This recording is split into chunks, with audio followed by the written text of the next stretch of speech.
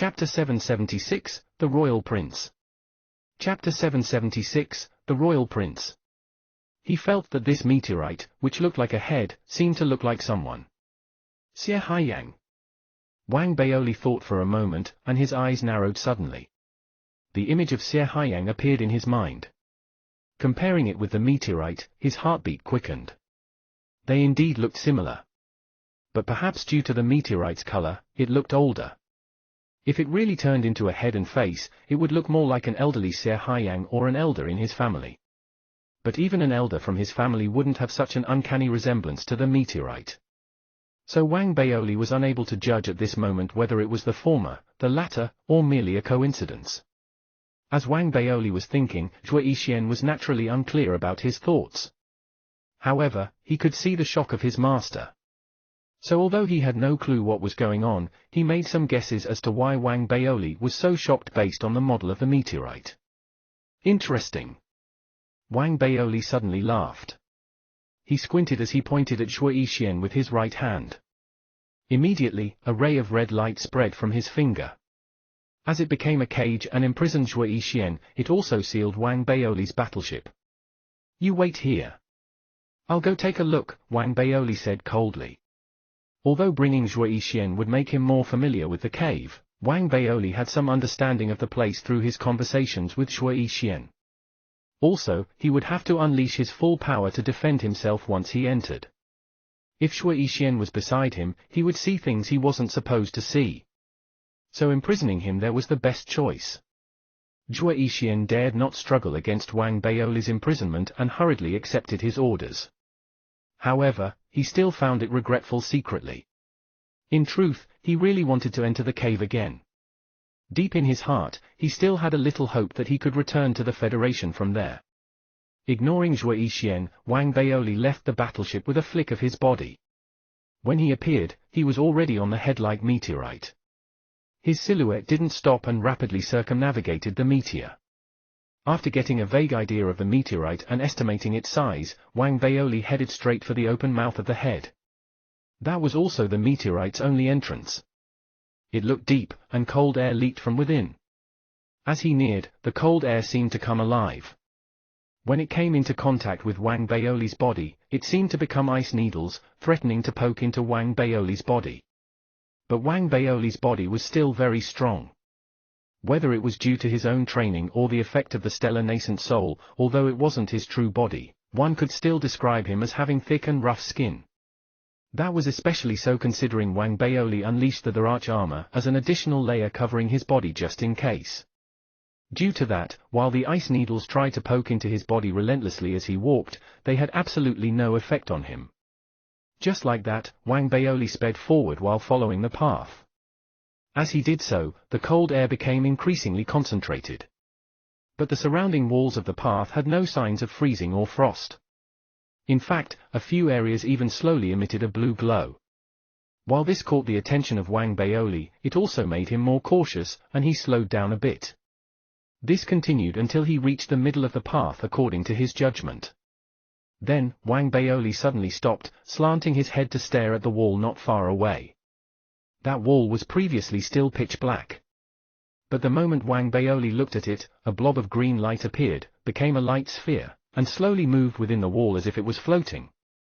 As the light sphere moved, the wall seemed to become transparent. The structures and impurities within it became clear to see as though someone was shining a light behind the wall. What was even weirder was, within the moving light sphere, Wang Baoli seemed to faintly see the outlines of buildings. It was as if the sphere of light housed another separate world. This scene caused Wang Baoli to narrow his eyes. He stood there for a long time.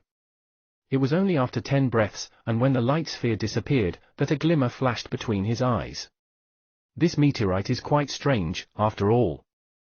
That's odd. Could it be that the Divine Sovereign Justice sect doesn't know about this? Or maybe they do know and have checked this place but just decided not to bother. Wang Baoli felt that there were some things that made no sense here. After all, Zhuo Yixian was discovered right here, and this meteorite belt was so close to the Divine Eye civilization. There was no way that they hadn't checked this place thoroughly. Thinking for a while, Wang Baoli was in a hopeless tangle. He continued traveling while pondering. Just like that, as he traveled, he noticed an increasing number of light spheres like the green one he saw previously in the surrounding walls. They all had different colors as well. That was especially so towards the end when he was nearing the end of the path. The light spheres in the surrounding walls were densely packed together and even started to overlap, causing the colors to become more spectacular. What truly shook Wang Baoli's soul was what he saw next. As he entered the end of the path, he saw that there existed a very vast land there. There, the light spheres that were originally on the cave walls actually left the walls and floated in mid-air. While these light spheres were colorful, they also had various sizes. They clustered together and floated like schools of fish. This caused Wang Baoli to enter a momentary trance. It was as though he was immersed in a sea of light. There's definitely something wrong here. While Wang Baoli's soul was shaken, he also saw that there existed various blurry shadows within all of the light spheres. Some were buildings, some were ruins, some were landforms, and some were actually living organisms. Whether they were ferocious beasts or plants, they all seemed to be sealed within the light spheres. In fact, Wang Baoli even saw the silhouettes of cultivators. Besides, the silhouettes in some light spheres seemed to be totems. The totem in an extremely large light sphere was resplendent. While it was obvious, it was also much clearer than the existences within the other light spheres. With a sweeping gaze, Wang Baoli could see everything. That light sphere's totem was 5 planets. Although there was no comparison in his vision, when Wang Baoli saw the light sphere's totem, he instinctively felt a strange feeling. It was as though any planet out of the 5 was as big as more than half of the Divine Eye civilization. This was basically impossible and went against everything Wang Baoli knew. But his gut told him that. This wasn't even the thing that scared Wang Baoli and shook his heart. It was the fact that when he looked towards the 5 planets, the stellar nascent soul within his body actually trembled. It was as though it came from the same source as the 5 planets. Stellar nascent soul? Could it be that these 5 planets are derived from the stellar nascent soul? A ludicrous thought like this appeared in Wang Baoli's mind. Perhaps the contact of his gaze caused a reaction because, at that moment, an intense feeling of danger appeared in Wang Baoli's heart. As for where the danger came from, it was the light sphere that the 5 planet totems were in. All of this caused Wang Baoli's breathing to quicken. He felt that with his cultivation, he wouldn't be safe there. There was no point in taking unnecessary risks when he only went out to clear his head. Although he was just an avatar now, Wang Baoli still prepared to leave with a flick of his body. But just as his body retreated, within the light spheres that were like schools of fish, the light sphere with the 5 planet totems shone intensely. It suddenly left the group, speeding towards Wang Baoli. It was as though there was some sort of connection between it and Wang Baoli. Wang Baoli's expression changed, and his retreating speed increased. While he was weaving hand seals with his right hand, the Virach armor covered it, transmogrifying the divine armament. As it appeared, he slashed towards the light sphere. As he slashed, Wang Baoli unleashed his mid-stage soul conduit realm cultivation. It was as though he could slash open the void. The slash formed a rift that spread rapidly and headed straight towards the light sphere. Afterwards, he prepared to leave with a movement. But just as he moved, the light sphere suddenly sped up and came into contact with the rift his divine armament created. Immediately, an intense resplendent light exploded forth from the light sphere and covered the entire cave. It turned the cave into a sea of light, and a blurry silhouette actually stumbled out from within the light sphere. As it appeared, the silhouette straightened its body. A cold voice, bringing with it a tinge of displeasure, echoed through the surroundings very quickly afterward. "What is this place? You wretched, old servant, are you the one who summoned me? Kneel, and show your respect to your prince." As this person's words spread, the surrounding sea of light dimmed and disappeared. The light sphere containing the 5 planets disappeared as well. This scene caused Wang Baoli's eyes to go wide. As he retreated, he looked towards the silhouette that suddenly appeared with caution. It was a youth, and he seemed to be at the core formation realm. His clothes were fancy, though the reds and greens paired with numerous tiny mirrors made Wang Baoli dizzy. While Wang Baoli sized up the youth was also staring arrogantly at Wang Baoli. Seeing how Wang Baoli didn't react to his words, the youth furrowed his brows and humphed. He raised his right hand and took out a white handkerchief, throwing it towards Wang Baoli. He raised his right foot, showing the black silk caliga on his foot. "Wipe my shoe clean for me. Your filthy mortal world has dirted the caligy made using the hairs of my 100,000 concubines." Chapter 777, Show some gratitude, old servant. Chapter 777, Show some gratitude, old servant. What the heck? Wang Baoli paused and swept his gaze at the youth with suspicion. He also instantly retreated and dodged the youth's handkerchief. He feared that the handkerchief was actually a powerful dharmic artifact that would cause huge damage to him if he were to be caught off guard. Truly, the youth's entrance method was way too weird.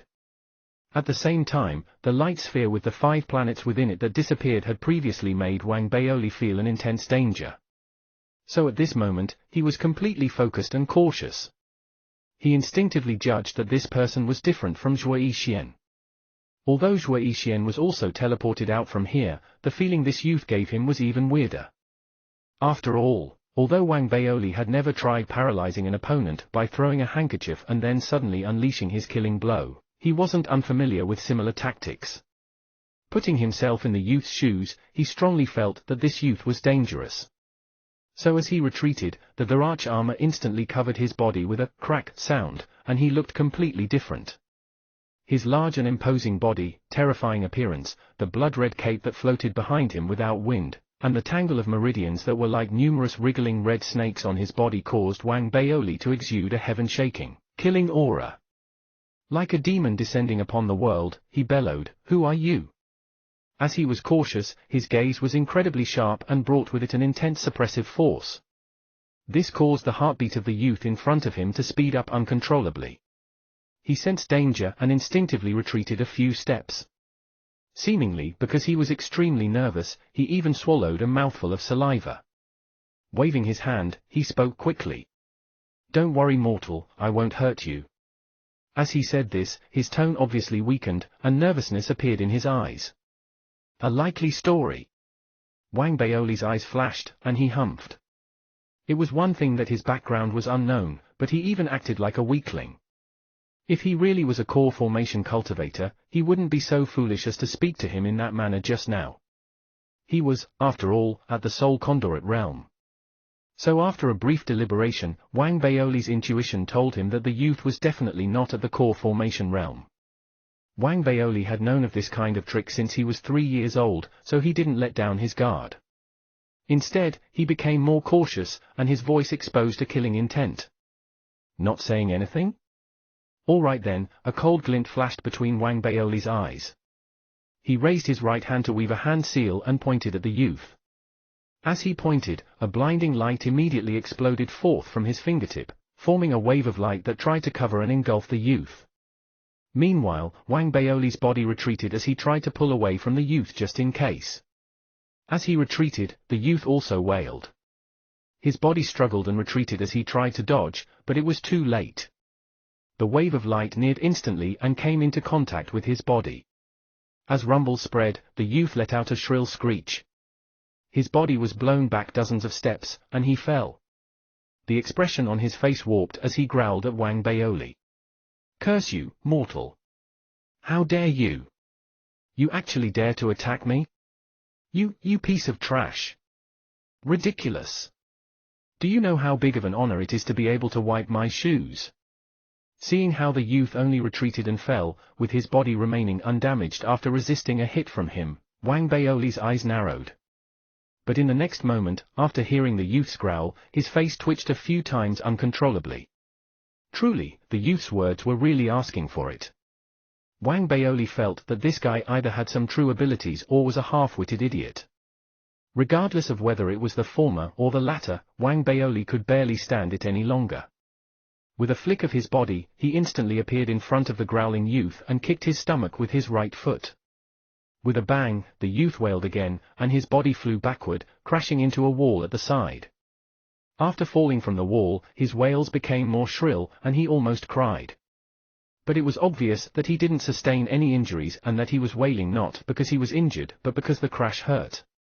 "In my empire, even those at the planet realm line up to wipe my shoes for me. It's one thing that you, a mere soul conduit cultivator, refuses to wipe my shoes for me, but you even dared to hit me. Tears fell from his eyes.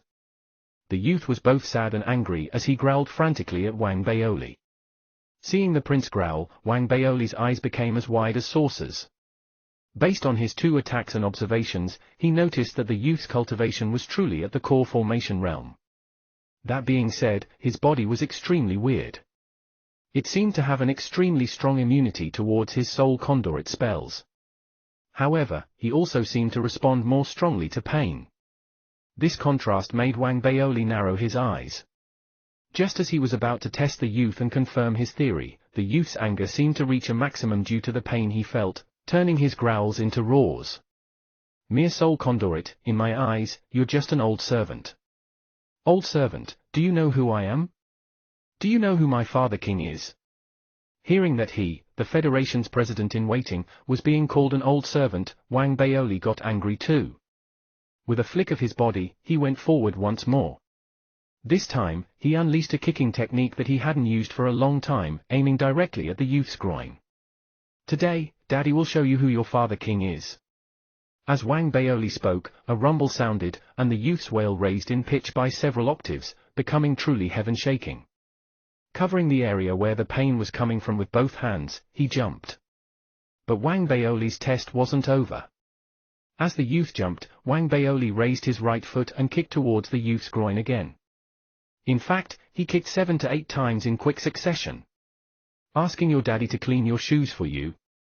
You dare raise your voice at your daddy? A brat who doesn't know his place, who dares to order his daddy around.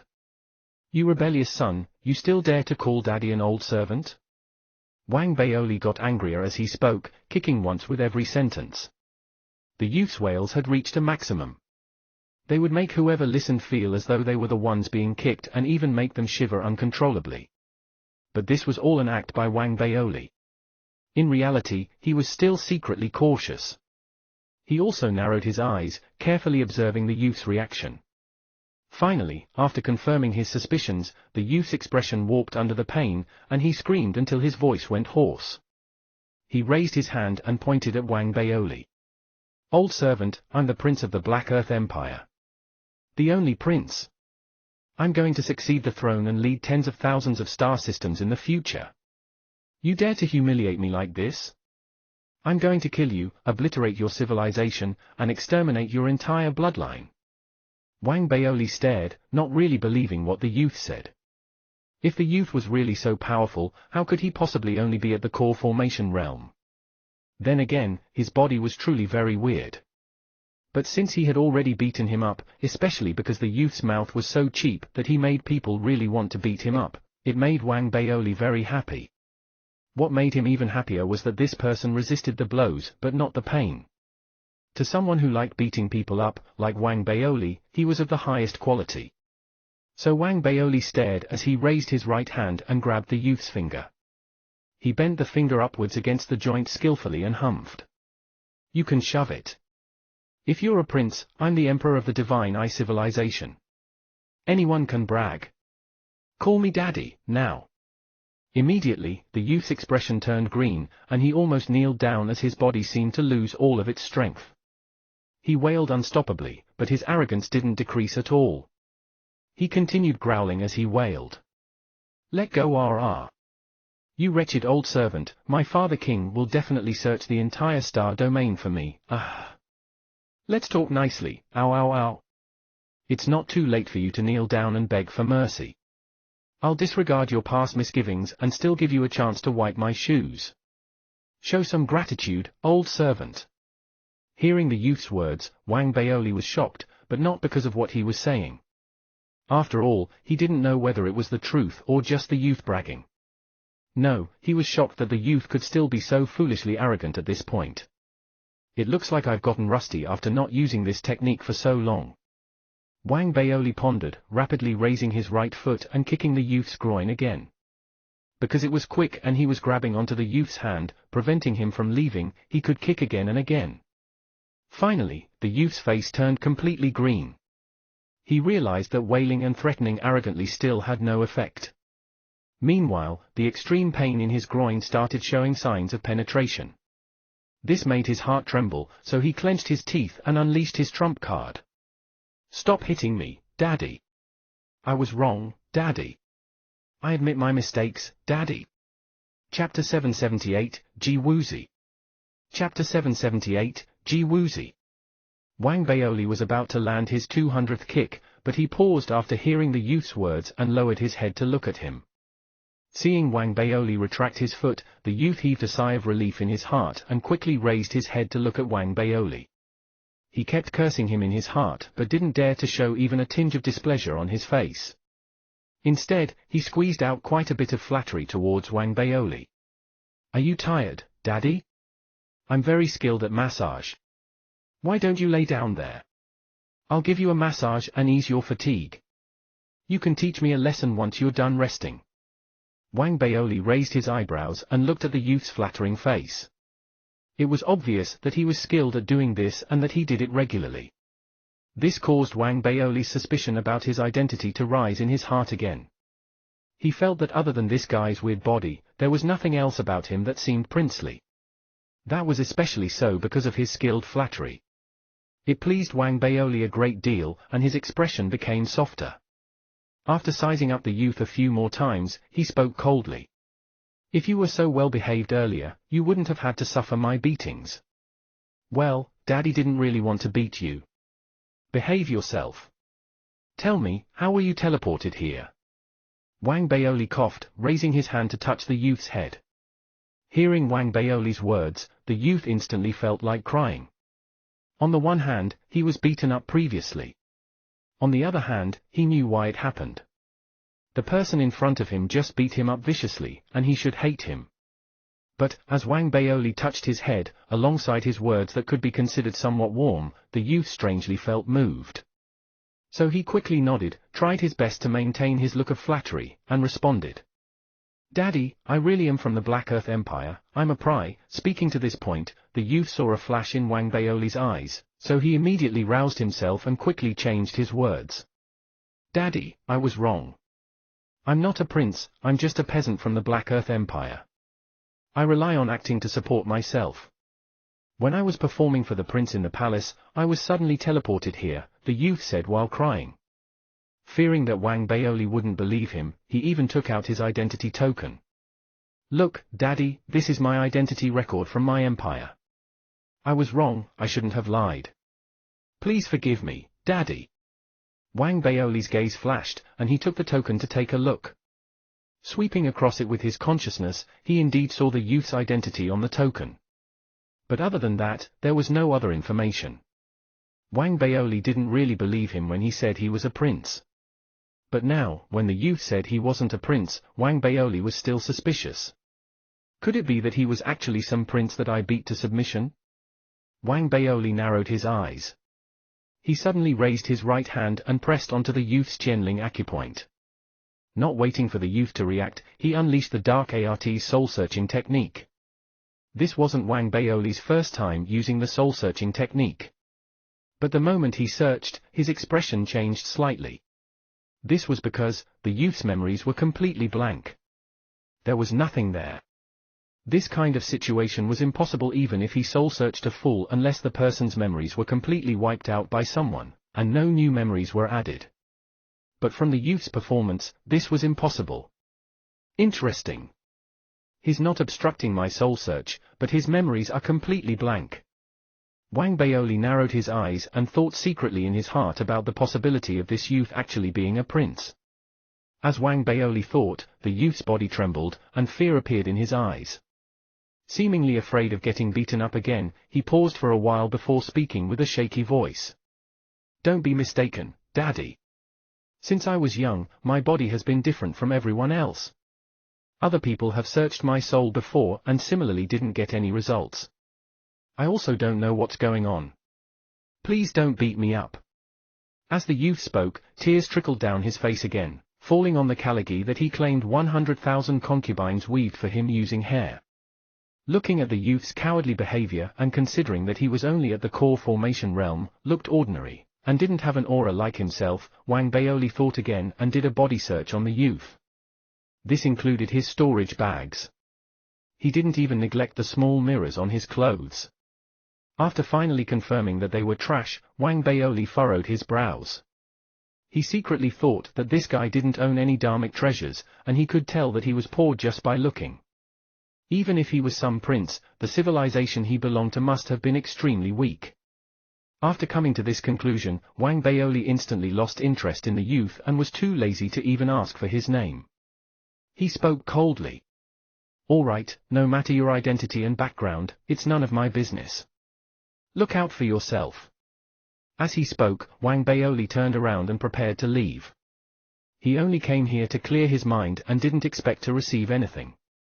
At this moment, he decided to go elsewhere to look around before returning to the Ice Phoenix Legion to continue researching the heaven-shaking divine Justice Shield. After hearing Wang Baoli's words, the youth paused and took a quick look at the surroundings, confusion appearing in his eyes. He saw that Wang Baoli had already turned around and was staring at his back. Struggling for a while, the youth quickly shouted, "Daddy, where are we?" Wang Baoli stopped. Since the youth had already called him daddy, he had to take care of him somewhat. So he threw out a jade scroll containing a map of the divine eye civilization. The youth quickly caught it, and his face turned white after he quickly checked it. This star map was completely foreign to him, and the confusion brought about by the foreignness quickly turned into a feeling of danger and unease. Be careful when you go out, don't get caught and turned into a pet by other people. Wang Baoli noticed the youth's unease, but he felt that he had done all that he could to help. As for how the youth was going to leave, Wang Baoli didn't care. With a flick of his body, he left the area, entered the path, and decided to head out. But as he stepped onto the path, the sound of the youth nearing, as well as his anxious shouts, sounded from behind him. "Wait for me, Daddy." The youth had no choice. Looking at the star map, he felt a strong sense of unease. At the same time, it seemed like only the guy in front of him could help him in this foreign place. After all, although the guy had quirks and beat him up, he didn't kill him in the end. This made the youth instinctively want to follow him. He could see Wang Baoli's annoyance, but the unease in his heart left him with no other choice. So after he caught up with Wang Baoli, he started sucking up to him continuously and could be said to have gone all out to do so. Walking in front, Wang Baoli took a look at the youth that was following him like a dog skin plaster.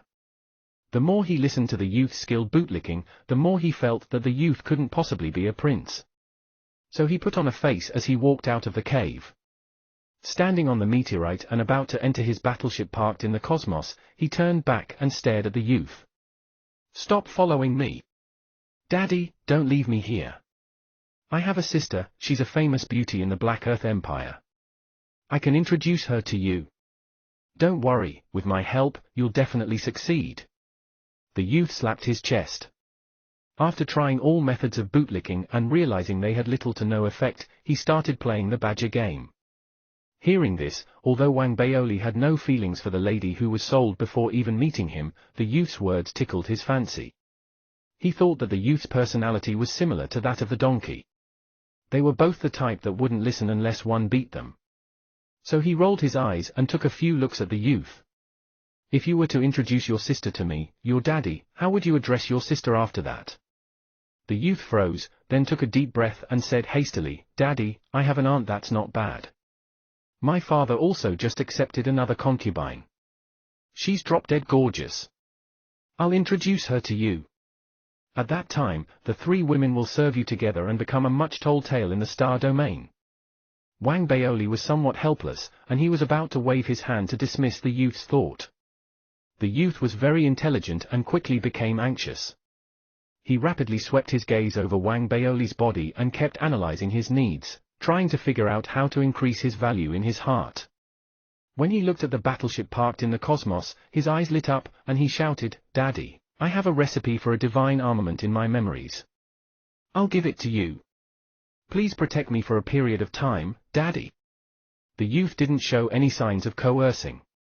Instead, he decisively took out a jade scroll and immediately imprinted the recipe, which was considered high level even in the Black Earth Empire, onto it. He then passed the scroll to Wang Baoli respectfully. Seeing the youth's actions and his decisiveness, Wang Baoli couldn't help but stop in his tracks. He took the jade scroll and swept across it with his consciousness. Immediately, his eyes narrowed. After a moment, he raised his head, took a deep look at the youth, and started pondering. The recipe did indeed contain the refinement method for a type of divine armament. It was extremely weird. At the same time, it was more of a refinement technique. Using this technique, he could disassemble a divine armament, then attach it onto an enemy's divine armament like a parasite. This would then achieve the effect of stealing and absorption. It was of extremely high level, and it far exceeded all artifact refinement techniques that Wang Baoli had come across. Even Wang Baoli could understand at most 10% of the recipe after taking a quick look at it. Wang Baoli had a feeling that once he completely mastered this recipe, his artifact refinement skills would improve by leaps and bounds and reach a higher level. While this moved him, it also made him interested in the youth. So after pondering, Wang Baoli slowly asked, "What's your name?" "The national crest of the Black Earth Empire is a parrot, so my father named me Ji Woozi. You can call me Little Wu, Daddy." Chapter 779, Confirming his position. Chapter 779, Confirming his position. Little Wu. Wang Baoli took a sideways glance at the youth, whose clothes were gaudy and had numerous little mirrors on them. Thinking that the youth's national crest was a parrot, he felt that it suited the youth. He thought that the youth's father was very similar to him when it came to naming people. Thinking to that point, he was about to nod when he suddenly narrowed his eyes to take another thorough look at the youth. This look was obviously different from the previous ones he gave, and it immediately gave Little Wu a lot of stress. He looked like he didn't know what he said wrong. Interesting, why didn't I react previously? The language he speaks definitely isn't that of the Federation or the Divine Eye civilization, but I can actually understand him. Also, I can understand the contents of the Jade Scroll he gave me. Wang Baoli's heartbeat quickened unwittingly, and he took out the Jade Scroll again to look at it. This time, he was very sure that if he looked purely at the words within it, they were foreign to him. However, these words seemed to have a strange power that made him understand them instantly. While this was both extremely mysterious and slightly contradictory, what Wang Baoli felt was even weirder was the fact that he hadn't noticed this at all previously. It was as though the youth's language had a mysterious power that made others ignore this fact. Black Earth Empire? Wang Baoli pondered for a while. As the youth became increasingly nervous, Wang Baoli raised his hand to grab the youth and held him in his hand as he stepped up into the cosmos. With a leap, he flew straight towards his battleship. With Wang Baoli's cultivation, he almost covered the distance in the blink of an eye. After he entered the battleship, Shui Xian, who was trapped there and couldn't move, immediately saw the stranger in Wang Baoli's hand. As his eyes narrowed slightly, Wang Baoli had already thrown Little Wu aside and released Shui Xian. When he was released, Shui Xian seemed to lose all of his strength, and he stumbled a few steps backward. He was about to pay respects to Wang Baoli when he suddenly felt something was amiss. Slanting his head, he discovered that the stranger Long Nanzi brought with him was actually staring at him with enmity. "Master, this is..." Shui Xian paused.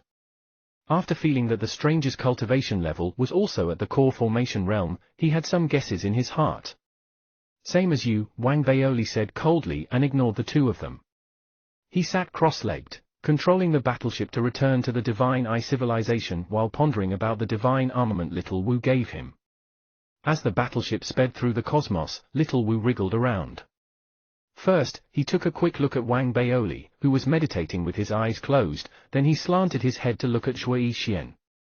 Meanwhile, Shui Xian was also sizing up Little Wu.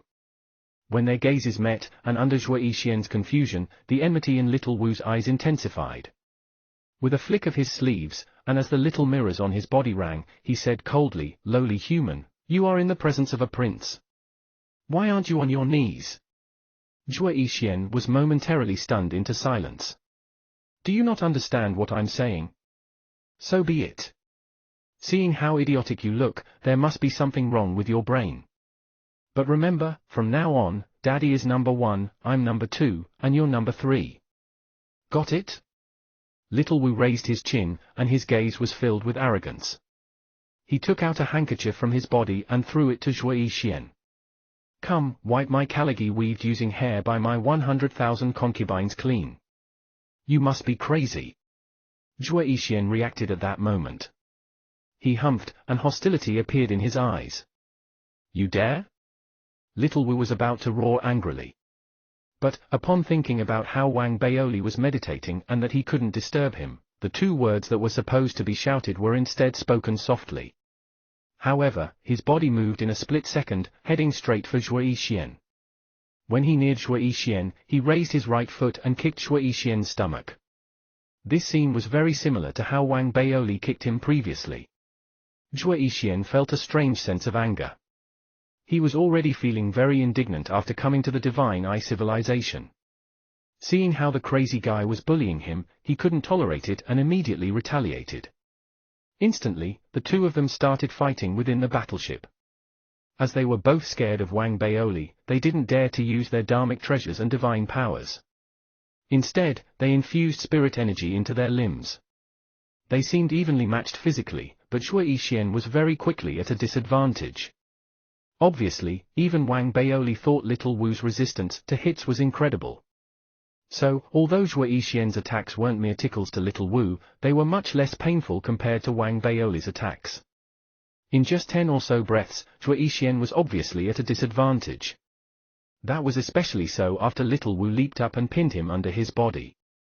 Hence, angry growls and sounds of struggling instantly grew louder. It was impossible for Wang Baoli not to notice this, and he had already opened his eyes to watch this with furrowed brows. Enough. After a moment, and seeing how Zhuo Yixian's expression changed, Wang Baoli spoke coldly. Once he spoke, Little Wu immediately retreated. With flattery appearing on his face, he spoke quickly. "Daddy, I was wrong." Zhuo Yixian got up, his swollen face making him look pathetic. The anger in his heart was almost heaven-shaking, but he didn't dare to offend Long Nanzi and thus spoke softly. "Master," he started it first. Ignoring the two of them, Wang Baoli closed his eyes again, thinking about the divine armament recipe Little Wu gave him. While he understood it a bit more, he also felt that it could be applied to the 8th level of the heaven-shaking divine justice shield. He had a few thoughts about it. Hence, he didn't notice that after he closed his eyes, Little Wu seemed to be very pleased with the superiority of the way he addressed Wang Baoli and mouthed to Zhuo Yixian. "I call him Daddy, while you call him Master. Can't you see who's superior?" Crazy. Zhuo Yixian suppressed his anger. He really disliked Little Wu, so he sat in one corner and ignored him. Just like that, as Little Wu taunted Zhuo Yixian many times, time passed slowly. Very quickly, the battleship they were in returned to the Divine Eye civilization and entered the area controlled by the Divine Sovereign Justice sect. It then landed on the Ice Phoenix Legion satellite beside the sovereign planet. The moment he returned, Wang Baoli went to his cave abode hurriedly and was prepared to go into seclusion to test his thoughts about the divine armament recipe. He felt that if he refined the heaven-shaking divine justice shield using the method he thought of, breaking through to the 8th level would be a piece of cake. In fact, it could even reach higher levels. This made Wang Baoli very excited. So after arranging for Zhuo Yixian and Little Wu to guard the door together after returning to his cave abode, he started on his research. However, Wang Baoli, who was busy researching artifact refinement, quickly became frustrated. Truly, without his presence, the two people outside his door fought again as though they were oil and water. In addition, the rumbles they caused were loud. As the rumbles echoed in the surroundings, they also attracted the attention of many Ice Phoenix Legion female cultivators who were passing by. Like watching dogs fight, many female cultivators were commenting and observing the commotion. The noise made Wang Baoli extremely unhappy, so he summoned his donkey, who was playing somewhere, back. While he ordered it to take care of the two people, he also warned it sternly. This method was definitely effective. To the donkey, who was just playing happily but was summoned back, this made it very unhappy.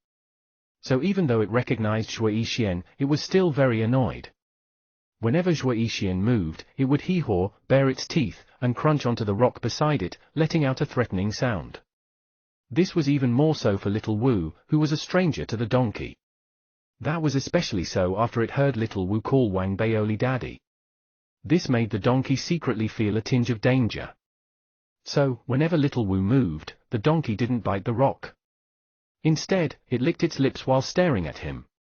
This gave Little Wu a lot of stress. but Little Wu seemed to be very familiar with pleasing the strong.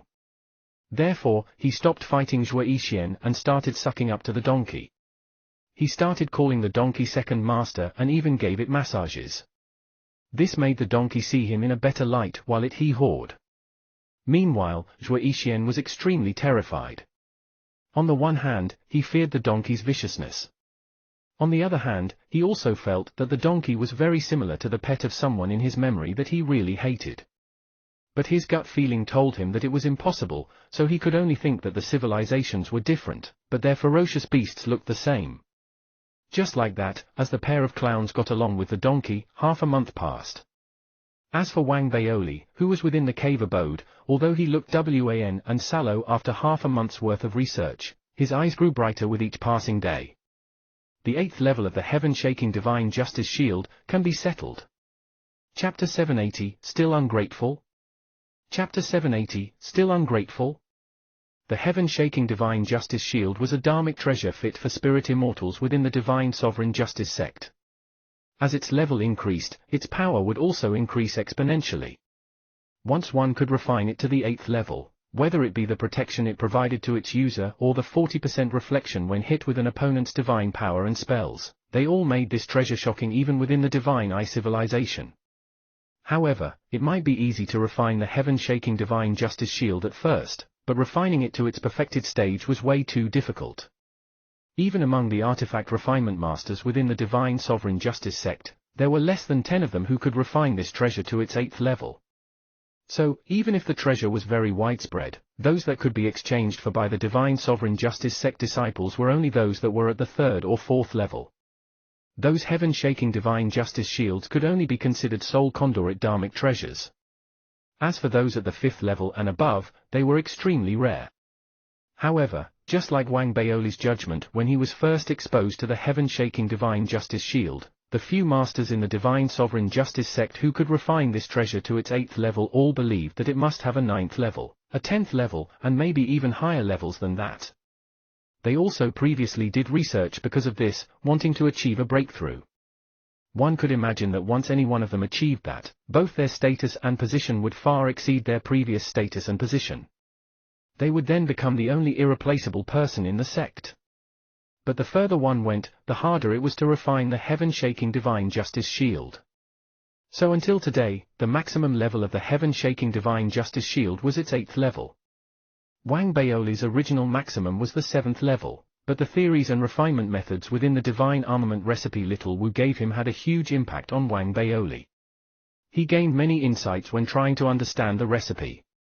Although he couldn't completely use the Divine Armament recipe on the refinement of his heaven-shaking Divine Justice Shield, Wang Baoli could still apply some parts of it. Using part of the recipe that came from the Black Earth Empire, it could be said to be borrowing and could also be seen as a personal innovation by Wang Baoli. One could even say it was brute force. Wang Baoli started refining the heaven-shaking Divine Justice Shield via stacking. Stacking had both its definition on the surface and other definitions. The former referred to how, in Wang Baoli's mind, since one level 7 wasn't enough, if he continuously gathered, imprinted, and stacked inscriptions onto his level 7 heaven-shaking Divine Justice Shield, it would raise its power infinitely in theory. Wang Baoli didn't come up with this idea on his own. Actually, other masters had similar ideas. However, they needed to address two problems if they wanted to achieve this. One problem was ensuring that the Divine Justice Shield could withstand an increased number of inscriptions and not collapse due to the heavy burden. The second problem was creating enough inscriptions. After all, everything was limited. These two problems became huge obstacles to the stacking method. One could only watch and sigh as the two problems were unable to be overcome. But the method Wang Baoli thought of could be said to be the latter method of the stacking method. He took inspiration from the disassembly and parasitism mentioned in the Divine Armament recipe. Using part of the Black Earth Empire's methods as his foundation, Wang Baoli combined several level 7 Divine Justice Shields together to form a ring similar to an array formation. The ring looked disassembled, but the moment it met an attack, it could instantly gather and form a level 8 Divine Justice Shield for a moment. Although the state couldn't be maintained for long, the advantage provided was extremely obvious. As the defense system was formed by combining and stacking multiple Divine Justice Shields, It could disperse the enemy's spell onto every Divine Justice shield. Not only would that make the defense system very hard to break through, but while the level of reflection would seem like 40%, in reality, it would far exceed that. To a certain extent, this could be considered as changing the structure of the Divine Justice shield. One could even change its name. Once news of this spread out, it would definitely shock the entire Divine Sovereign Justice sect. But Wang Baoli didn't consider anything else right now. He was completely immersed in the stacking and combination of the Divine Justice shield's 7th level. Even if he received a voice transmission from Fairy Lingyu, he would only give a brief reply and not bother too much about it. That was especially so when he received a voice transmission from a female cultivator who claimed she was Fairy Lingyu's younger sister An, asking to buy Zhuyi Xian. As for these small matters, Wang Baoli simply ignored them. Perhaps it was due to this sort of stubbornness towards artifact refinement that he could reach the level of mastery he possessed today. Several days later, when he combined 10 level 7 Divine Justice shields together, he actually reached the 8th level of the Divine Justice shield using this method. He didn't stop there. Wang Baoli seemed to be completely obsessed with artifact refinement, as he stared at the Divine Justice shield in front of him with bloodshot eyes. He muttered technical jargon used for calculations that most people wouldn't understand. After a moment, he raised his right hand, waved it, and started refining once again. This time, he was going to use 100 level 7 Divine Justice shields and combine them to reach a hitherto unseen 9th level.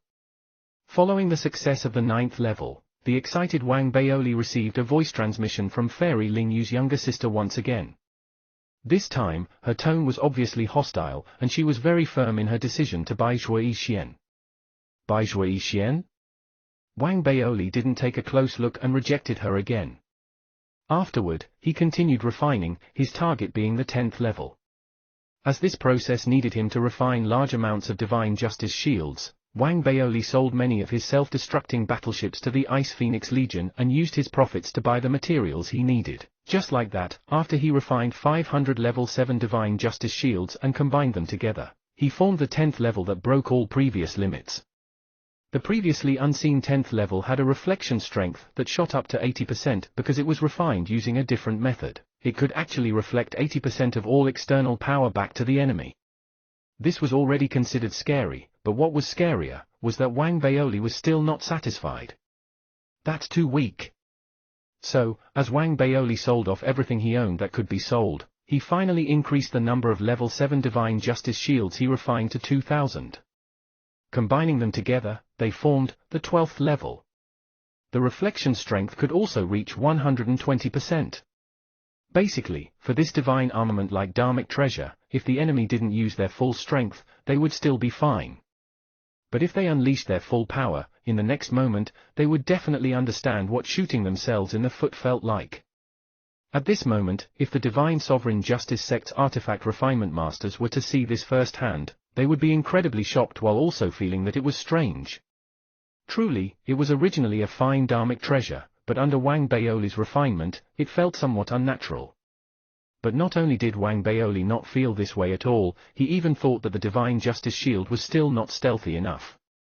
Therefore, he put in some thought and only left one level 7 Divine Justice shield floating around his body.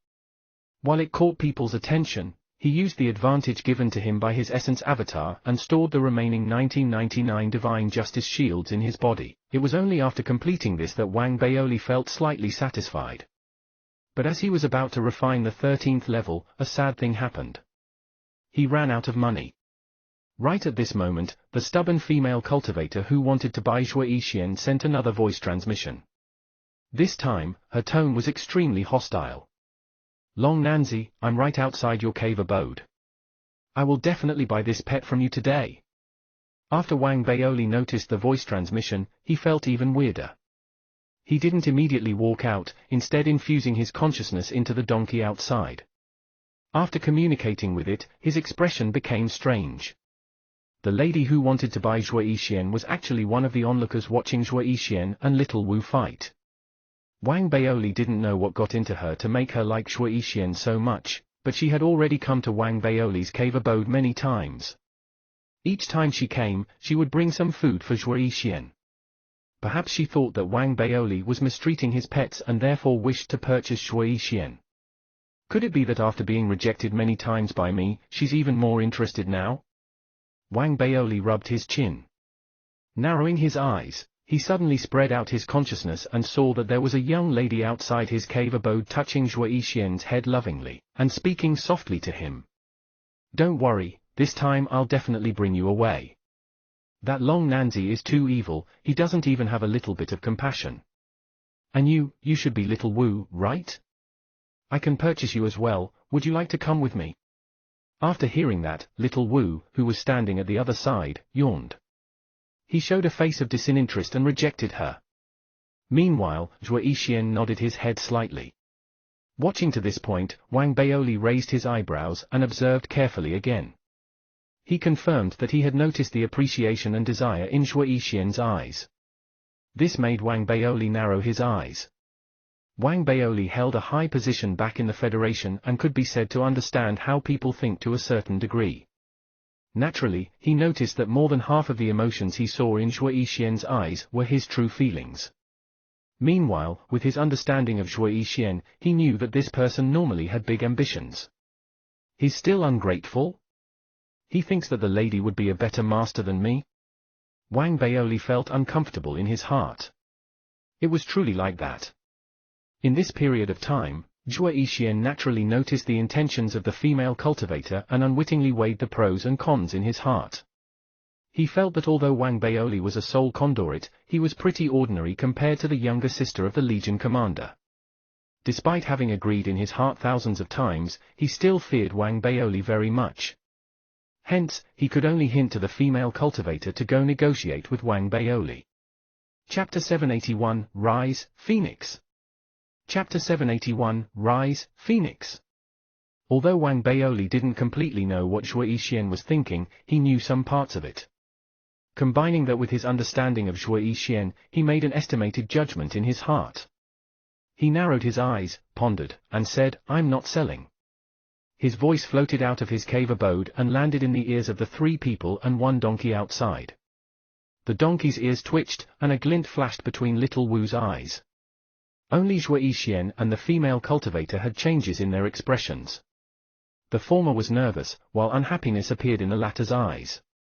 Staring at the cave abode's gate with furrowed brows, her voice turned icy. Fellow Daoist Long Nanzi, I really do like your pet. Please sell it to me. I will give you 1 icy heart fruit in exchange. When Wang Baoli, who was constantly aware of the outside world, heard that she was offering an icy heart fruit, his eyes lit up slightly.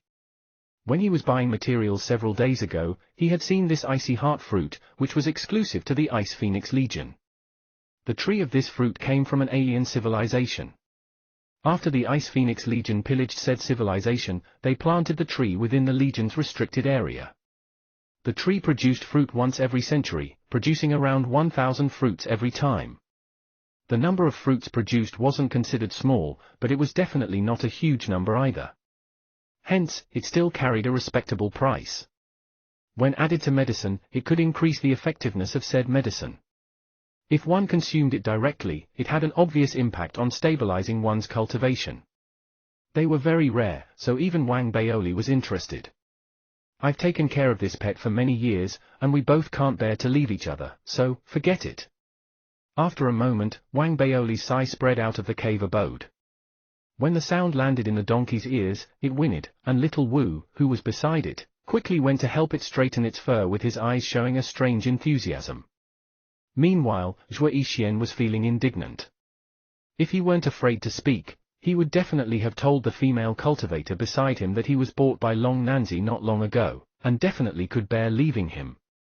2 icy heart fruits.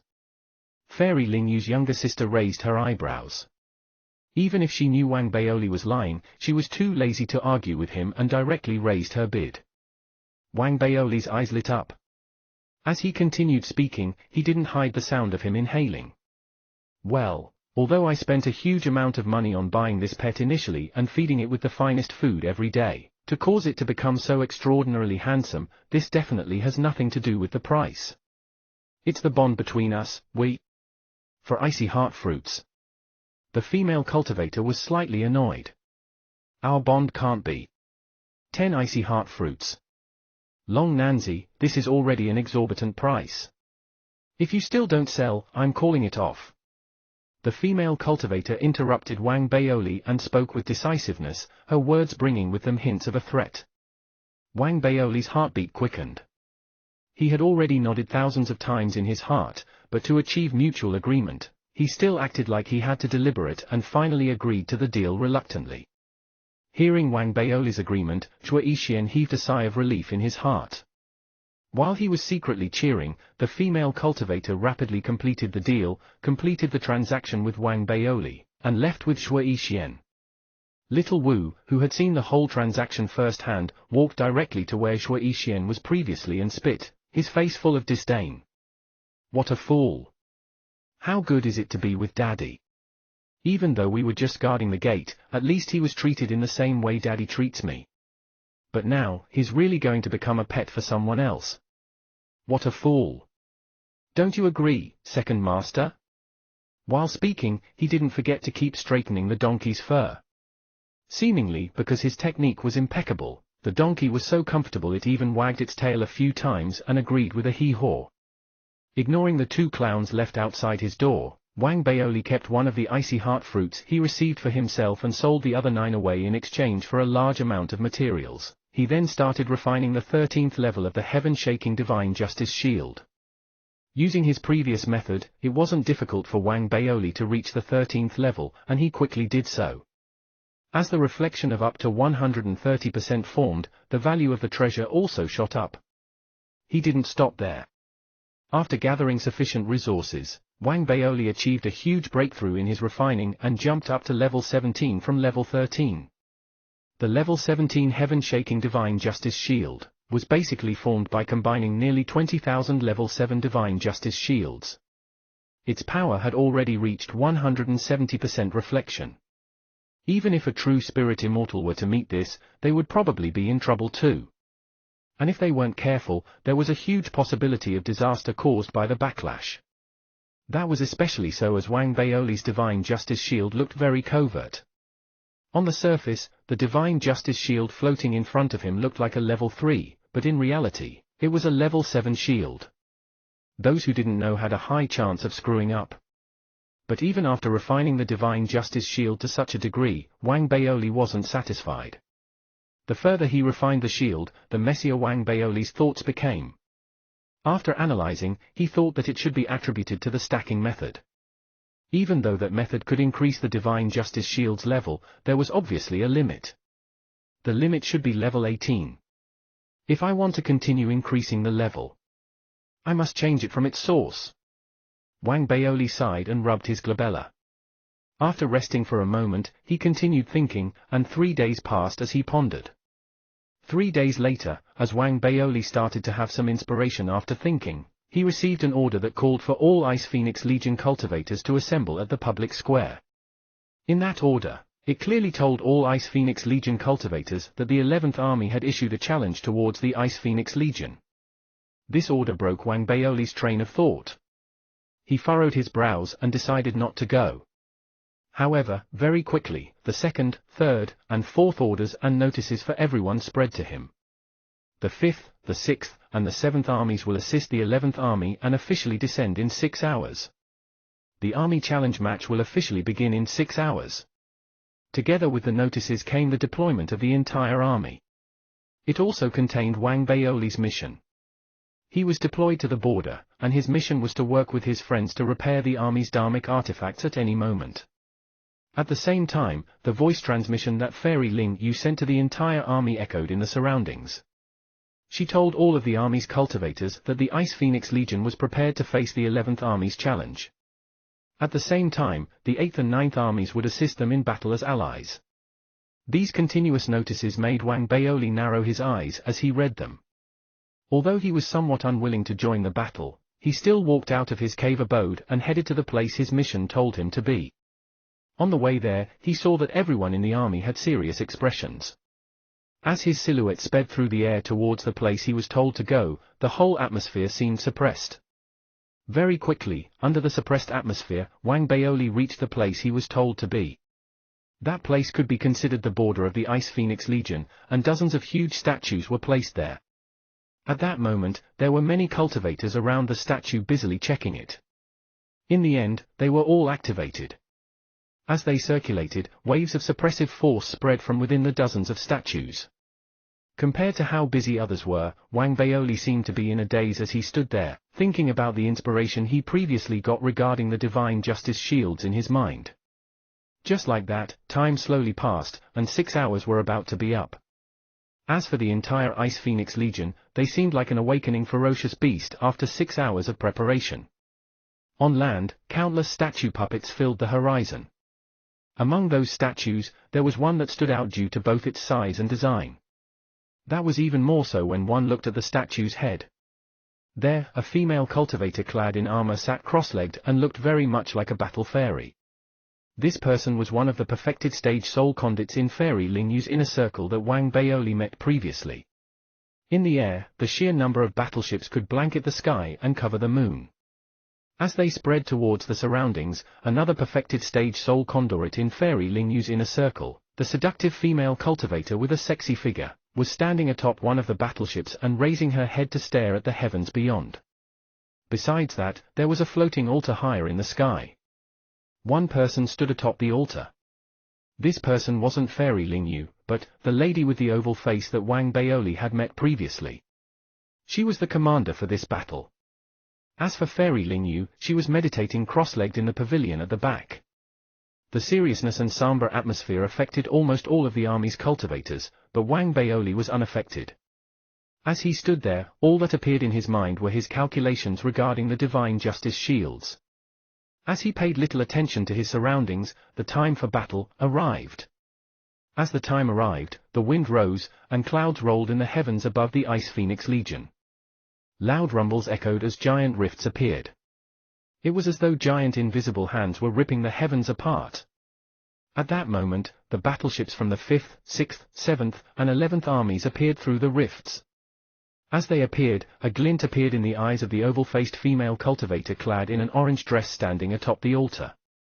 As she spoke coldly, her voice echoed around the battlefield. Rise, Phoenix! Chapter 782, What the Hell? Chapter 782, What the Hell? At this moment, within the entire Divine Sovereign Justice sect, anyone who had the right to watch shifted their gazes to where the Ice Phoenix Legion was. It was rare in the Divine Sovereign Justice sect to see the top 10 armies banding together to challenge and defend against one another. In reality, this was also caused by Fairy Lingyu's lofty ambitions.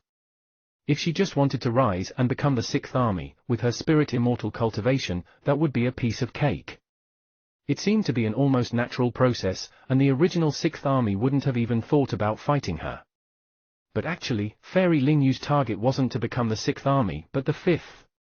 That meant she was increasing the difficulty and challenging other spirit immortals. Hence, it was natural that she attracted a lot of attention.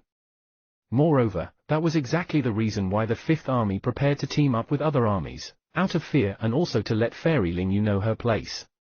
So this battle also caught the attention of the Divine Sovereign Justice sect's Planet Realm Elder. At that moment, his gaze also passed through space and landed on the battlefield. As everyone watched the battlefield, following the oval-faced female cultivator's orders, a phoenix cry sounded and spread within the Ice Phoenix Legion. As the phoenix cry echoed, a translucent flame shield formed by a layer of blue flames covered the Ice Phoenix Legion like an upside-down bowl, forming a protective layer against the outside world. This was the Ice Phoenix Legion's defensive array formation, Phoenix Rising Blue Flames. As the heavens shook and the earth rumbled, the blue flame shield didn't disperse heat, instead, dispersing cold. As it spread towards the surroundings, one could even faintly make out snowflakes forming. As they floated towards the surroundings, more battleships appeared through more rifts in the heavens beyond the Ice Phoenix Legion's array formation. There were 3 battleships with special designs and magnificent auras. They were the mounts of the commanders of the 6th, 7th, and 11th armies. Looking at their appearances, one was a pyramid, and another was a disc. Meanwhile, the 11th Army's commander was standing atop a giant icy flame lotus while holding a spear in his hand. This gave him an extraordinary aura. Compared to them, the most eye-catching battleship that appeared at the very back was an enormous red dragon. This dragon's body was massive, and the suppressive force it exuded surpassed the soul conduit realm and reached the spirit immortal realm. There was also a middle-aged man standing on the red dragon. He was clad in a robe and fierce without being angry. He also exuded waves of spirit immortal suppressive force. This man was the commander of the 5th Army, Daoist Red Dragon. And the red dragon at his feet was his Dharmic battleship. Fellow Daoist Lingyu, I'll ask you this again, do you still refuse to give up on challenging my Red Dragon Legion? As he appeared, a glint appeared in Daoist Red Dragon's eyes. Ignoring the Ice Phoenix Legion's array formation and everyone within it, his gaze landed on the pavilion at the very back.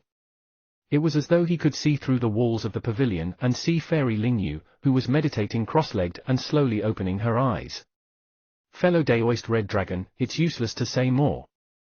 Daoist Red Dragon, outside the array formation, shook his head slightly after hearing that. He also felt anger in his heart. Actually, the Red Dragon Legion was originally ranked 4th, but they lost a challenge to the Black Armor Legion and got demoted as a result. He was already unhappy, and now the Ice Phoenix Legion was planning to challenge them as well. So as a glimmer flashed between his eyes, he shut his mouth, raised his right hand, and grabbed. Immediately, a red flame exploded forth from his body, and the red dragon beneath him roared and spewed out red flames. Combined with Daoist Red Dragon's divine power, they formed a giant flame palm in the blink of an eye, and it pressed directly towards the Ice Phoenix Legion's array formation. But as the giant hand was about to land, a giant hand also reached out from the blue flames formed by the Ice Phoenix Legion's array formation, and the two hands came into contact.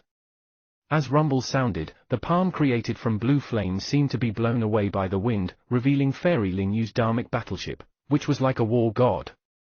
It broke out of the palm and headed straight for Daoist Red Dragon. In an instant, they were embroiled in battle. At the same time, the other armies outside the array formation started attacking. Countless cultivators flew out, and a large number of battleships formed destructive light pillars. As they landed on the Ice Phoenix Legion's array formation, the Ice Phoenix Legion started their counterattack. Following the oval-faced female cultivator's commands, many statue puppets rose from the ground. The battleships in the air and the 8th and 9th armies that just arrived joined the battle as well.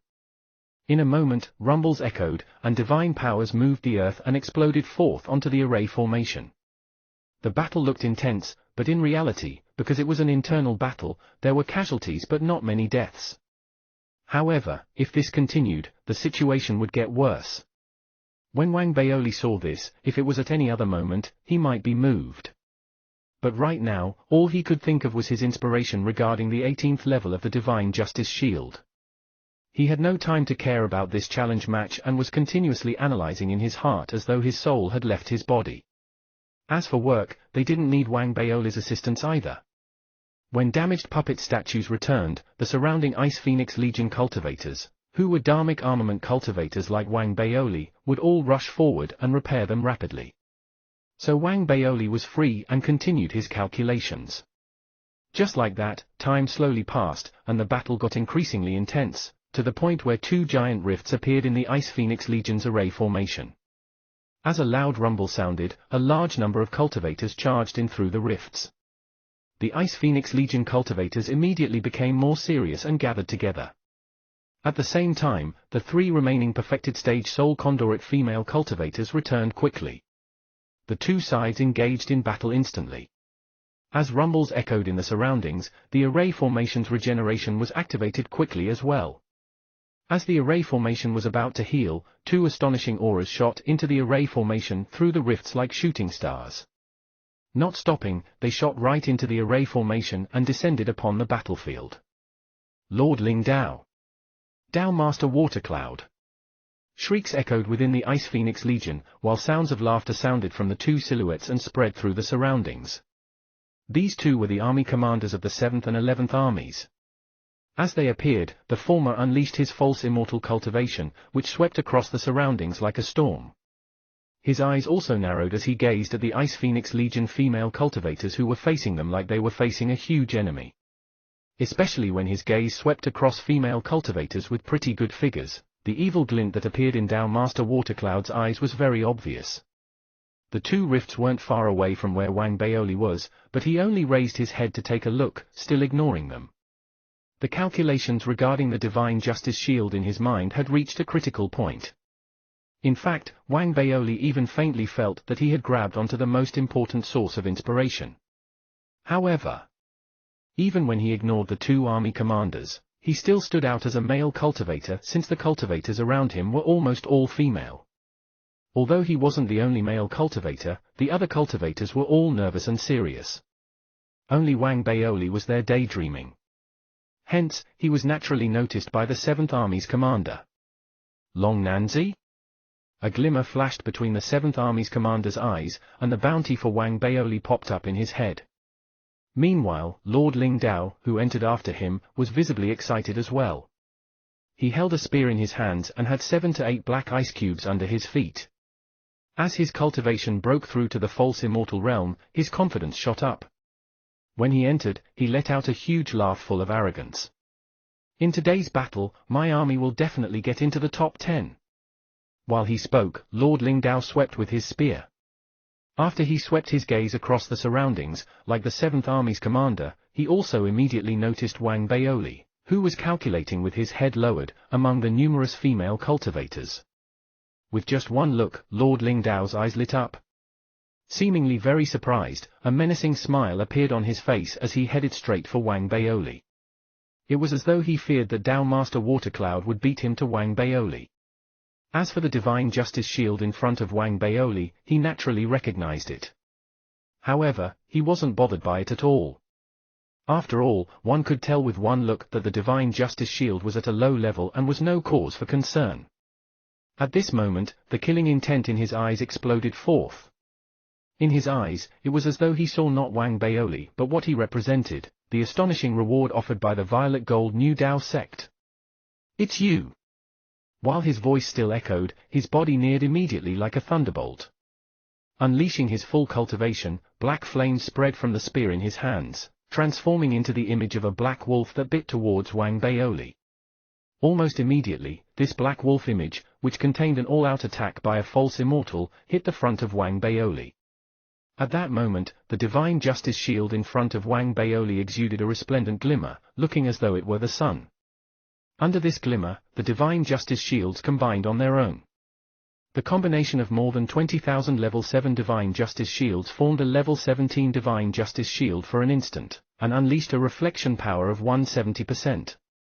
So, an unbelievably shrill and sharp scream spread through the surroundings, bringing with it a sense of shock and disbelief as it echoed around the surroundings right in front of Wang Baoli.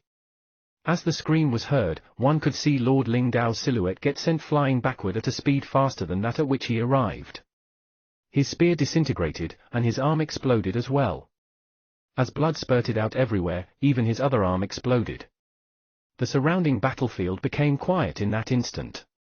Only Wang Baoli was acting strangely. He had just calculated to a critical point and didn't notice what flew towards him and triggered his Divine Justice Shield. What the hell? Wang Baoli was somewhat unhappy as he raised his head and looked.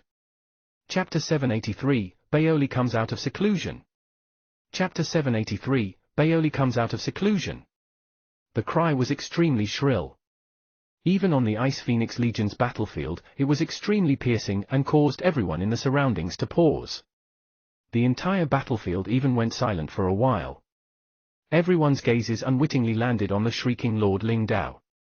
Whether it be the disintegration of his arms, the blood spurting out, the collapse of his chest and dharmic artifacts, or the cracking of the black ice cubes at his feet, they all made the scene look extremely horrifying. This continued until Lord Ling Dao crashed onto the ground with a thump, cracking many of the original bluestone bricks. As blood spurted everywhere, Lord Ling Dao, who had barely survived, struggled while an intense confusion appeared in his eyes. As he looked at Wang Baoli, various thoughts raced in his mind. What the hell is this? He was utterly confused. Everything that just happened felt extremely unreal. Just a moment ago, he was still in high spirits. He felt that, after reaching the false immortal realm, he could definitely lead his army to become one of the top 10 armies and become all-powerful. But in the next moment, all he did was try to spear Wang Baoli, but for some reason, He created an inexplicably horrifying storm that threatened to absorb him without giving him any time to react. There must be something wrong. This was Lord Lingdao's final thought. As this thought appeared in his mind, he spat out a large mouthful of blood and collapsed. It was unknown whether he was dead or alive. In reality, his attack just now was filled with an intense intent to kill Wang Baoli. To prevent others from gossiping, he prepared a killing blow. After all, he could claim that it was manslaughter. Hence, he used all his might in that attack, causing the 170% reflection of his attack by Wang Baoli's divine justice shield to exceed what he could withstand and making him unable to defend against it. At that moment, as it was difficult to determine whether Lord Lingdao was dead or alive, the mighty figures from the top-ranked armies watching the battle, and the likes of the divine sovereign justice sect's elder, all had changes in their expressions. Countless gazes coming from all directions gathered onto Wang Baoli and took special notice of his divine justice shield. As for these mighty figures, it was fine that they didn't take notice previously. However, once they did, these mighty figures, who came from different places, all started showing weird expressions. After taking a close look, it was obvious that the divine justice shield had already reached level 7. The huge change that happened just now was obviously formed via an unknown method. But all of this wasn't the reason why their expressions were weird. What truly made them react that way was the fact that the pervertedly strong and previously unseen divine justice shield was purposely hidden such that it only looked like a level 3. How sneaky!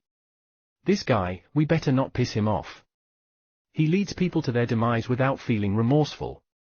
As thoughts rolled around in these mighty figures' hearts, Wang Baoli also faintly felt the intangible gazes from beyond the heavens gather onto him. He felt a lot of stress in his heart, as well as where the problem lay. So, as he was helpless, he was also nervous. He looked at Lord Lingdao, whose life or death was unknown, then looked at the ugly divine justice shield in front of him. Finally, he coughed and swept his gaze towards the surrounding crowd that was staring with eyes wide and mouths agape. Showing a face of innocence, he walked several steps towards them. You all saw that, this can't be blamed on me. I was here thinking about some stuff when that guy touched my divine justice shield to harm himself out of nowhere. He's faking it.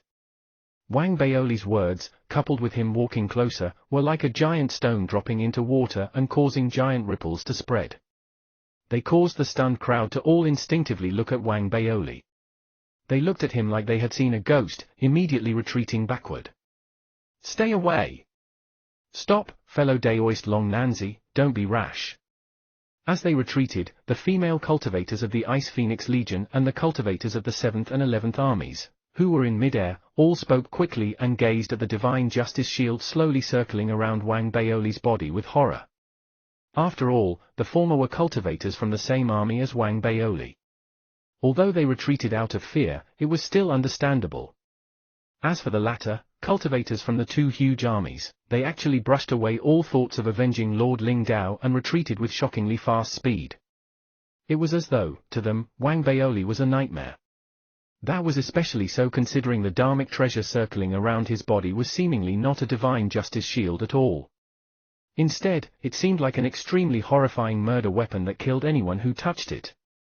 They weren't the only ones to feel this way. Even the commander of the 7th Army, Dao Master Watercloud, a false immortal in command of an entire army, looked as though he had seen a ghost and retreated even faster. After feeling extremely shocked, an unbelievably intense sense of avoiding a disaster and luck rose in his heart. D***mn it, that's a divine justice shield? There's no F***king way it is. In reality, if he didn't move slightly slower and get overtaken by Lord Lingdao, the person who would be suffering and could possibly be dead right now wouldn't be Lingdao, it would be him. It was just that. Although he retreated, he was the one with the highest cultivation level there. Therefore, Wang Baoli still noticed him and raised his hand in greeting. Fellow Daoist, you saw that just now, right? You must help me prove that he's faking it. Wang Baoli blinked and was a little guilty. He could see that the guy he sent flying was most likely dead by now. Dao Master Watercloud, who was retreating in mid-air, felt all kinds of emotions in his heart after hearing Wang Baoli's words and was about to explode. Seeming scared of being pestered by Wang Baoli, he turned around and accelerated, charging out of the Ice Phoenix Legion's array formation in an instant and flying away. The subordinates and 11th Army cultivators behind him also retreated rapidly. Instantly, they all left.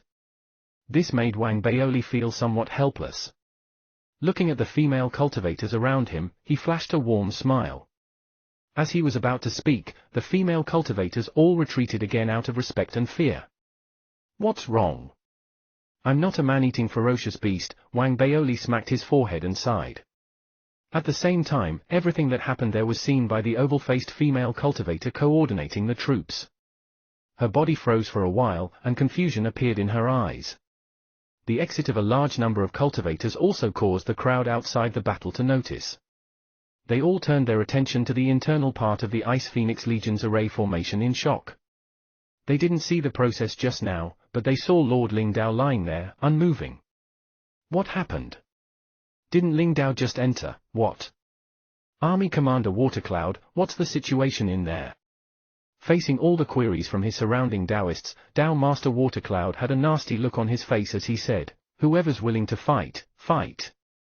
I'm not fighting anymore. Who could possibly defeat the monster that the Ice Phoenix Legion had hidden?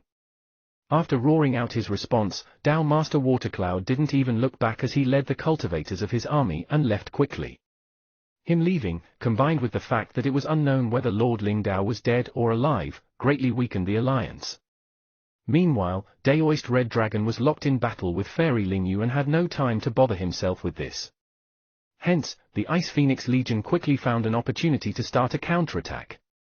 The oval-faced female cultivator assigned people to imprison Lord Lingdao at the first opportunity. He could be considered pretty lucky, as he actually hadn't died. Afterward, she flew over personally and took a deep breath as she stopped in front of Wang Baoli and bowed 90 degrees respectfully. In this battle, fellow Daoist Long Nanzi has made the greatest contribution. Please continue attacking and helping our army. Sincerity appeared in the eyes of the oval-faced female cultivator, and she bowed deeply towards Wang Baoli once again when she finished speaking. Wang Baoli took a look at the lady in front of him and was pondering how to politely reject. Right now, his train of thought was very clear, and he wished to continue researching. But very quickly, the oval-faced female cultivator spoke softly once again. We will consolidate the rewards after the battle, I guarantee that you'll be satisfied. Hearing that, Wang Baoli blinked. He thought that his experience in the Ice Phoenix Legion was quite pleasant. That was especially so considering that although Fairy Lingyu's attitude towards him was ordinary, it was still considered normal. So he raised his head, swept his gaze around the battlefield outside of the array formation, and nodded. I'm a member of the Ice Phoenix Legion, after all. It's my duty to serve the army. As he spoke, he flew up with a flick of his body and stepped out of the array formation. When his foot landed, Wang Baoli's silhouette disappeared. When he reappeared, it was in the sky outside the array formation. The moment he appeared, 7 to 8 foolish cultivators attacked him. But the moment they neared, they were sent flying and shrieking as rumbles sounded, becoming a bloody mess. Wang Baoli sighed. He realized that his Divine Justice Shield would definitely be taken away by one of the higher-ups in the Divine Sovereign Justice sect. But in my calculations, I was planning on using the stacking method to its limit. Then, I would give up on it and restructure the Divine Justice Shield. So, even if it's going to be taken away, they'll just be taking away my old version. But I'm a member of the Divine Sovereign Justice sect after all, and they can't possibly take it away from me by force. If that's the case, I'll make use of this opportunity to showcase the value of the Divine Justice Shield and raise its price. Chapter 784, Come Hit Me. Chapter 784, Come Hit Me. Thinking to this point, a glimmer flashed between Wang Baoli's eyes. As he weaved hand seals with his right hand, the Divine Justice Shield circling his body immediately exuded resplendent light. But the light dimmed immediately after. In a few breaths' time, the Divine Justice Shield became almost transparent and didn't stand out at all. This is showcasing the concealment ability of my Divine Justice Shield. Wang Baoli coughed and felt a sense of déjà vu.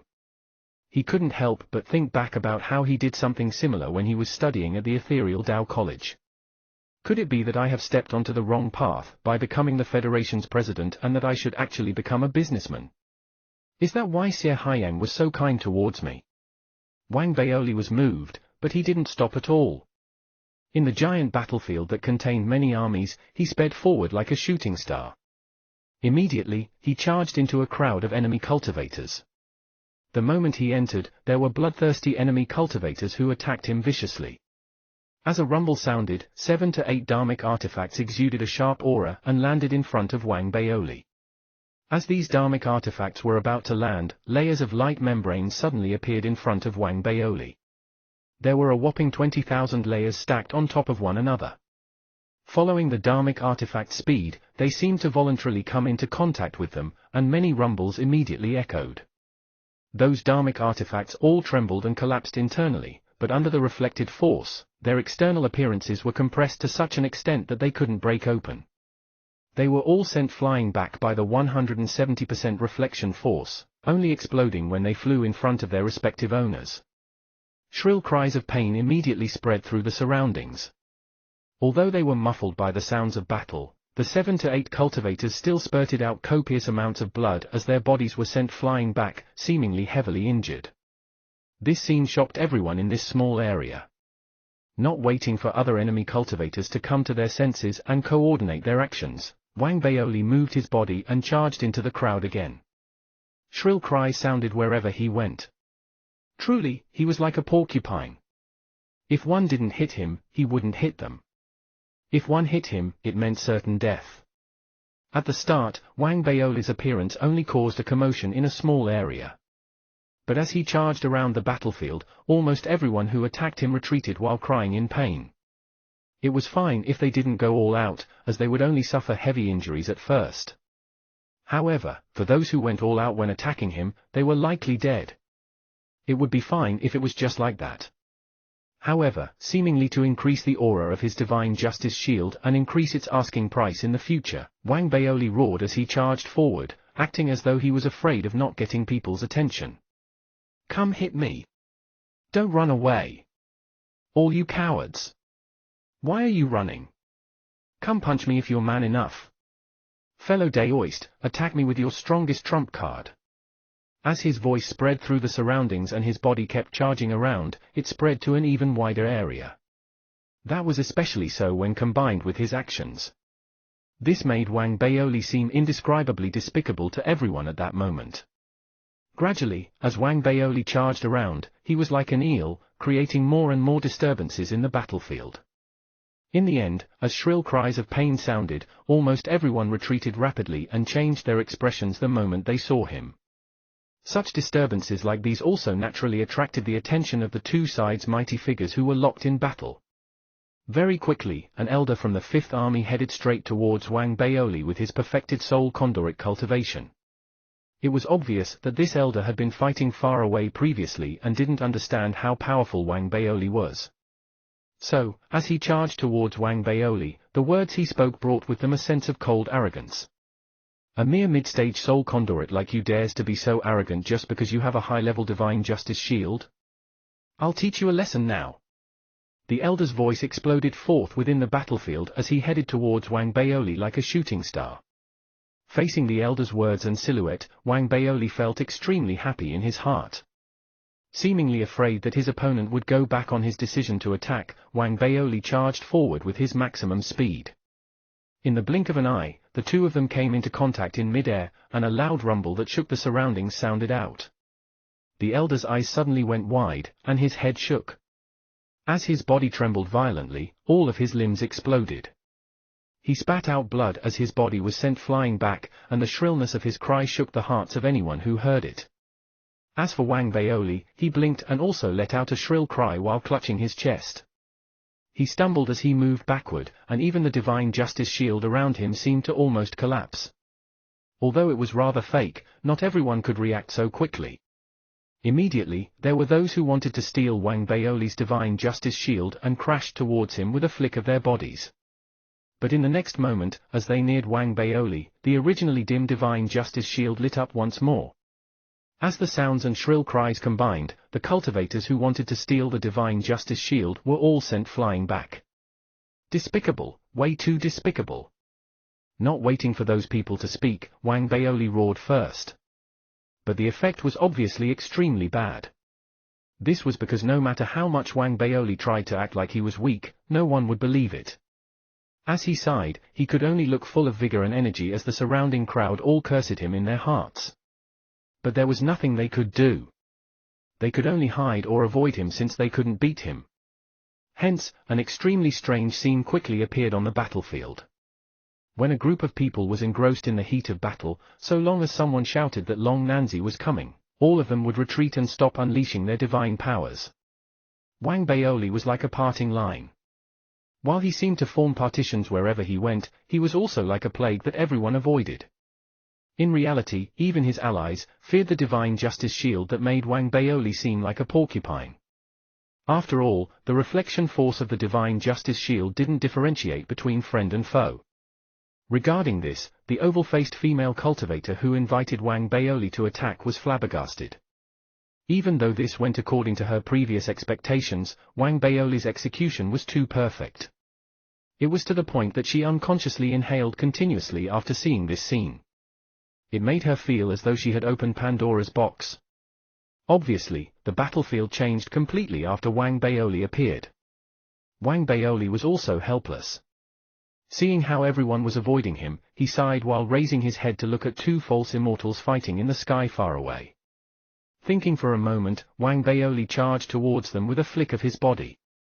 Not waiting for him to come near, the two false immortals immediately retreated and stopped fighting. They weren't stupid and had already felt that something was amiss regarding Wang Baoli. They also thought about how it was unknown whether Lord Lingdao was dead or alive, and the extremely depressed words Dao Master Watercloud spoke before he left. After that, they came to a vague conclusion. That's way too cowardly. Wang Baoli smacked his forehead. He wanted to display his divine justice shield, but he had no opportunities to do so. So, after taking a look at his surroundings, his gaze finally landed on the highest point. It was where Daoist Red Dragon and Fairy Lingyu were fighting. I don't know whether my divine justice shield can resist spirit immortals. In theory, it should be able to. Wang Baoli narrowed his eyes. He wanted to try, but he didn't do so in the end. It wasn't that he was unwilling to, it was because the time given for the challenge match was up. The challenge match wasn't going to go on forever. The armies were given 2 hours. Within those 2 hours, if they could occupy their opponent's land or make their opponent yield, they would win. But now, even though Daoist Red Dragon stalled Fairy Lingyu, the others still couldn't complete the invasion.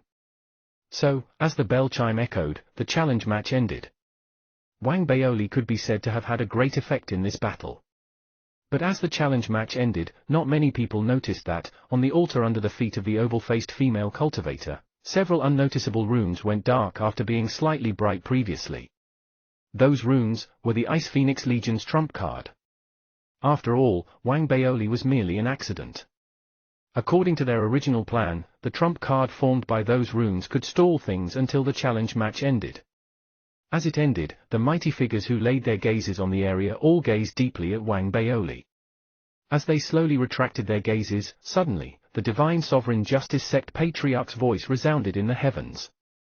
Ice Phoenix Legion, you no longer need to initiate another challenge match. You will be promoted to 5th place with immediate effect. The armies ranked after them will all move 1 position as well. Long Nanzi, you may come pay your respects at noon tomorrow. Chapter 785, Sowing Goodwill. Chapter 785, Sowing Goodwill. Wang Baoli's pupils narrowed unnoticeably. Afterwards, he immediately raised his head and replied. Not caring about the gazes of the surrounding crowd, he spoke respectfully. Greetings to the esteemed Patriarch. May your reign be supreme and absolute, may twin dragons soar under your rule, may the 3 realms bow to your mighty presence. May those from all 4 corners of the world come to worship at your feet, and may you, with your bare fingers, exact just punishment on the divine. May you be free from the 6 paths of reincarnation, may your soul remain invincible as long as the 7 stars of the northern dipper shine in the skies, may your heart resist temptation from demons from all 8 regions of the world, may your mind preserve its clarity amidst the 9 worldly emotions, and may the eternal star realm be 10 steps within your reach. These words, which Wang Baoli spoke during the Divine Sovereign Justice Sect's General Assembly previously, came out of his mouth once again and echoed, spreading through the surroundings. They caused all cultivators, regardless of whether they were friend or foe, to look at each other speechlessly and have indescribable emotions forming in their hearts. In a nutshell, the way they looked at Wang Baoli was completely different. Wang Baoli didn't care what others thought. At that moment, he had a respectful look on his face, and his eyes were burning with passion. This caused the Divine Sovereign Justice sect's patriarch, who was about to retract his consciousness, to cough and speak again. "That's enough, there's no need to greet me in that way in the future. I accept your orders, Patriarch, your skills are so magnificent, and you're so respected by everyone. As a mighty figure of our divine eye civilization, you are still so humble. You're truly a role model to all of us. You have enabled us to learn a lot. Thank you for your teachings and grooming. I, Long Nanzi, will definitely not let you down. I swear that I will work with utter devotion for the Divine Sovereign Justice sect." Wang Baoli smacked his chest in excitement as he continued speaking loudly. Seemingly helpless towards Wang Baoli's words, the Divine Sovereign Justice sect's patriarch could only remain silent and cough again before retracting his consciousness. As for Wang Baoli, he looked at everyone cheerily, and everyone stared at him as though he were a god. After rubbing his hands, he faced the crowd and cupped his fists. "Fellow Taoists, we're all working for our respective masters here. If I've offended you with my actions just now, I hope you won't take it to heart. I'm a very magnanimous man and never hold any grudges. I'm a little silly at times, and I really love making friends. I hope all of you out there don't take my actions to heart, and I really wish to become good friends with all of you in the future." After listening to Wang Baoli's words, the surrounding crowd's expressions became weird. Without a doubt, Wang Baoli was previously infamous for targeting the Violet Gold New Dao Sect's Ink Dragon Legion for revenge. Such a maniac was actually saying that he was magnanimous. Only a fool would believe him. In fact, even a fool may not believe him. Seeing how the crowd had no reaction to his sincere words, Wang Baoli felt it was somewhat of a shame in his heart. So he cupped his fists again, then turned around and flew towards the Ice Phoenix Legion's camp. It was only when he finally left the battlefield that the cultivators from both sides took deep breaths and started talking. "His bootlicking has reached such a level, this Long Nanzi is way too shameless." "Shut up. He may be shameless, but you can't deny his capability. You better not offend him. Damn it, if I could be like him, I would probably be an army commander by now." Not only were these ordinary cultivators jealous, even the few army commanders, who had heard this many times, were extremely shocked. In reality, at the General Assembly previously, Wang Baoli had said similar things. Although he was somewhat famous back then, it wasn't obvious to most people, so he didn't pose too much of a threat. But it was different now, especially so considering the capability Wang Baoli displayed in that battle. It forced them to take him seriously. At the same time, he was so proficient at bootlicking that it wasn't hard to imagine him holding a higher position in the future if he carried on like this. Even Daoist Red Dragon furrowed his brows. Although he disliked Wang Baoli, he had to admit that the conversation between him and the Patriarch suppressed much of the anger he felt towards Wang Baoli in his heart. If anyone were to look down on a Soul Conduit who could speak to the Patriarch like that, there was a huge possibility that they would attract some unnecessary trouble. So in silence, Daoist Red Dragon's gaze flashed as he looked towards Wang Baoli, who was just about to enter the Ice Phoenix Legion. Suddenly, a smile appeared on his face, and he shouted, "Fellow Daoist Long Nanzi, would you like to join my Red Dragon Legion?" Hearing this, a glimmer appeared in Fairy Ling Yu's eyes as she hemphed. As for Wang Baoli, he stopped in his tracks after hearing that. When he turned his head to look at Daoist Red Dragon, a smile appeared on his face, and he bowed towards Daoist Red Dragon with cupped fists. But when he raised his head, he spoke with a solemn tone. "Commander Ling Yu put her trust in me when I first joined the Ice Phoenix Legion and has always been supportive of me. I hope you'll understand, Daoist Red Dragon. Unless it's an order that I can't disobey, I, Long Nanzi, will be eternally loyal to the Ice Phoenix Legion. Only then can I repay them for all that they have done for me."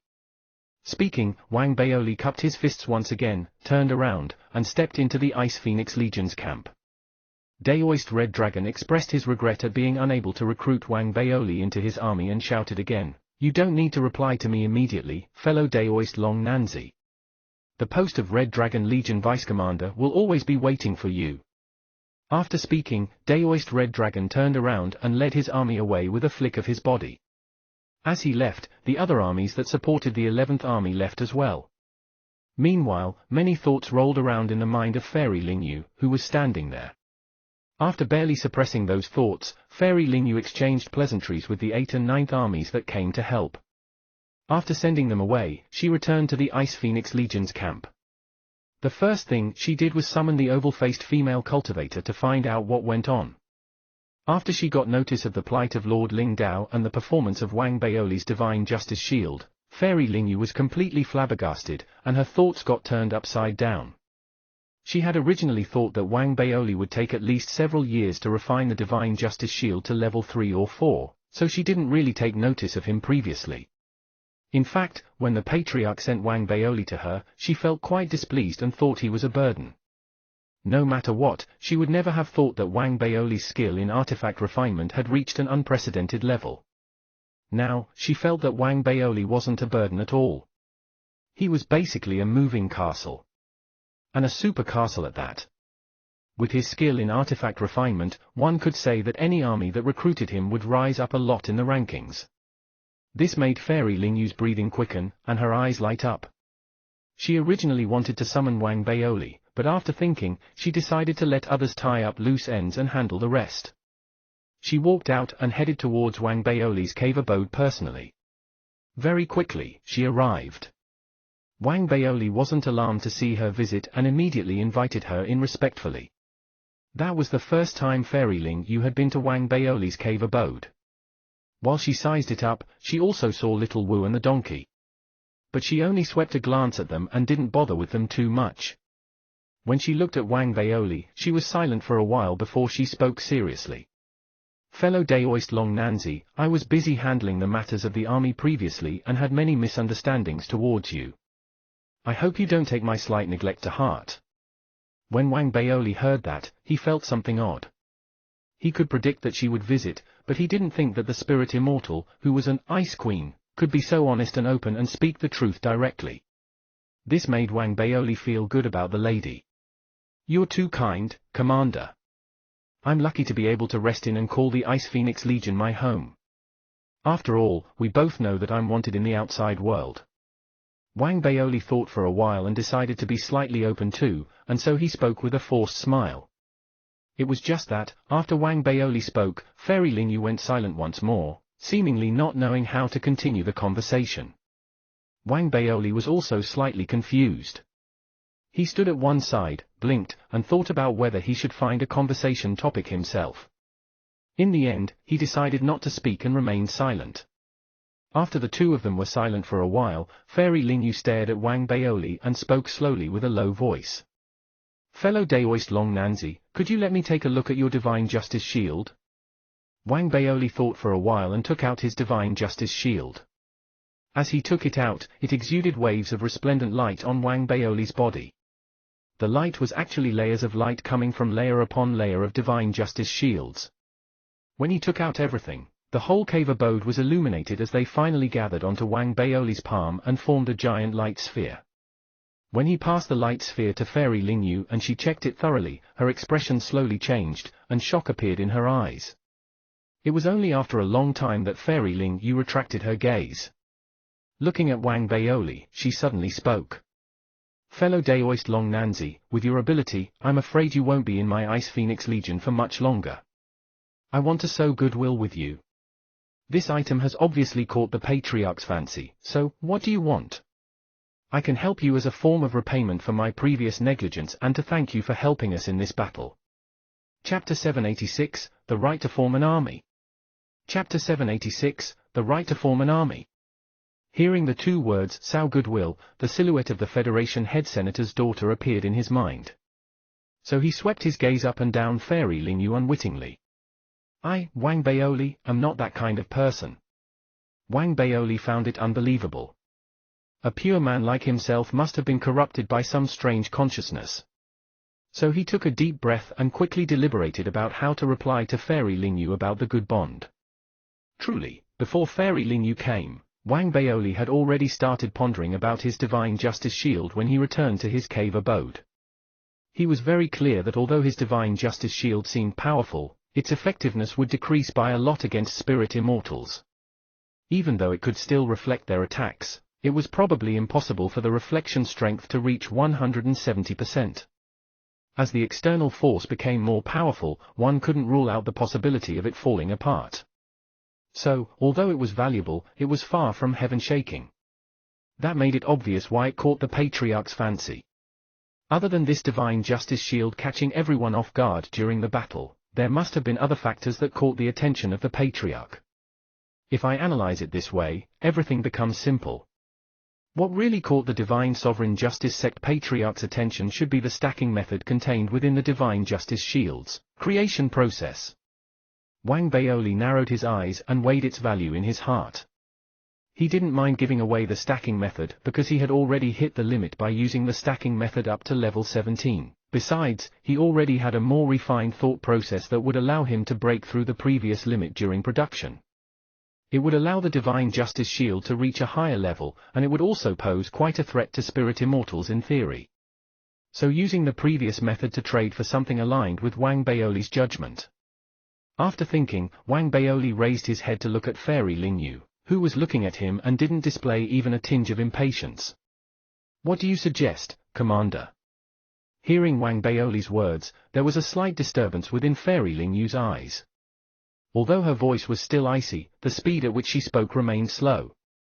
She softly said, "The right to form an army." When Wang Baoli heard that, his heart beat faster, and he felt as though he had been read like a book. That was because forming his own army was indeed his original plan. He was just very clear that it was extremely difficult to get this right within the Divine Sovereign Justice Sect. After all, the right given by the Divine Sovereign Justice Sect, compared to forming an army in one of its affiliated sects, was completely different in terms of meaning and purpose. For example, if an army from one of the affiliated sects wished to initiate a challenge match, they needed to pay a huge price and go through layers of bureaucratic red tape before their request would be accepted. But if the Divine Sovereign Justice Sect gave the right, his army would be considered an upper sect army.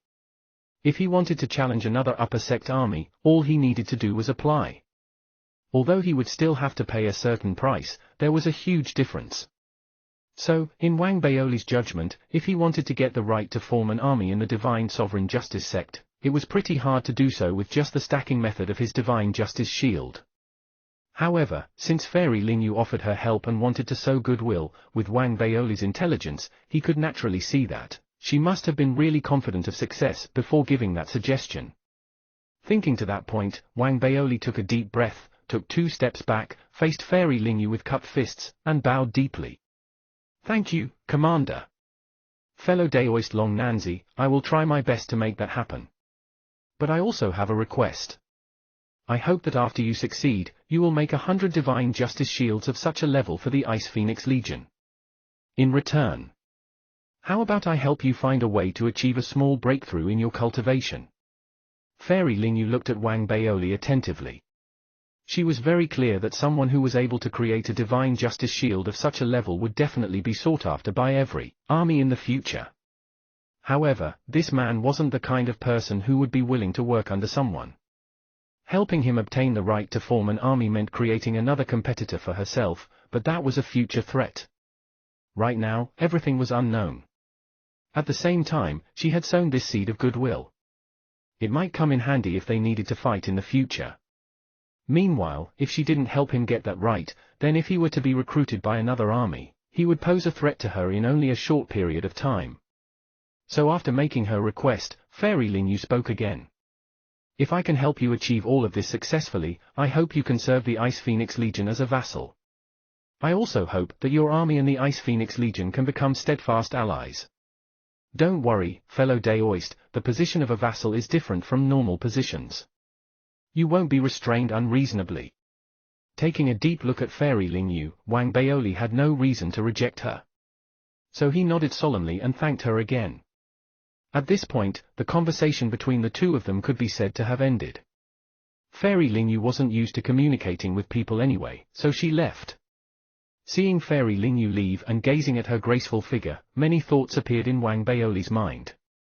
Although the Divine Eye civilization wasn't that great and most of its cultivators were selfish, there were still sincere and genuine ones after all.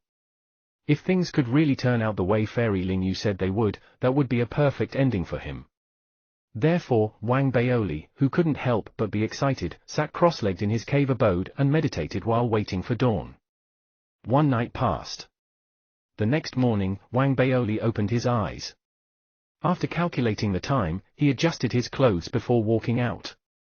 Outside his cave abode, 2 female cultivators from the Ice Phoenix Legion had received their tasks long ago and were there waiting for him. The 2 female cultivators were both early-stage soul conduits. Although Wang Baoli hadn't really seen them around, they looked pretty familiar. As he looked, although the 2 female cultivators couldn't help but look at him weirdly, they still had respectful expressions. Wang Baoli laughed. After greeting them, he stepped onto the battleship prepared for him by the Ice Phoenix Legion while being accompanied by the 2 female cultivators. They left the satellite the Ice Phoenix Legion was on and headed straight for the sovereign planet. The battleship sped for the entire journey and didn't stop when they reached the sovereign planet. Instead, it headed straight for the mountain gate of the Divine Sovereign Justice sect. It was only after they entered the mountain gate that the 2 beautiful female cultivators sent Wang Baoli off with 90-degree bows. Fellow Daoist Long Nanzi, the 2 of us can only accompany you to this point. Please return here after you've met the Patriarch. We will be waiting here for you. Such treatment made Wang Baoli very happy. After thanking them courteously, he turned his head to look at the Divine Sovereign Justice sect. Although it wasn't his first time there, he was still awed by the shocking sect. After a while, once Wang Baoli calmed down, the cultivator who the Divine Sovereign Justice sect assigned to go meet him arrived.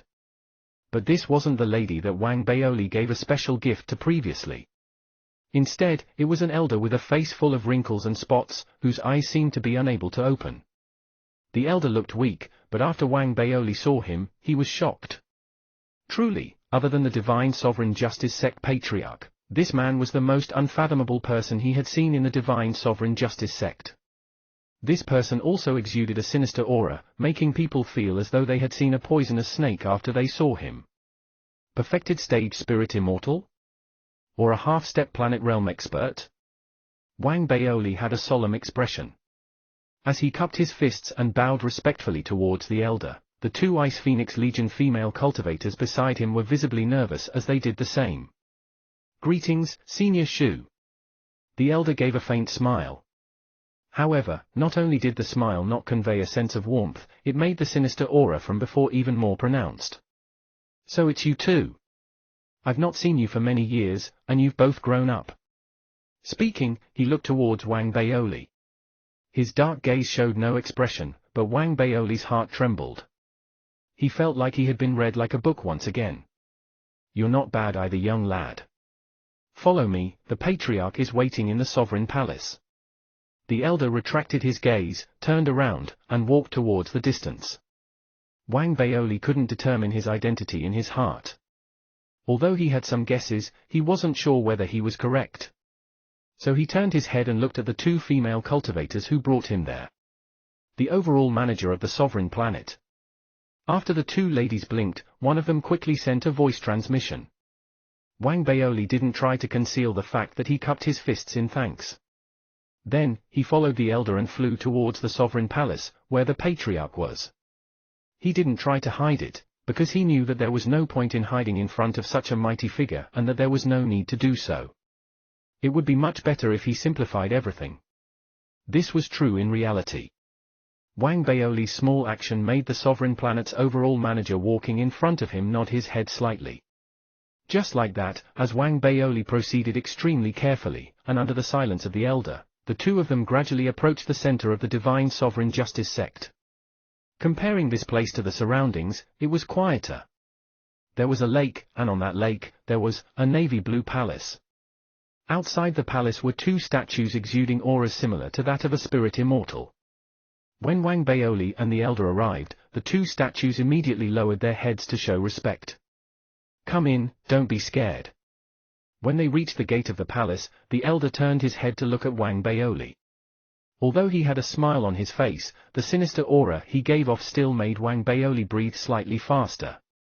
Chapter 787, Meeting the Patriarch. Chapter 787, Meeting the Patriarch. How can I not be scared? There's a Planet Realm monster inside, and an almost Planet Realm cultivator in front of me smiling at me creepily. Wang Baoli thought. But after thinking that he hadn't only seen other planet realms but had seen two Planet Realm ferocious beasts crash into each other, and die in front of him. Besides, killing planet realms is a piece of cake for my missing senior brother. What's there to be scared of? When he thought about it that way, Wang Baoli immediately felt more confident. So, he cupped his fists and bowed towards the overall manager in front of him, purposely took a deep breath, and then stepped into the palace.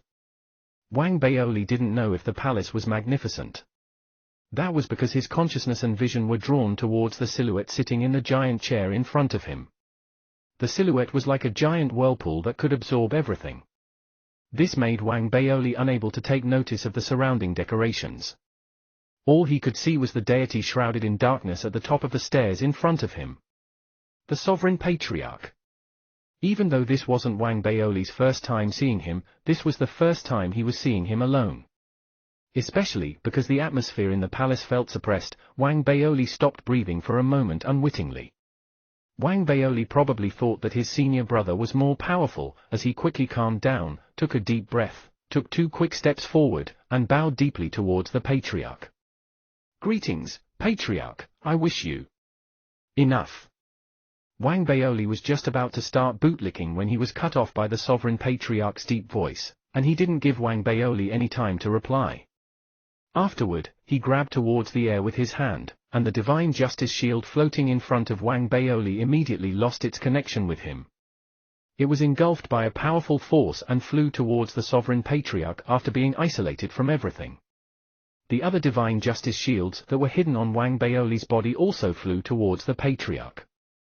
In the end, one could only see a string of lights shining as all of the Divine Justice shields left Wang Baoli's body and gathered in front of the Sovereign Patriarch, forming a palm-sized oval light shield. The light shield was illusory, as though it didn't really exist. At times, it was crystal clear, while at other times, it would be dark and murky. Sometimes, it would appear resplendent, while at other times, it would be dim and dull. This scene made Wang Baoli's pupils shrink unnoticeably. But he didn't reveal too much through his expression and stood there with his head lowered respectfully, waiting silently. He was very clear about the difference between himself and a Planet Realm cultivator. At the same time, the formula for making the Divine Justice shield belonged to the Divine Sovereign Justice sect anyway. Even though he modified it somewhat, he didn't stray too far from the basics. He wasn't sure whether the Patriarch made use of his powerful cultivation to sever the connection by force, or whether he made use of a hidden backdoor technique in the treasure to do that. Regardless, while Wang Baoli was slightly surprised, after thinking, he felt that it was within reason. Time slowly passed as the Sovereign Patriarch stared at the Divine Justice shield in front of him. Because his face was hidden in the darkness, one couldn't make out the exact situation. It was only after quite a while that the Sovereign Patriarch spoke coldly. Shuyu, what do you think? As he spoke, the Sovereign Patriarch flicked his right hand. Instantly, the Divine Justice shield in front of him flew towards the empty space on his right and was pressed on by an ancient hand, that stretched out suddenly from the void. After that, flesh and blood spread, starting from the arm of the hand, as though a formless brush was sketching out the outline of the Divine Justice shield. Chief Minister Shu, who exuded an eerie aura, had his entire body appear from the void. He bowed slightly as he stood beside the Sovereign Patriarch and lowered his head as he stared at the Divine Justice shield in his hand. After a long time, he spoke softly. Crude workmanship, ordinary materials, normal quality. There are many people in the sect who could refine the production of such a treasure to a much higher degree. If we have the materials, there should be almost no difficulty in raising its quality to a higher level. Hearing the words of Chief Minister Shu, Wang Baoli couldn't help but raise his head to look at him. At the same time, after hearing Chief Minister Shu's comments, the Sovereign Patriarch immediately shifted his gaze onto Wang Baoli and spoke slowly. Long Nanzi, do you wish to retaliate? Wang Baoli felt a little unhappy in his heart. He secretly thought, I didn't offend him at all. Why would he purposely try to devalue my Divine Justice shield? However, his many years of experience in the Federation caused Wang Baoli to faintly feel as though there was a hidden meaning. But it was hard for him to confirm that. So, after a brief deliberation, he forced a smile as he cupped his fists. I don't wish to retaliate. The Divine Justice Shield is truly like that. When Wang Baoli finished speaking, the elder's expression was normal and didn't change at all. However, the Sovereign Patriarch narrowed his eyes. He took a look at Wang Baoli, then looked at Chief Minister Shu beside him, shook his head, and laughed. My dear Shu Yu, you purposely pointed out the flaws of this treasure to bring out the extraordinary refinement technique within this Divine Justice Shield, didn't you? At the same time, you're reminding me that there is a possibility of mass-producing this treasure. That brat Ling Yu must have asked you for a favor again. When he heard that, Wang Baoli's heart beat a little faster, and he looked at Chief Minister Shu. He still had his head lowered, and his expression was normal as he spoke to the Sovereign Patriarch respectfully. You are wise, Patriarch. Hearing that, the Sovereign Patriarch laughed again and asked somewhat casually, what did that child Ling Yu suggest? She suggested that Long Nanzi trade this Divine Justice Shield refinement technique for the right to form an army. I have rejected this and asked for you to give Long Nanzi a chance to be baptized in the 9 immortal pool. Chief Minister Shu's tone didn't change. He maintained his normal eeriness as he replied coldly. The right to form an army. The Sovereign Patriarch narrowed his eyes and stood up after thinking. He took a step forward, and his silhouette immediately stepped into the void. A light as bright as the sun spread across the entire palace, and his silhouette also disappeared completely. Only his voice spread slowly through the surroundings. Approved. I'm also giving Long Nanzi a chance to be baptized in the 9 immortal pool. Hearing that, Wang Baoli's breathing quickened, and he loudly said, Thank you, Patriarch. I, Long Nanzi, will never forget your kindness. He understood that bootlicking words shouldn't be overused. Especially when expressing gratitude, the fewer words, the better. One might give off a sense of fakeness if they use too many words. So, he only used around 10 words this time. In reality, this was indeed the case. When the Sovereign Patriarch, who could still sense all coordinates with his consciousness despite having already left, heard Wang Baoli's never-before-seen concise expression of gratitude, he was surprised. At the same time, he also had a deeper impression of Wang Baoli. Even Chief Minister Shu also raised his head to take a deep look at Wang Baoli. As he looked towards him, Wang Baoli also faced him and bowed deeply. Thank you, Senior Shu. Chief Minister Shu only nodded his head, not speaking anymore. He gestured for Wang Baoli to follow him and flew towards the restricted area at the back of the mountain after stepping out of the palace. Wang Baoli had never been to that place. As he looked down, he could see mountain ranges and fog circulating around them. Towards the end, because the Divine Sovereign Justice sect existed in another space, the sky looked weird. It was sunny just a moment ago, but after entering the restricted area behind the mountain, the sky immediately became dark, and the moon appeared. However, this moon was blood red and caused the surrounding atmosphere to become weird. As the fog became thicker, it also covered Wang Baoli's line of sight, making him feel as though he had lost his bearings. This continued until a crater appeared in front of him. The crater seemed to have been blasted open forcefully by someone. While its surrounding walls were rough, there were many caves surrounding them, a total of 9. The stench of blood also spread from within the crater towards the surroundings. This stench was quite weird. As Wang Baoli neared and smelled the stench, his cultivation became restless. While this made his eyes shrink and his soul tremble, Chief Minister Shu, who was in front of him, stopped in mid-air above the crater. He lowered his head to look below, and an eerie smile appeared on his face. Under the light of the blood moon in the sky, he seemed to exude even more eeriness. Young lad, this is the Divine Sovereign Justice Sect's 9 immortal pool. You have one chance to achieve a breakthrough in your cultivation. Make good use of it. As he spoke, Chief Minister Shu raised his right hand and pointed at the sky. As he pointed, sounds of rumbling thunder boomed from the heavens, and the earth trembled. At that moment, the blood moon in the sky also unleashed a piercing blood glint more powerful than before. The blood glint instantly engulfed the entire restricted area, causing it to become a sea of blood. At the same time, from the 9 caves of the crater's cliff walls, The sounds of metal chains being pulled and waves of growls of pain that didn't seem human could be heard coming nearer. Chapter 788, The Late-Stage Soul Conduit Realm. Chapter 788, The Late-Stage Soul Conduit Realm. The world beneath the blood moon became blood red, and the pit turned dark red. There were also the sounds of metal chains and the growls coming from the 9 caves. Upon seeing and hearing all of this, Wang Baoli's expression turned solemn. At the same time, Chief Minister Shu, who had a thick aura of evil surrounding him, spoke. His hoarse and old voice brought with it an odd sense of bloodlust as it echoed in the surroundings. Little Long, what are you waiting for? Sit inside the 9 immortal pool. Remember, the baptism will end when you achieve a breakthrough in cultivation or when 2 hours is up, whichever comes first. Wang Baoli felt no discomfort at being called Little Long and immediately responded after hearing Chief Minister Shu's words. Although he felt hesitant in his heart, he quickly balanced himself and headed towards the crater with a leap. After entering, he sank directly to the bottom of the crater. There, the stench of blood was thicker, and the ground was dark red, as though it was constantly soaked in blood.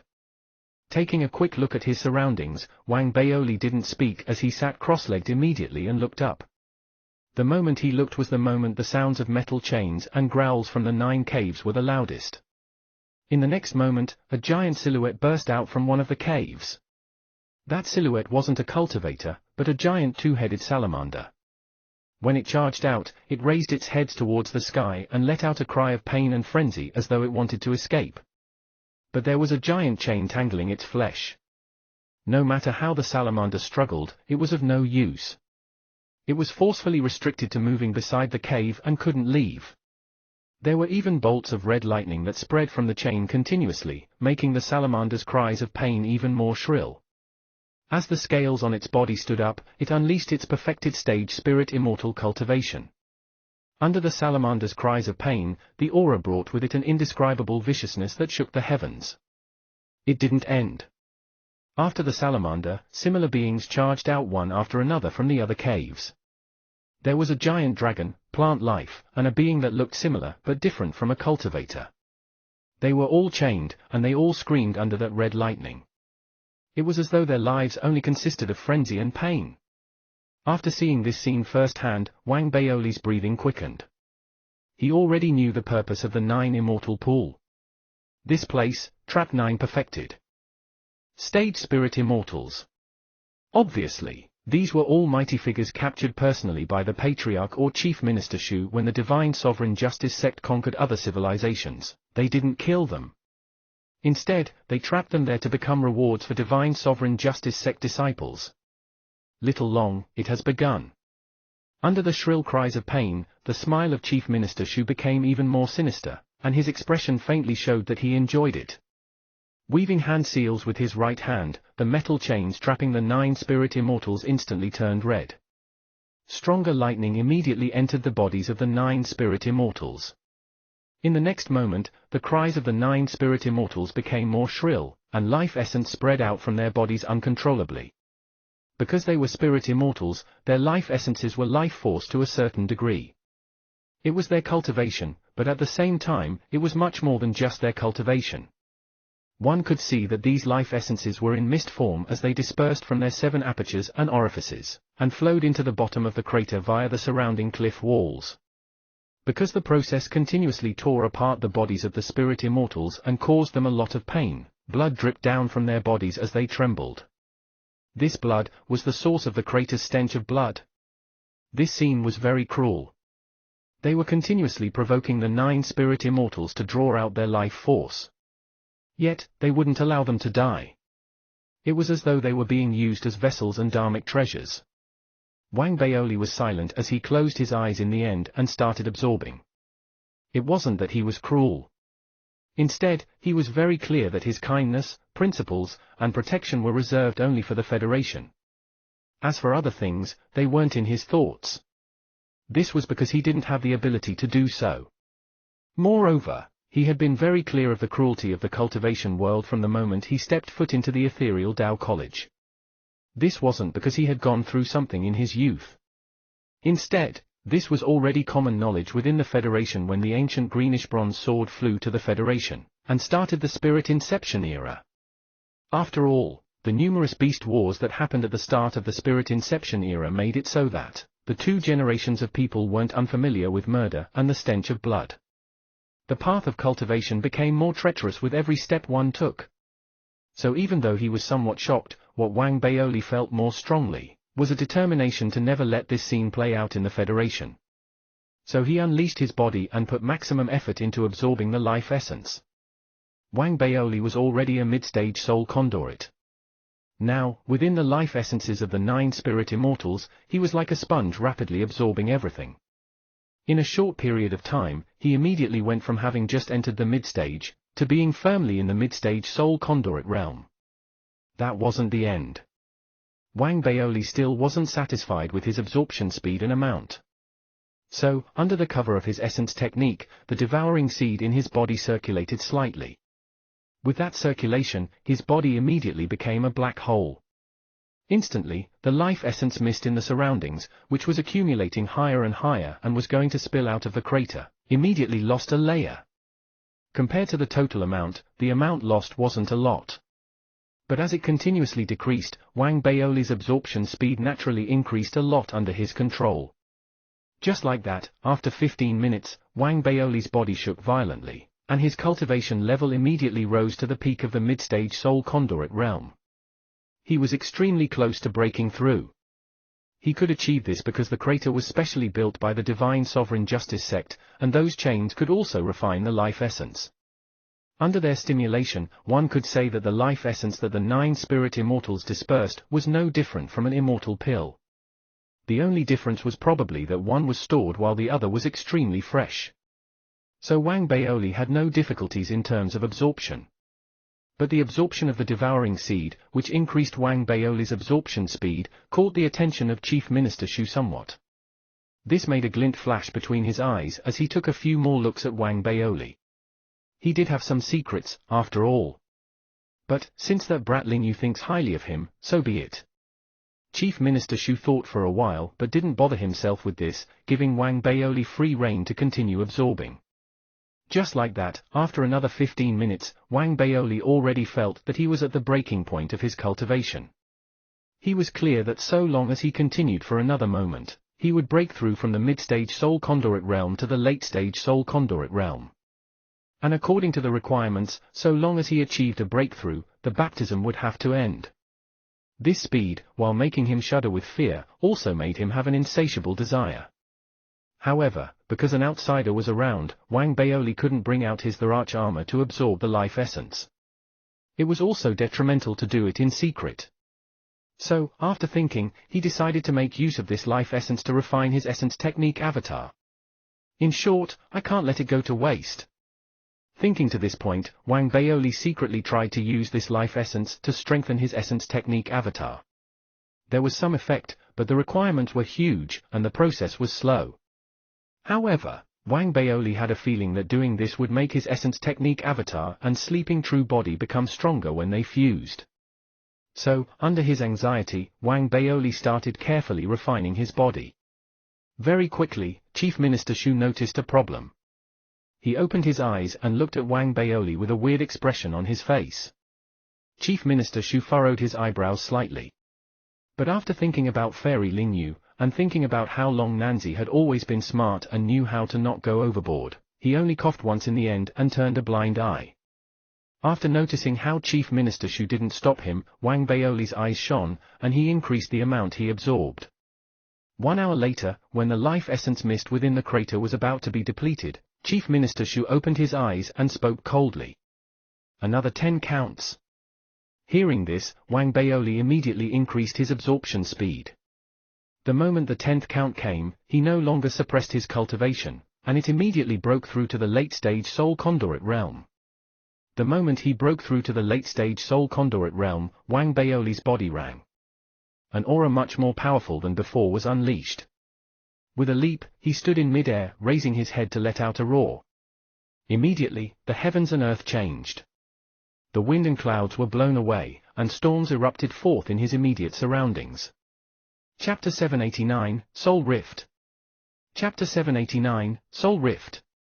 A refined body, strong aura, and intense soul fluctuations. No wonder Long Nanzi could cripple the Ink Dragon Legion.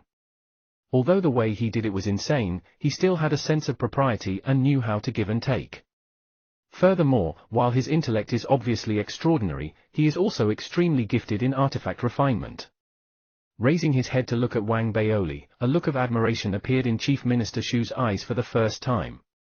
Although he hadn't interacted with Long Nanzi for long, he had seen many exemplary qualities in him in this short period of time.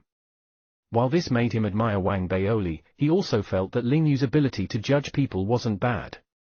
It seems like something could happen between this disciple and Ling Yu. Thinking to this point, Chief Minister Shu sized up Wang Baoli again. The more he looked, the more he felt that this thought of his seemed decent.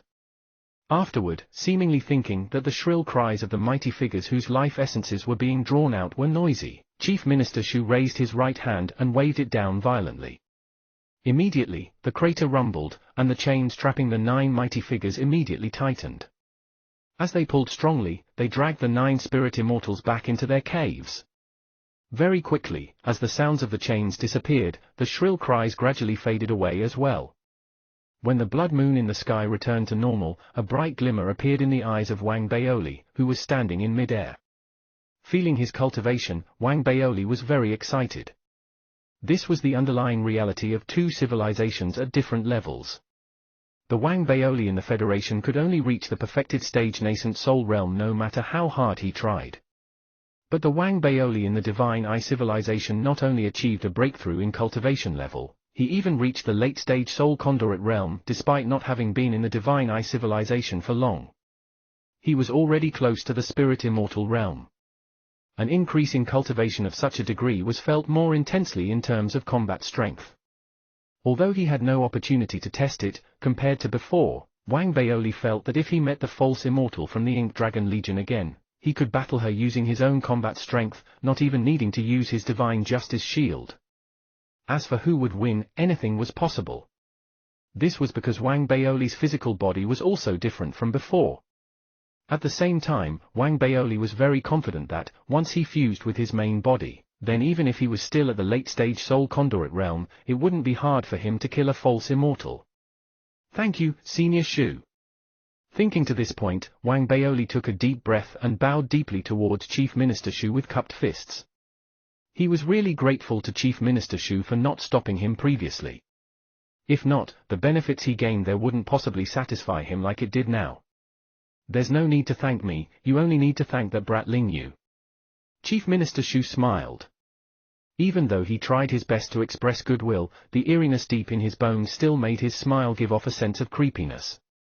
Seeing this smile, Wang Baoli shuddered slightly and faintly felt something weird.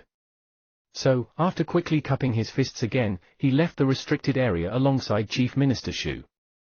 On the way back to where the Ice Phoenix Legion battleship was, Wang Baoli noticed the way Chief Minister Shu looked at him. It always had a sense of profoundness he couldn't quite understand. That was especially so when he asked him about the past. This caused Wang Baoli to feel cautious. He secretly thought that Chief Minister Shu could have become suspicious of his identity. Bringing this cautiousness with him, Wang Baoli only let out a sigh of relief after he reached the Ice Phoenix Legion battleship and Chief Minister Shu left. He lowered his head to look at a blue token in his hand. This identity token was the army formation token that Chief Minister Shu gave him before he left. All he needed to do was infuse spirit chi into it and make an imprint. Then, he would be able to leave the seal of his army on the Divine Sovereign Justice sect's internal array formation. At the same time, a base would be allocated to him based on this imprint. This method was similar to the Federation's Spirit Internet. The difference was that the Federation's Spirit Internet had spread through the entire Federation and could be used by everyone. Here, however, it was an individual divided up by different factions. After putting away the token in his hand, Wang Baoli was in high spirits as he returned to the Ice Phoenix Legion's base, the battleship leaving the sovereign planet with a rumble. This time, his identity had changed, and he was no longer a member of the Ice Phoenix Legion. Instead, he was now a vassal. At the same time, although his status was lower than that of Ling Yu, he was also an army commander. So, as the battleship landed, the Ice Phoenix Legion prepared a welcoming ceremony that was rather formal. Not only did Fairy Lingyu appear, but all of her perfected stage soul conduit subordinates were there as well. This welcome was very ceremonious. Luckily, Wang Baoli's experiences made him familiar with these kinds of occasions. Hence, he handled the occasion proficiently. While engaging in small talk with everyone, he also expressed his gratitude towards Fairy Lingyu and his approval of their previous agreement. Finally, under the invitation of Fairy Lingyu, Wang Baoli agreed to leave after he finished producing all of the Divine Justice shields. When the banquet ended, Wang Baoli, who left alone, was sad to see that the female cultivators around him were still so reserved despite him being so outstanding. Although their eyes shone brightly, none of them tried to seduce him. This made Wang Baoli sigh with emotion. When he returned to his lodging late at night, he could only sit there silently. So be it. Even if they come to seduce me, I'll definitely not agree. Wang Baoli humphed. After he dispersed this thought from his mind, his eyes slowly narrowed. Since my Divine Justice shield has been taken away, I must create a better one as soon as possible. If not, when I meet with danger after leaving the Ice Phoenix Legion, it will be difficult to handle. Pondering, Wang Baoli gathered his thoughts and re-evaluated the method of improving the Divine Justice shield he thought of. The most important part within it was the special artifact refinement technique recorded within the divine armament recipe Little Wu gave him. Breaking down and reassembling. In other words, a form of reconstruction after disassembly. Thinking, Wang Baoli opened his storage bag and took out the materials Fairy Lingyu gave him during the banquet. The amount of materials included reparations for his losses during the challenge match. Hence, the amount of materials met Wang Baoli's requirements, and he didn't need to go look for more. Just like that, time slowly passed, and a month elapsed. In this 1 month, although Wang Baoli's reputation increased within the Ice Phoenix Legion and the entire Divine Sovereign Justice sect, and although many people knew he had the right to form an army, his life was barely affected. As per usual, he rarely went out and was fully immersed in his reconstruction of the Divine Justice shield. The results also satisfied him. Using the new method, Wang Baoli finally refined the Divine Justice shield up to the previous level 17. After that, he didn't stop, and he refined the new Divine Justice shield up to level 28. At this level, the treasure's effects had become pervertedly strong. At the same time, it also posed a huge threat to spirit immortals. Although it was hard for it to reflect 280%, it could still reflect 50% of the force of a spirit immortal's attack. As for its appearance, it completely changed as well. It no longer looked like a small shield. Instead, it became a large number of water droplets, forming a thin protective layer on his body. Meanwhile, he had also finished producing the old version Divine Justice shields he promised Fairy Lingyu. Being able to leave any time after submitting his Divine Justice shields, Wang Baoli ended his Dharmic artifact refinement and took out his army formation token as a glimmer flashed between his eyes. Next, it's time for me to form my army. What should I name it? Wang Baoli was rather vexed. He had occasionally thought about it during this period of time. After all, although the strength of an army wasn't really linked to its name, the name of an army was still very important. A good name could make an army seem more imposing to a certain degree. For example, the best name would be the Baoli Legion. It's a name filled with majesty. Alas! Wang Baoli sighed. It would be fine if Shui Xian wasn't there. No one would suspect anything with that name. But the situation now didn't allow it. President Force 1? Wang Baoli had a sudden inspiration, but very quickly, he thought that the name seemed inapt. After thinking, he sent a voice transmission to the donkey and Little Wu outside to let them help him think of a name. The donkey's reply was simple, considering it could only hee-haw. But Little Wu was very enthusiastic. After thinking for a while, he gave his own suggestion. Daddy, how about Soul Rift? Soul Rift Legion? Wang Baoli thought thoroughly. Yes, in the Black Earth Empire, there's a really powerful army called Soul Rift. This name is really epic and suits you well. Ordinary. Wang Baoli rolled his eyes. He felt that the name Soul Rift Legion was extremely ordinary and philistine. It could never compare to the name Baoli Legion he came up with. Finally, after thinking, Wang Baoli realized that he had no other choice. So all he could do was sigh as he infused spirit chi into the army formation token in his hand, left his mark, and imprinted the name of his army. Soul Rift. Chapter 790, A Refusal. Chapter 790, A Refusal. This name is so lousy. After forming his army and imprinting its name, Wang Baoli left the Ice Phoenix Legion. However, Wang Baoli, while on his way to the base the sect assigned him, was still sighing within his battleship. The donkey and Little Wu weren't far away from Wang Baoli. The former laid there, occasionally making noises expressing its comfort. The latter was massaging the donkey with one hand while looking at Wang Baoli from time to time. He was secretly scared and very regretful for suggesting that name. He was scared that this lunatic would beat him up again. As Little Wu let his imagination run wild, Wang Baoli looked at the cosmos outside his battleship after sighing. According to the location that the sect assigned him, his army base was some distance away from the sovereign planet. After all, only the top 10 armies could be assigned one of the satellites around the sovereign planet. So the trip from the Ice Phoenix Legion to his base would take around 5 days. A planet that's smaller than the Moon. Taking out his jade scroll and confirming the coordinates, Wang Baoli wasn't dissatisfied. Instead, he felt that this wasn't bad. Meanwhile, he was also thinking about how to build his army. It's not suitable for me to recruit soldiers, and I don't have that much energy to do so. So the best method is actually how I defeated the Ink Dragon Legion previously, becoming a one-man army. Thinking for a while, Wang Baoli made a decision. Therefore, he closed his eyes and meditated silently. Several days passed in a flash. As Wang Baoli neared his base and the small planet appeared in his consciousness, he opened his eyes and saw a purple planet in the cosmos outside his battleship. This planet was like a gemstone embedded in the cosmos, exuding a gentle glimmer and dispersing waves of spirit chi.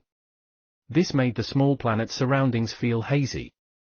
Wang Baoli's eyes shone as he controlled his battleship to near the planet rapidly. Sensing the small planet's spirit chi, his eyebrows furrowed. He understood why this seemingly decent small planet would be assigned to him as his base. The spirit chi on this planet seemed plentiful, but in reality, it couldn't be sustained for long. Moreover, it was obvious that part of the planet's stellar source had been dug away, making the inner part of the planet seem empty. It was because of this that life on the planet seemed normal on the surface. The planet was lush with greenery, but this couldn't continue for long. Wang Baoli estimated that, if no human interfered, the planet would become a wilted planet in around 200 years at most. I won't need 200 years. Wang Baoli didn't bother himself too much with that. With a flick of his body, he brought the donkey and Little Wu away from the battleship and stepped onto the planet assigned to him. Because it was assigned to him, it also had the name Soul Rift, the Soul Rift planet. The moment he arrived, Wang Baoli thoroughly checked the small planet. He even went to the inner area's empty sector to explore. Finally, when he confirmed that everything was fine, he set up his army's base within the planet's inner area. He then took out all of the remaining construction puppets from his storage bag. After giving his orders to modify the planet and produce self-destructing battleships, he ignored the donkey and Little Wu, who were playing on the Soul Rift planet. Wang Baoli sat on a mountain peak on the Soul Rift planet's surface. Looking at the stars in the sky, Wang Baoli started thinking about the most important thing regarding his army. That was, its rank. During his time in the Ice Phoenix Legion, Wang Baoli had gained a fairly comprehensive understanding of the Divine Eye Civilization's army ranks. He knew that within the Divine Eye Civilization, armies were split into 19 ranks. Only the armies of the 3 greater sects could reach the top 12 levels.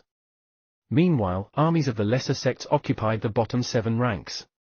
For example, after the Ice Phoenix Legion rose to 5th place, they entered the 2nd rank. As for the top-ranked armies, there were only 3 in the entire Divine Eye Civilization, the strongest army of each greater sect. As for Wang Baoli's newly formed Soul Rift Legion, it was only at rank 12. Despite this, his army's ranking still far exceeded that of the Holy Crest sect army he was a part of previously. It was only at rank 17. Rank 12. It should enable me to obtain more heritage from the Eye of 10,000 Demons, right? Wang Baoli narrowed his eyes. The true reason behind him wanting to form an army was to get the heritage within the Eye of 10,000 Demons. At that moment, since the army base was already confirmed and the construction didn't really require his involvement, Wang Baoli thought about making another trip to the Eye of 10,000 Demons to obtain heritage. With the level 28 Divine Justice Shield and his late-stage Soul Conduit Realm cultivation, he wasn't scared of the Ink Dragon Legion's commander. Even if there was someone who eyed the bounty, unless it was a spirit immortal that attacked, Wang Baoli was extremely confident that his opponent would be unable to trap him. But after thinking, Wang Baoli brushed away that thought. After all, while he could obtain some heritage if he went to the Eye of 10,000 Demons again, it would be hard for him to obtain everything.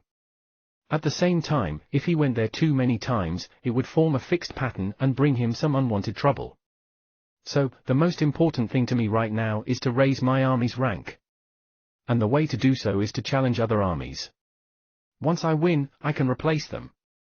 A glimmer appeared in Wang Baoli's eyes. Challenging one another, that was the rule of the Divine Sovereign Justice sect. It was just that the number of casualties couldn't exceed a certain amount. At the same time, he would need to expend a lot of resources every time he applied to challenge another army. Also, if he lost, he would need to pay even more reparations since he was the challenger. For example, the previous challenge against the Ice Phoenix Legion was like that. Afterward, with the 11th Army at the forefront, the Ice Phoenix Legion was given an astonishing amount of resources. This compensation almost completely emptied the 11th Army of its resources and greatly crippled them. If only a lesser sect would come and challenge me. Wang Baoli was rather envious of the Ice Phoenix Legion's luck. But after thinking, he felt that with his army being the lowest ranked army within the greater sects, it wasn't impossible for him to be challenged by a lesser sect. It was just that the Divine Sovereign Justice sect already had harsh requirements for resource contributions when greater sect legions tried to challenge each other. However, compared to what the lesser sects applying for a challenge had to pay, the former requirement seemed comparatively gentler. Within the Divine Sovereign Justice sect, lesser sect armies were allowed to challenge greater sect armies. They could also get promoted and replace the greater sect army if they won, becoming a direct subordinate to the Divine Sovereign Justice sect and enjoying countless conveniences. However, such events required extreme sacrifices just to apply for the right to challenge. They were extremely astonishing. Not only did they require one of the top 5 greater sect armies to be a guarantor, but they also required the lesser sect army to cough up resources hundredfold to successfully obtain the right to challenge. Such a price was basically impossible to afford for a large majority of lesser sect armies. Even if they could afford it, once they lost, not only would they have to cough up an even more horrifying amount of resources as compensation, but they would also have to yield and become the subordinates of the army they challenged. Such harsh conditions made occasions where a lesser sect army challenged a greater sect army more of a political move. Although they would occasionally happen, they mostly communicated and discussed things with the army that they were going to challenge beforehand. In the end, the challenge would merely be for show. Because he knew this, Wang Baoli could only sigh as he started pondering over which army to challenge to raise the rank of his army. But just as Wang Baoli was pondering over which army to challenge, an uninvited guest showed up at his Soul Rift planet. It was a middle-aged man wearing green robes. He exuded a cold aura that belonged to someone of power. Stepping on a bronze-colored giant fish, he seemed to treat the cosmos as an ocean. He treated the Soul Rift planet, which Wang Baoli was on, as a stone at the bottom of the ocean. He didn't truly descend, looking down at the planet from the heavens instead. His appearance covered the cosmos, and the entire sky was filled with waves that his bronze fish created as he exuded the aura of an early-stage spirit immortal. He looked down at the planet like a deity, staring coldly at Wang Baoli, who was raising his head and meeting the man's gaze while standing on a mountain peak. I am Yi Nyanzi from the Green Kraken Legion. Under the orders of Commander Gu Mo, I am here to recruit Long Nanzi's Soul Rift Legion as a subordinate to the Green Kraken Legion. You will pursue future actions under the lead of the Green Kraken Legion. The green-robed man spoke coldly while in mid-air.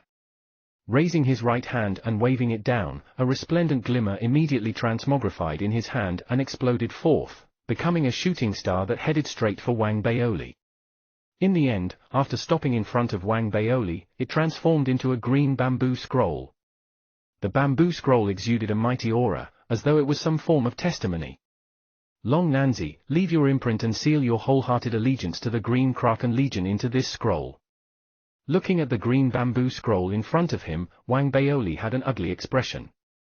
After focusing his gaze on Yi Nyanzi for a few breaths of time, he replied coldly. I refuse. Chapter 791, A Challenge from a Lesser Sect. Chapter 791, A Challenge from a Lesser Sect. Hearing Wang Baoli's response, Yi Nyanzi furrowed his eyebrows slightly. He circulated his cultivation and dispersed his spirit immortal aura, combining it with his giant fish dharmic battleship. It became a suppressive force that engulfed the Soul Rift planet. I didn't hear that clearly, consider whether you want to repeat yourself. The suppressive force coming from Yi Nyanzi's body made Wang Baoli feel a true sense of danger. At the same time, he was very clear about the status of the Green Kraken Legion within the Divine Sovereign Justice sect. So, after being silent for a few breaths' time, Wang Baoli spoke in a deep voice. Swear what kind of allegiance? From now on, you will only accept orders from the Green Kraken Legion and will voluntarily give up your control of the Soul Rift Legion. After Yi Nyanzi spoke this sentence slowly, he ignored Wang Baoli. Instead, he stood atop his bronze giant fish as he continued. After becoming the Green Kraken Legion subordinate, all the needs of the Soul Rift Legion will be taken care of by the Green Kraken Legion. We will arrange for a large number of people to base themselves here. But you will have to give up your control of the Soul Rift Legion. From then on, you will no longer be the commander of the Soul Rift Legion.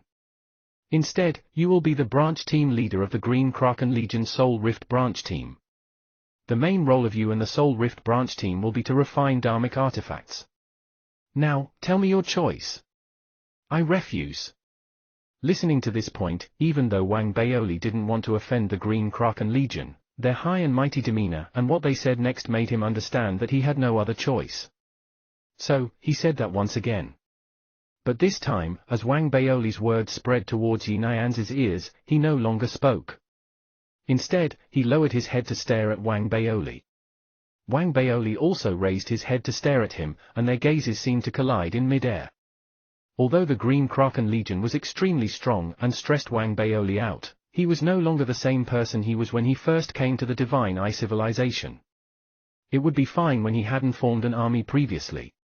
But now that he had the right to have his own army, and now that he already had his base, even the Green Kraken Legion couldn't attack him by force under the rules of the Divine Sovereign Justice sect.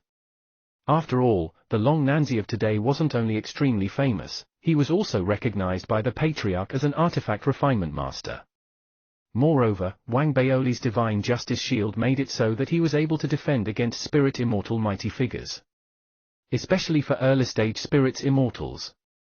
Wang Baoli felt that he could now take them on. Of course, it would be best if he didn't need to attack. Wang Baoli was also worried that his new version of the Divine Justice Shield would continue catching the attention of the Patriarch. However, Wang Baoli thought that it was unnecessary to tolerate Yi Nyanzi just because he didn't want to expose his new version of the Divine Justice Shield. So when he looked towards Yi Nyanzi, he narrowed his eyes and braced himself in case Yi Nyanzi decided to attack. This was because he understood that although tolerating him could prevent conflict, if he still didn't dare to retaliate when his bottom line was tread on, then, that wouldn't be considered tolerating. Instead, it would be seen as cowardice. The necessary retaliation was also another method for him to prove his worth, and it fit perfectly with his plans of making himself known in the Divine Eye civilization. At the same time, this would be acknowledged and praised by people, as it fit the mainstream values of the Divine Eye civilization. However, as time slowly passed, even though a tense atmosphere continued to engulf the Soul Rift planet and lingered in the surroundings of Yi Nyanzi and Wang Baoli, Yi Nyanzi didn't choose to attack directly in the end. He was clear that although Long Nanzi's cultivation wasn't at the spirit immortal realm, his value wasn't too far off that of a spirit immortal. Furthermore, he had the backing of the Ice Phoenix Legion, who had become very strong recently. There were even rumors that Chief Minister Shu seemed to think highly of Long Nanzi. All these were factors that made him have some reservations in his heart. As for Wang Baoli's combat strength, he wasn't worried. To him, Wang Baoli was merely a soul conduit. So, although Yi Nyanzi had reservations in his heart because of Wang Baoli's connections, he didn't feel that Wang Baoli had the right to reject the Green Kraken Legion, and he felt that Wang Baoli didn't have the ability to bear the consequences of rejecting them. Yi Nyanzi thought that he needed to teach Wang Baoli a lesson and show him what the right choice was, but he had the patriarch protecting him. So, after staring for a moment, Yi Nyanzi spoke coldly. "You better watch out." After he said that, he turned around and left the Soul Rift planet after creating waves of fog with a flick of his sleeve. His words and his exit were the best warning. They also foreshadowed that Wang Baoli would experience a series of actions meant to teach him a lesson. Wang Baoli was very clear about this. This Green Kraken Legion is being somewhat overbearing.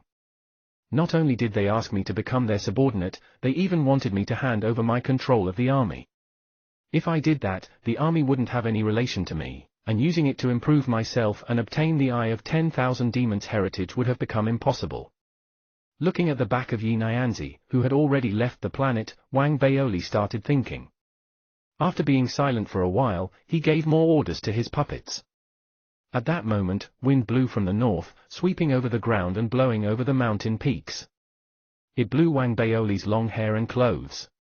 Seeing his puppets making battleships at an insane speed and feeling the wind of the Soul Rift planet, Wang Baoli knew that a more violent wind would blow on his Soul Rift planet in the very near future. I wonder what the Green Kraken Legion will do to give me a warning. Wang Baoli raised his head to stare at the heavens. After thinking, he had a few guesses. Because my army has just been formed, there's no army of a lower rank than mine within the Greater Sect army rankings. So, if the Green Kraken Legion wants to give me a warning, they can either suppress me from above, such as sending me on expeditions. Or, if not, a challenge from a lesser sect army? Thinking to this point, Wang Baoli suddenly felt a sense of desire. But he understood that even if the Green Kraken Legion's warning was a challenge from a lesser sect army, he definitely couldn't underestimate them. And the moment the violent wind appeared, was faster than Wang Baoli predicted. The third day after Yi Nyanzi left, a notice from the Divine Sovereign Justice sect was sent to Wang Baoli's sect Jade Slip. The lesser sect Earth Cloud sect's Earth Cloud Legion, with the Green Kraken Legion as its guarantor, applied to challenge the Greater Sect Soul Rift Legion. This challenge has been acknowledged and approved by the Divine Sovereign Justice sect. It will start in 6 hours, and the challenge time limit will be 2 hours. It was a challenge from a lesser sect army after all. A glimmer flashed between Wang Baoli's eyes. He was very clear that he couldn't lose this battle. Once he lost, he would lose his status of being a Greater Sect army, and all his previous effort would have been in vain. The good thing was that although 3 days wasn't a long period of time, with sufficient resources, Wang Baoli still managed to produce several hundred self-destructing battleships. They were also made with the theory of the old version Divine Justice shields as a foundation, and all of them had a certain degree of reflection power. This gave him a certain level of confidence. But the most important point was, Wang Baoli didn't think they would send a spirit immortal for this battle. At most, they will send false immortals. And they will definitely prepare against my Divine Justice shield. Wang Baoli narrowed his eyes and immediately gave orders to his puppets. He had already prepared beforehand, so even though he only had 6 hours, all his orders were carried out in an orderly manner.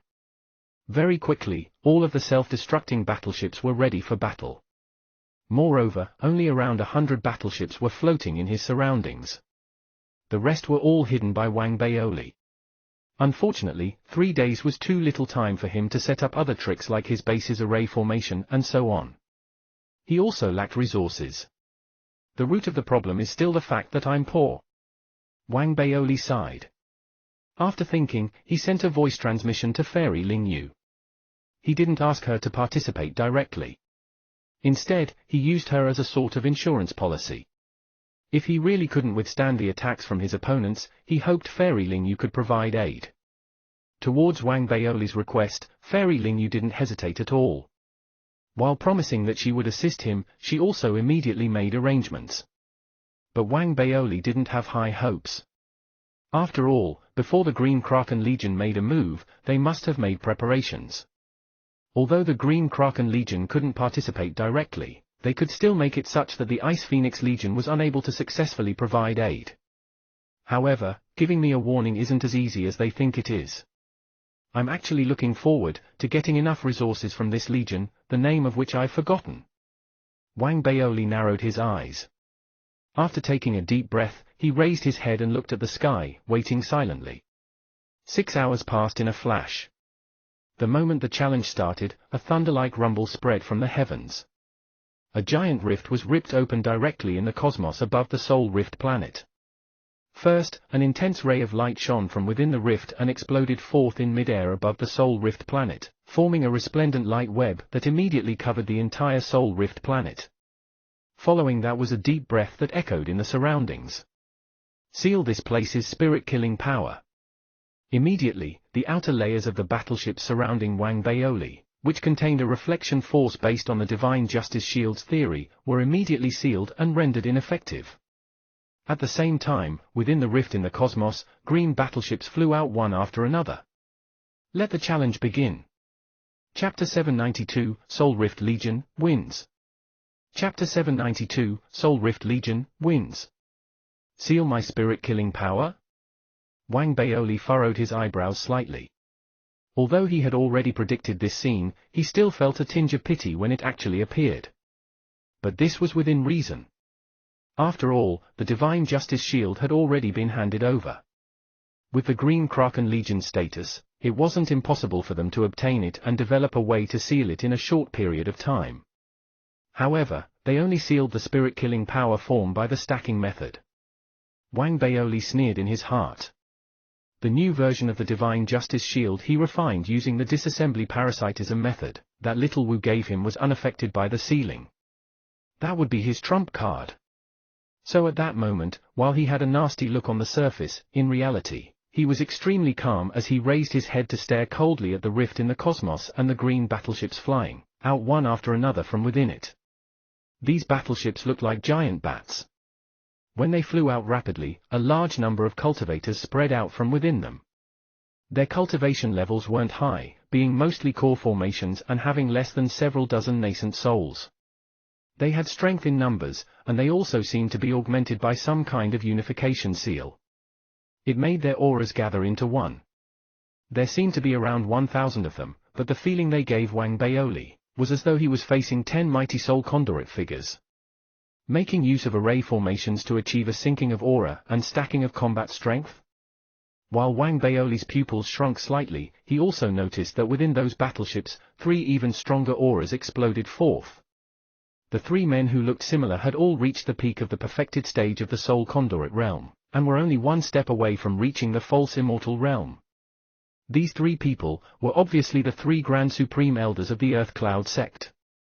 After appearing, the 3 of them shot towards Wang Baoli like 3 shooting stars, their eyes brimming with excitement and desire. Wang Baoli's gaze swept across the bodies of the 3 of them, then passed over the 10 soul conduit auras that were formed via stacking. But what he was focusing on were 2 people who had walked out from within the rift in the cosmos at that moment. Of the 2 people, one was skinny, while one was plump. The former was expressionless, while the latter had a smile on his face that made him seem harmless. Standing at the edge of the rift, they stared at the Sol Rift planet. Their gazes seemed to be able to travel great distances and landed on Wang Baoli's body. Only 2 false immortals? Wang Baoli raised his eyebrows and felt incredulous. So he searched around his surroundings thoroughly once again. After confirming that there were only these 2 false immortals and 3 perfected stage soul conduits, he suddenly laughed. Does this show that you're confident in your seals, or is it that you're underestimating your opponent? Wang Baoli blinked and wanted to confirm his speculation again. But the 3 perfected stage soul conduits had already neared him. One of them even started laughing loudly. Long Nanzi, don't expect the Ice Phoenix Legion to come and save you now. Senior Yi Nyanzi has personally gone there to obstruct them. Your Soul Rift Legion is destined to be wiped off the greater sect rankings today. As he spoke, the 3 perfected stage soul conduits all laughed loudly as they increased their speed and neared Wang Baoli in an instant. It was as though they became 3 evil dragons as they flew directly towards him. Their extremely strong perfected stage soul conduit realm cultivation seemed to be able to compress the surrounding void, causing an infinite amount of pressure to stack onto Wang Baoli from all directions. It was as though they wanted to completely suppress Wang Baoli.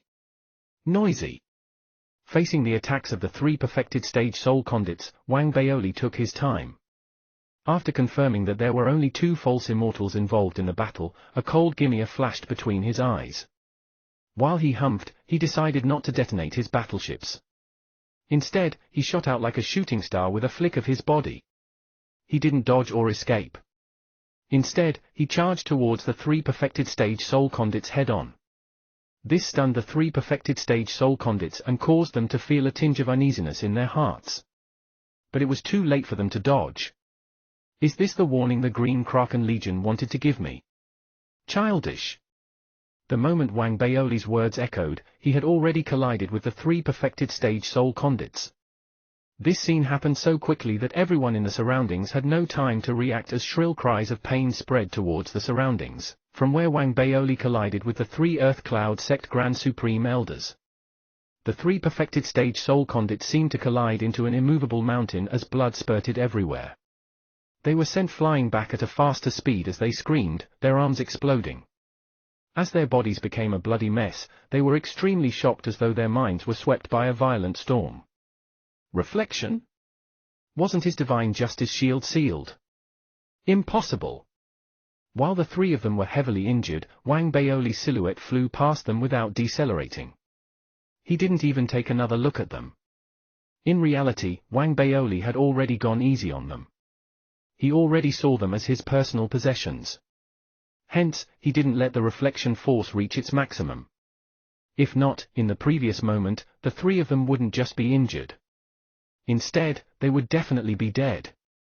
After all, the moment a lesser sect challenged a greater sect and lost, they would immediately become subordinate to the greater sect. That was part of the rules of the Divine Sovereign Justice sect, and no one dared to go against them. Even the Green Kraken Legion had no way of preventing that.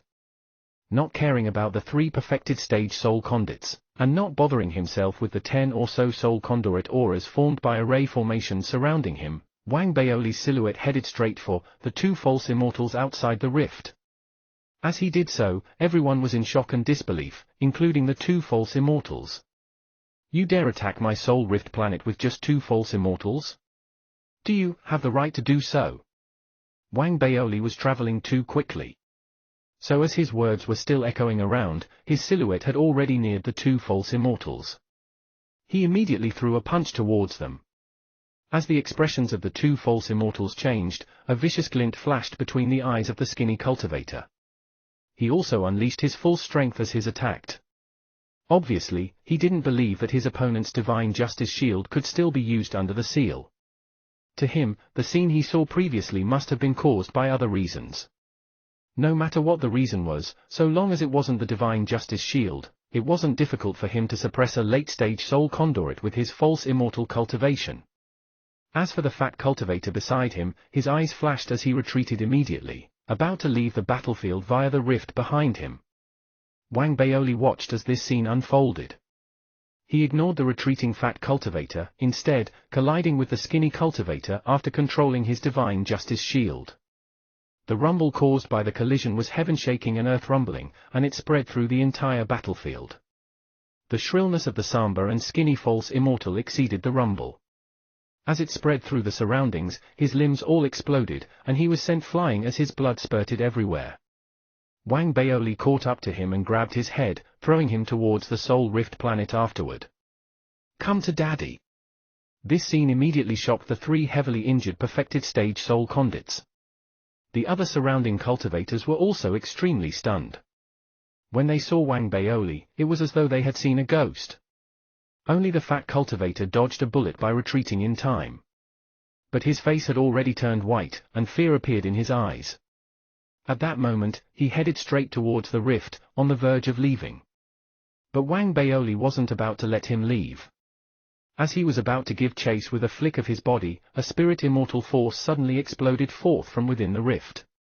A giant arm transmogrified and passed through the fat cultivator's body, grabbing towards Wang Baoli. Feeling the spirit immortal waves from the giant hand, Wang Baoli's eyes flashed, and he suppressed the urge to fight it. Retreating, he raised his head to look towards the cosmos and roared. Green Kraken Legion, are you afraid of losing? You send a spirit immortal just because you want to gain control of my small army? If so, why bother giving me the right to form an army? How would you gain the support of my fellow Taoists in the sect? How will others be motivated to work hard in the future? Patriarch, I admit that I held back a trick or two concerning the Divine Justice Shield in self-defense, but this is what every artifact refiner would do. However, I, Long Nanzi, don't accept the Green Kraken Legion's actions. As Wang Baoli's words were spoken, the transmogrified hand stopped for a while. The moment it stopped, an ancient voice echoed in the surroundings. The Soul Rift Legion wins. When that was heard, the arm trembled slightly and stopped grabbing towards Wang Baoli. Instead, it grabbed the fat cultivator who escaped death and disappeared via the rift in the cosmos. As it disappeared, the battle ended. As for the 3 perfected stage soul conduits of the Earth Cloud Legion, their bodies trembled as they could no longer hide the despair in their eyes. They understood the consequences of losing the battle. The surrounding Earth Cloud sect cultivators and the false immortal that had been thrown by Wang Baoli onto the Soul Rift planet and barely survived, all spit out another mouthful of blood. Only Wang Baoli looked back at the green battleships and the large number of cultivators surrounding him with his eyes shining.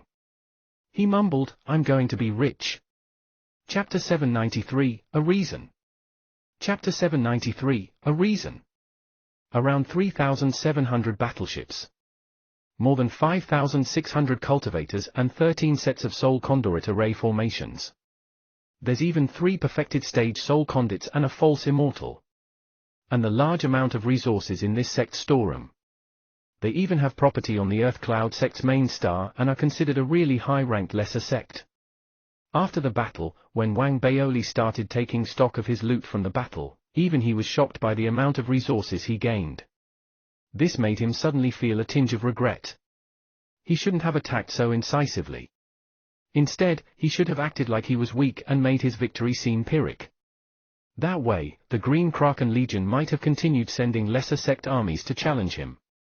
But now, Wang Baoli assumed that the Green Kraken Legion would temporarily stop their attacks. After all, the Patriarch's words were an expression of attitude to a certain degree. It was also unfavorable for the Green Kraken Legion to continue going after Wang Baoli's right to his army in this situation. This was actually true. In this defeat, although the Green Kraken Legion seemed to have underestimated their opponent, thinking thoroughly, that wasn't truly the case. After all, not only did they give a treasure that had the ability to seal spirit-killing power, they even assigned 3 perfected stage Soul Conduits and over 10 Soul Conduit array formations to make the Earth Cloud Legion, which was already pretty spectacular, even more powerful. At the same time, they even assigned 2 false immortals just in case. Their original plan was for them to suppress all accidents while also disrupting the Ice Phoenix Legion, and cutting off any possibility of reinforcements. One could say that these preparations would make it hard for even a greater sect army ranked in the top 20 to resist them, let alone a newly formed army. After all, although general strength was absolutely necessary, a really strong combat strength could often have a huge effect as well. But in the end, it was the Green Kraken Legion who lost this battle. At the same time, as news of the battle spread, Long Nanzi's name became the center of attention of the entire Divine Sovereign Justice sect again. It also made many people understand that, if they wanted to go against the Soul Rift Legion, unless they could truly suppress the Divine Justice Shield, they would only have a chance of victory if a Spirit Immortal got involved. Such difficulty made it such that the Green Kraken Legion could only choose to stop attacking him temporarily. After all, the losses in the battle didn't mean much to the Green Kraken Legion. The only thing was, the false immortal captured alive by Wang Baoli. According to the Divine Sovereign Justice sect's rules, those who were sent by other sects to assist in battle weren't completely considered spoils of war. So to a certain extent, they could get him back. So when the Green Kraken Legion gave conditions that Wang Baoli felt were decent, Wang Baoli thought for a while and agreed to give back the false immortal with no hesitation. At the same time, he contacted the Holy Crest sect and let them spread the news that he wanted to sell the Earth Cloud sect. To the lesser sects, this was extremely tempting. Even for some greater sects, it was a huge temptation. That was especially so considering that Fairy Ling Yu made use of her contacts as well. In the end, Wang Baoli sold off the entire Earth Cloud sect in exchange for a nearly infinite amount of resources. To any lesser sect, that amount of resources would make them very jealous. Even greater sect armies, except for those at the very top of the rankings, would be tempted by that amount of resources. With those resources, Wang Baoli could build up his army more quickly and more comprehensively. His plan to modify the Soul Rift planet was also carried out successfully. After obtaining those resources, Wang Baoli bought quite a few army array formations. After setting them up, it became very difficult for outsiders to enter. At the same time, Wang Baoli bought many large-scale dharmic artifacts and lined them up on the ground. The most important thing was that, after obtaining sufficient resources, Wang Baoli could produce more puppets and thus increase the number of battleships he had. Besides, the depth of his pockets also enabled Wang Baoli to make use of the disassembly parasitism technique he obtained from Little Wu on his battleships to a certain degree.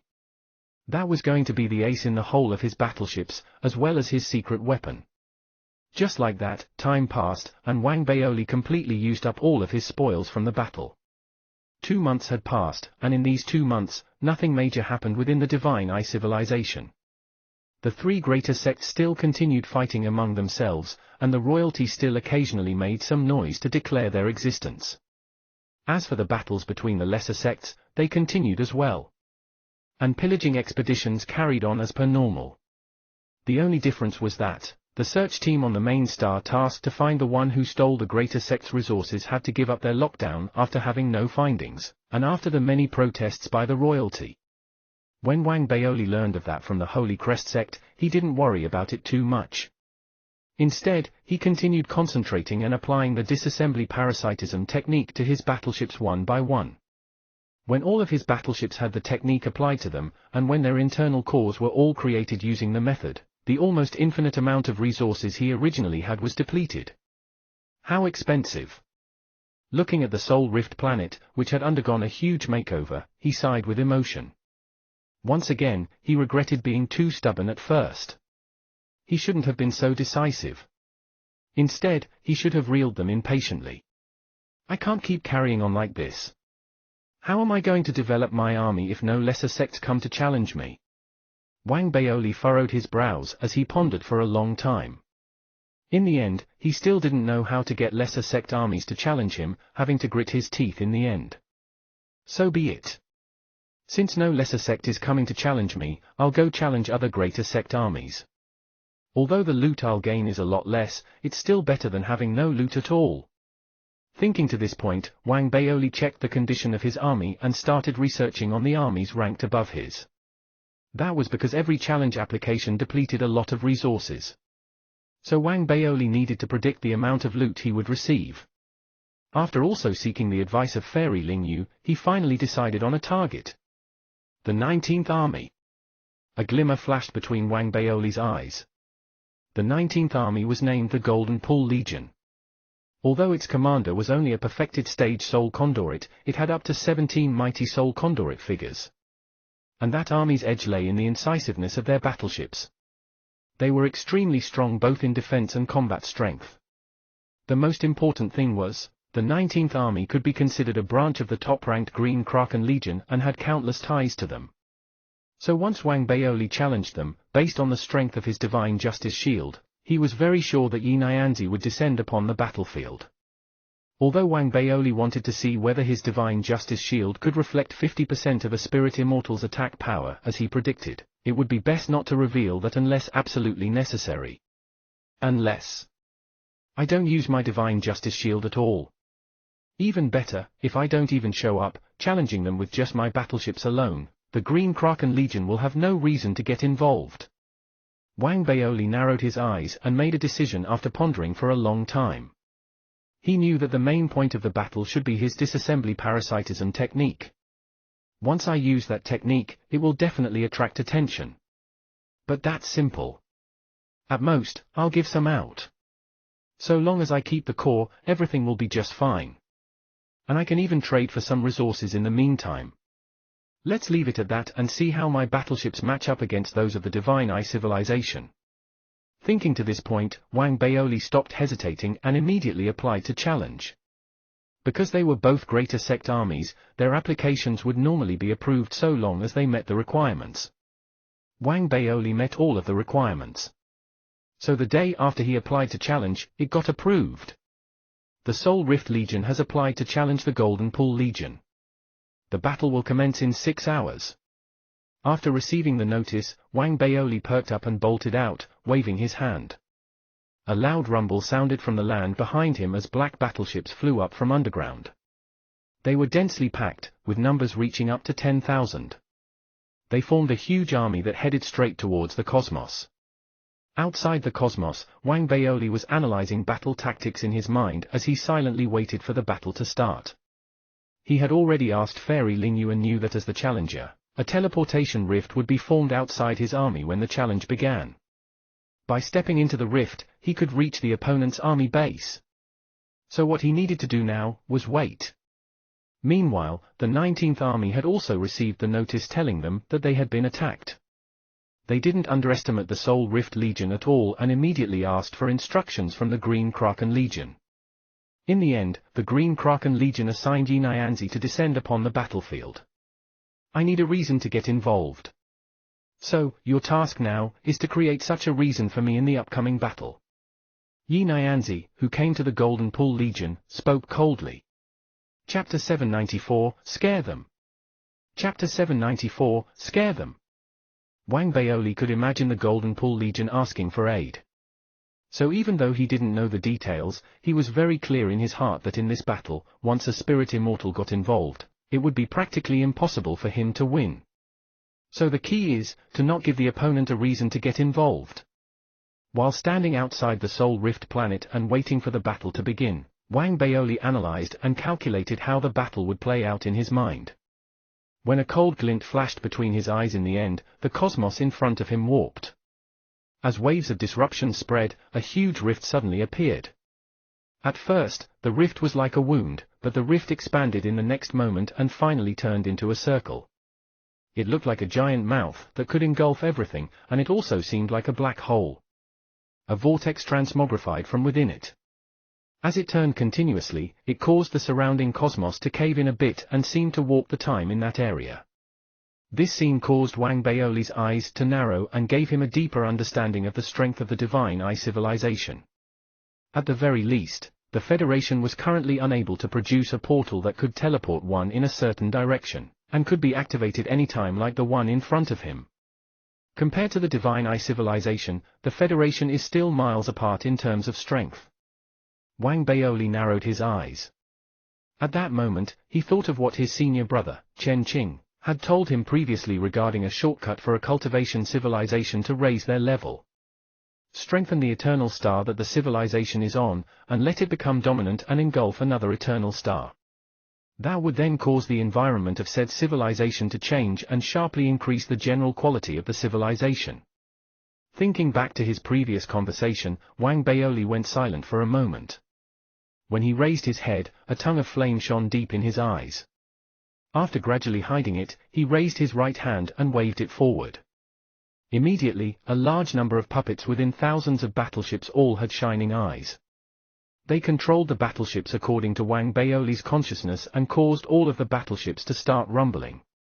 They all headed straight towards the vortex, just like arrows shot from a bow. As the battleships flew into the vortex one after another, Wang Baoli also stepped into the vortex with a flick of his body. As his vision blurred and became clear again, he had already left the Soul Rift planet and appeared at the planet of the Golden Pool Legion. The Golden Pool Legion's base was a small planet like the one assigned to the Soul Rift Legion. But the differences between the size of their planets and the amount of spirit chi they had were immense. The latter was poor, and the former was rich. One could see that this planet, which was 10 times bigger than the Soul Rift planet, was covered in green foliage. While its life force was immensely concentrated, it was obvious that its stellar source exceeded what the small planet could originally contain. Obviously, the Golden Pool Legion put in a lot of effort and money to modify the planet. This made it such that, although the small planet couldn't be ranked among the top few large planets of the Divine Eye civilization, it could still be considered rare. That was especially so considering the auras coming from the perfected stage Soul Condoric commanders within the Golden Pool Legion, exploded forth from the Golden Pool planet the moment Wang Baoli appeared. There were also multiple medium-scale array formations that were activated at that moment and gathered a large amount of aura. At the same time, within the Golden Pool Legion, at least 10,000 battleships were rumbling as they slowly rose into the sky. There were also countless large-scale dharmic artifacts circulating and locking onto Wang Baoli, who appeared in the cosmos. They were going all out, and their killing intent was immense. Besides that, there was a green protective layer that activated in an instant and covered all directions. While it obscured the planet, it also warped the surrounding cosmos and made it seem dreamy. Golden Pool Legion. Wang Baoli gazed at the Golden Pool planet as he stepped out of the rift, and his eyes shone. Even though Wang Baoli didn't sense spirit immortals or even false immortals in the Golden Pool planet's aura, he wouldn't be fooled by this guise. He still raised his right hand and pointed according to his original plan. "I'll scare them first." Immediately, a portion of the battleships surrounding him was taken out, and they immediately turned red as they flew out, appearing as though they were burning. They headed straight for the Golden Pool planet's defensive barrier. As they flew out, a shocking aura spread from the battleships. In fact, if one looked at them thoroughly, they could see that among the battleships, there were many which seemed to be unable to take explosions of that degree. Cracks appeared on the battleships, and they seemed to be about to collapse. It all happened too quickly. In the next moment, those battleships crashed directly onto the Golden Pool Legion's defensive barrier, and rumbles sounded out. Immediately, as heaven-shaking and earth-rumbling noises exploded forth, the defensive barrier caved in.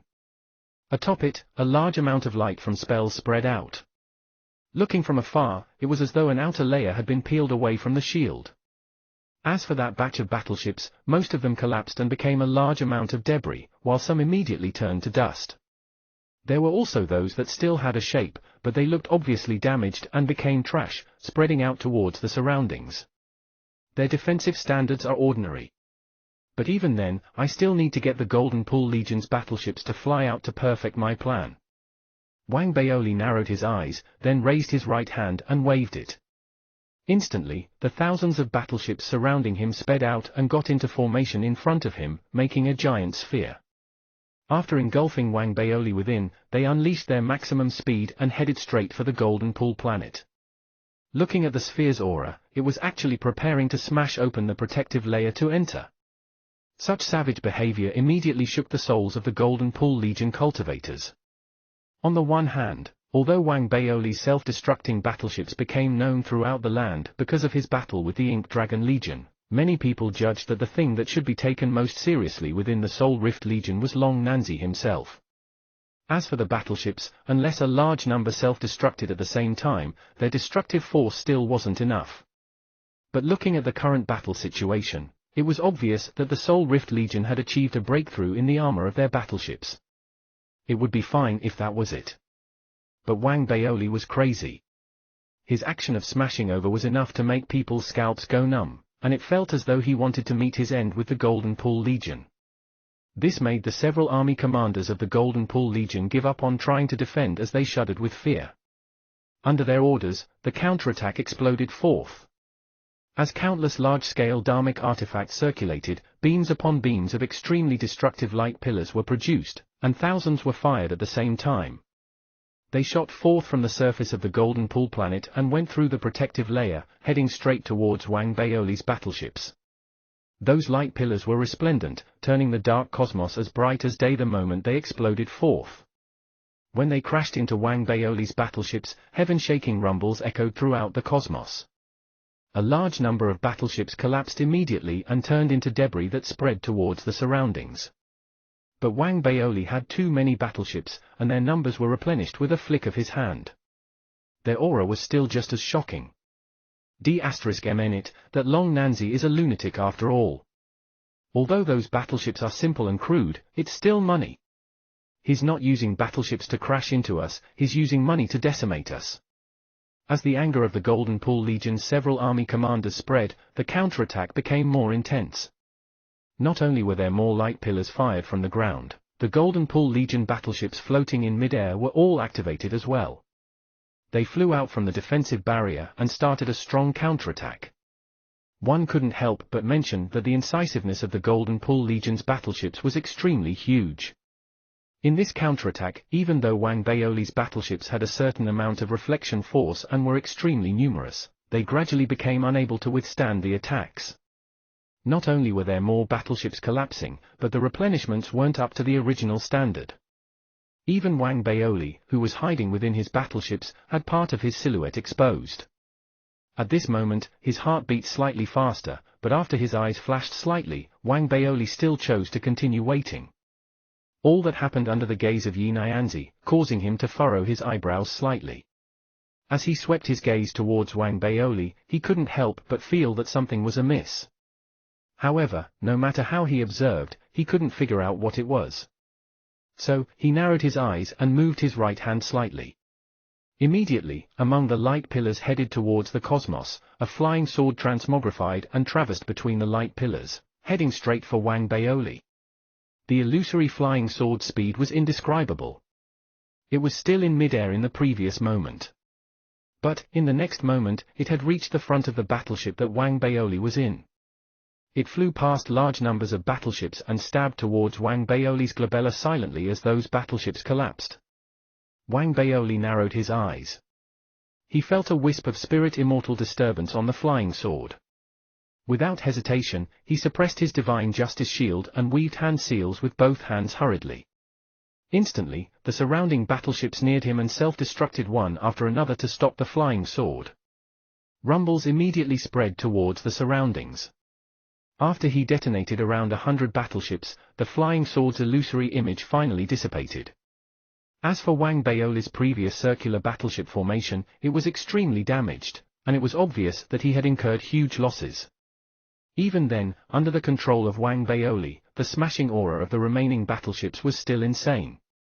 Seeing how Wang Baoli was getting nearer and nearer to the Golden Pool planet, and how it felt as though he was prepared to meet his end with the Golden Pool Legion, the Golden Pool Legion finally got anxious. Activate the half-dharmic battleship. Chapter 795, A Reversal. Chapter 795, A Reversal. The ground shuddered as the commander of the Golden Pool Legion barked out the order. Then, countless beams of light erupted from the ground, and from beneath the earth, a gigantic dragonfly emerged, shrieking. The dragonfly was 30,000 feet wide and exuded an incredible aura that felt more powerful than an ordinary battleship, but less so than a dharmic battleship. Its strength seemed to match a false immortal realm cultivator and approach that of a spirit immortal. Its appearance drew the instant attention of everyone on the battlefield. This was the Golden Pool Legion's trump card, the ultimate weapon that the Legion had painstakingly crafted over the years with the support of the Green Kraken Legion. It was half as powerful as a dharmic battleship. In fact, the Legion only lacked certain essential materials before it could upgrade the Dragonfly to full dharmic battleship strength. Regardless, with this beast and a false immortal from the Green Kraken Legion, the two legions would be able to unleash strength and power that bested every other false immortal realm cultivator. After all, dharmic battleships were precious rarities. There were fewer than 100 of them to be found in the entire Divine Eye civilization. Even the Ink Dragon Legion hadn't possessed one.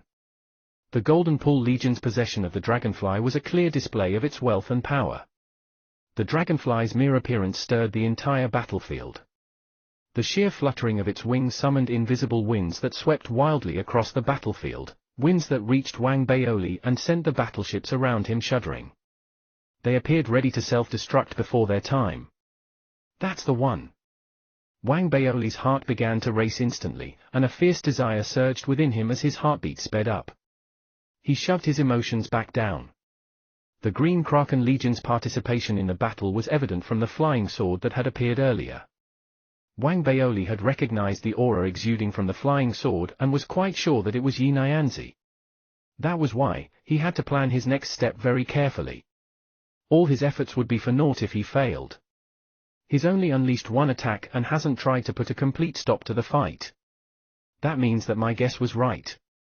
Because of the Patriarch's warning and my increased worth, the Green Kraken Legion can't attack me with their full strength without considering the repercussions of their actions. He's here because he wants to send a message and because he's looking for an opening to attack. After all, this is a fight between the Golden Pool Legion and me, and he's a spirit immortal. It would look bad on him if he joins the fight. He'll be hard put to explain his actions to others. These thoughts flashed across Wang Baoli's mind. He now understood why the Golden Pool Legion had chosen to be on the defensive at the beginning. They're trying to make it look like they're the ones being bullied and make a show of how powerful my Divine Justice Shield is. They're giving Yi Nyanzi an excuse to join the battle. Unfortunately, they've underestimated the true strength of my battleships. Wang Baoli narrowed his eyes as he analyzed the situation swiftly. He eyed the dragonfly, which had summoned a defensive barrier and then kept its distance. Wang Baoli calculated the distance separating them, then clenched his jaw. Fierce indignation shone in his eyes as he raised his right hand and began to form a series of hand seals. The battleships around him stopped their charge at the Golden Pool planet and began to retreat and head towards the distant rift. Any observer would see this as an act of surrender upon seeing the appearance of the dragonfly. This was especially so after witnessing Wang Baoli's miserable state after the damages that had been wrought upon his battleships, and the partial destruction of his fleet. Wang Baoli's decision to retreat would appear completely within reason. He hadn't activated the Divine Justice Shield at all. The commanders of the Golden Pool Legion could tell that something was going on. They knew that this was a deliberate move made by Long Nanzi. He intended to not let the Green Kraken Legion have any excuse to join the battle. That sly fox. Trying to escape? Does he think that the Golden Pool planet is a place that he can come and go from as he pleases? Upon seeing Wang Baoli's retreat, the commanders of the Golden Pool Legion sent a flurry of voice transmissions and came to a swift decision. The fleet of the Golden Pool Legion battleships and the gigantic dragonfly started charging and went into active pursuit. Yi Nyanzi hesitated momentarily, feeling an instinctive sense of unease. He had half a mind to stop the Golden Pool Legion, but the sense of unease that had come over him had been surreal and passed quickly. He couldn't pin down the cause of his unease, no matter how hard he thought about it. Besides, Wang Baoli was running away at top speed. If they were to lose him here, he wasn't prepared to let him escape. Death resulting from a challenge was entirely acceptable and within the rules. But if they were to let Wang Baoli slip through their fingers, they would need to find another chance to eliminate him. The price they would have to pay for the second chance would be great. That was why he hadn't stopped the Golden Pool Legion despite his momentary hesitation. A relentless pursuit began in the cosmic space around the Golden Pool planet. Thunderous explosions erupted in space as the battleships around Wang Baoli blew apart, one after another. His face looked considerably paler, and one could see the panic and fury in his eyes. He kept pulling out battleships and throwing them behind him, activating their self-destruct mechanisms in an attempt to slow down his pursuers. His efforts appeared to be failing. Wang Baoli's attempts began to weaken under the relentless pursuit of the massive Golden Pool Legion fleet. The Dragonfly, with power equivalent to half that of a Dharmic battleship, helmed the pursuit. Fierce winds erupted in its wake. Wang Baoli's battleships barely survived past 5 counts before they were crushed and torn into bits. Golden Pool Legion, you've gone overboard. I've already retreated. Do you need to go to this extent? The look on Wang Baoli's face was that of pure panic. His eyes swept past the battlefield and landed on the countless wrecked and destroyed battleships, his heart secretly bursting with glee. He kept a constant watch on the Dragonfly and its location. He had been using himself as bait to draw the beast's pursuit while secretly maneuvering the wrecked battleship remains around them. The decimated parts drifted towards the Dragonfly without anyone's notice. Wang Baoli slowly guided everything into place, and the Dragonfly slowly approached the location that he had planned for. A look of mad glee appeared on Wang Baoli's face as soon as the beast reached his targeted position. With a wave of his hand, Wang Baoli pulled out the last 100 battleships in his storage bracelet and roared. "Don't push me!" His roar was a drop of water in an ocean, hardly stirring a ripple on the battlefield. The final 100 battleships that he had summoned looked ready to cave into themselves as the Dragonfly fluttered its wings. It was then that Yi Nyanzi's eyes widened. He had been watching the battle intently all this while. At that moment, the expression on his face shifted. Something's wrong. The wrecked battleship remains unmoving. Long Nanzi appears to be escaping, but he's obviously drawing the Dragonfly towards the battleship remains. Golden Pool Legion, stop your pursuit immediately. Get the Dragonfly away from the battleship wreckage. Yi Nyanzi's breathing quickened as his panicked voice thundered across the battlefield. With a single step, he appeared amidst the stars and rushed towards the battlefield. His revelation had come too late. As the Golden Pool Legion froze in their tracks upon hearing his order to desist, Wang Baoli, who had been fleeing all this while, suddenly turned around. His eyes shone brightly, and his hair danced madly around his face. He lifted both hands and pressed them into a hand seal.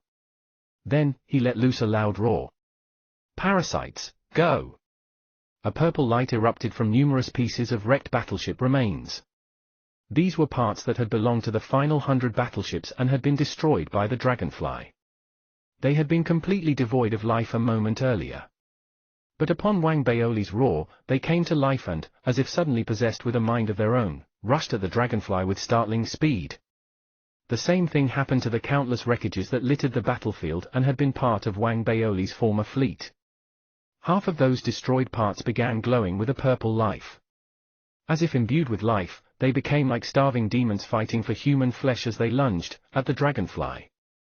It was a terrifying sight to behold indeed, countless shards broken off from destroyed battleships suddenly glowing with a purple light and then moving. No one could react in time to the suddenness of it all. The purple light appeared to possess a strange power. As the glowing shards layered themselves over the Dragonfly, they melded with the Dragonfly as if they had been a part of the beast all along. They had latched onto the Dragonfly like parasites. A Dharmic battleship was a living being. That was the source of its incredible power. At that moment, the Dragonfly let loose a terrible cry. It seemed to be terrified and in pain. There were simply too many shards that had latched onto the beast. Its howl was short-lived, silenced quickly as countless shards buried its entire being and transformed it entirely. It no longer looked like a dragonfly. Instead, it looked like an enormous locust. Its red eyes glowed with madness as it turned towards the Golden Pool Legion, whose members were stunned into silence and gaping with shock, as well as Yi Nyanzi, who had just arrived on the battlefield. Then, it let loose a fearsome roar. Its roar thundered across space, sending powerful ripples through the battlefield. The aura it exuded appeared more powerful than before. Should it self-destruct now, the resultant explosion might unleash a power that rivaled that of a spirit-immortal realm cultivator. The Golden Pool Legion trembled under the weight of such power, and a dark look descended upon Yi Nyanzi's face. Wang Baoli landed on the locust's head with a single step, then looked at Yi Nyanzi with what seemed like a smile on his face. "Senior Yi Nyanzi, we meet again." As he spoke, Wang Baoli lifted his right hand and made a quick hand seal. Around him, a good half of the Golden Pool Legion battleships swerved around suddenly and turned their weapons onto Yi Nyanzi and the remaining Golden Pool Legion fleet. A smattering of purple, glowing shards could be found on these battleships. Chapter 796, Journeying Towards War. Chapter 796, Journeying Towards War. It was a bizarre sight to behold indeed. Half of the Golden Pool Legion battleships exuded a purple glow as they hovered in space. The cultivators on board these battleships tried to wrestle control of them, to no avail. The battleships had become their cages and Wang Baoli's weapons. It was a significant number of battleships. In addition to those battleships was the locust that was currently under Wang Baoli's feet. Its original physical appearance, which was that of a dragonfly, had been completely transformed. It looked less dexterous but far more gruesome and savage. A loud buzzing, like many things rubbing against each other, could be heard from inside its body. It was a sound that struck fear into the soul of those who heard it. The odds had been reversed suddenly. The edge that the Golden Pool Legion had was now turned against them. Every Golden Pool Legion cultivator was struck with shock and fear, their breathing quickening. A few even gasped out loud. As for the commanders, their faces were pale, and they looked at a loss. They couldn't believe what had just happened. The loss of half of their fleet had sent them into a panic, and they quickly turned towards Yi Nyanzi with pleading eyes. The look on Yi Nyanzi's face was thunderous. He fell silent under the pleading looks on the Golden Pool Legion commanders' faces. He had the ability to help them, but he needed a reason to do so. Unfortunately, they hadn't yet found one. Long Nanzi hadn't activated his Divine Justice Shield at all. He had continued fighting with his battleships even when Yi Nyanzi had acted out of turn and unleashed an attack. Long Nanzi had been playing by the rules of the game all along. Should he choose to step in now, he would be labeled a bully who was pushing his junior around. He would be breaking the rules as well. Perhaps this wouldn't have mattered if he were doing this to someone else, but this was Long Nanzi, the man who currently had the Patriarch's favor. His actions wouldn't be very proper. The look on Yi Nyanzi's face grew darker as such thoughts flooded his mind, and resentment stewed inside him. He was at the spirit immortal realm and could have easily beaten his opponent, but his opponent placed obstacles in his way each and every time. Murder began to color Yi Nyanzi's eyes. He gave Wang Baoli a long and deep look, then said in a low voice, "Long Nanzi, hand over the beast. We'll declare you the victor for this challenge." "I'm sorry, Senior Yi Nyanzi, but I'm taking this as my war trophy," Wang Baoli said with a slight smile. He could sense the other party's ill will. He harbored no goodwill towards the man either. He held the upper ground now in terms of battle odds and playing by the rules. Why should he hand over the spoils of his victory? Besides, this was something that Wang Baoli desired very much. With the locust in his possession, even if he were to lose the challenge and was made to turn over loads of materials as compensation, it would be worth it. Yi Nyanzi wasn't surprised by Wang Baoli's reply.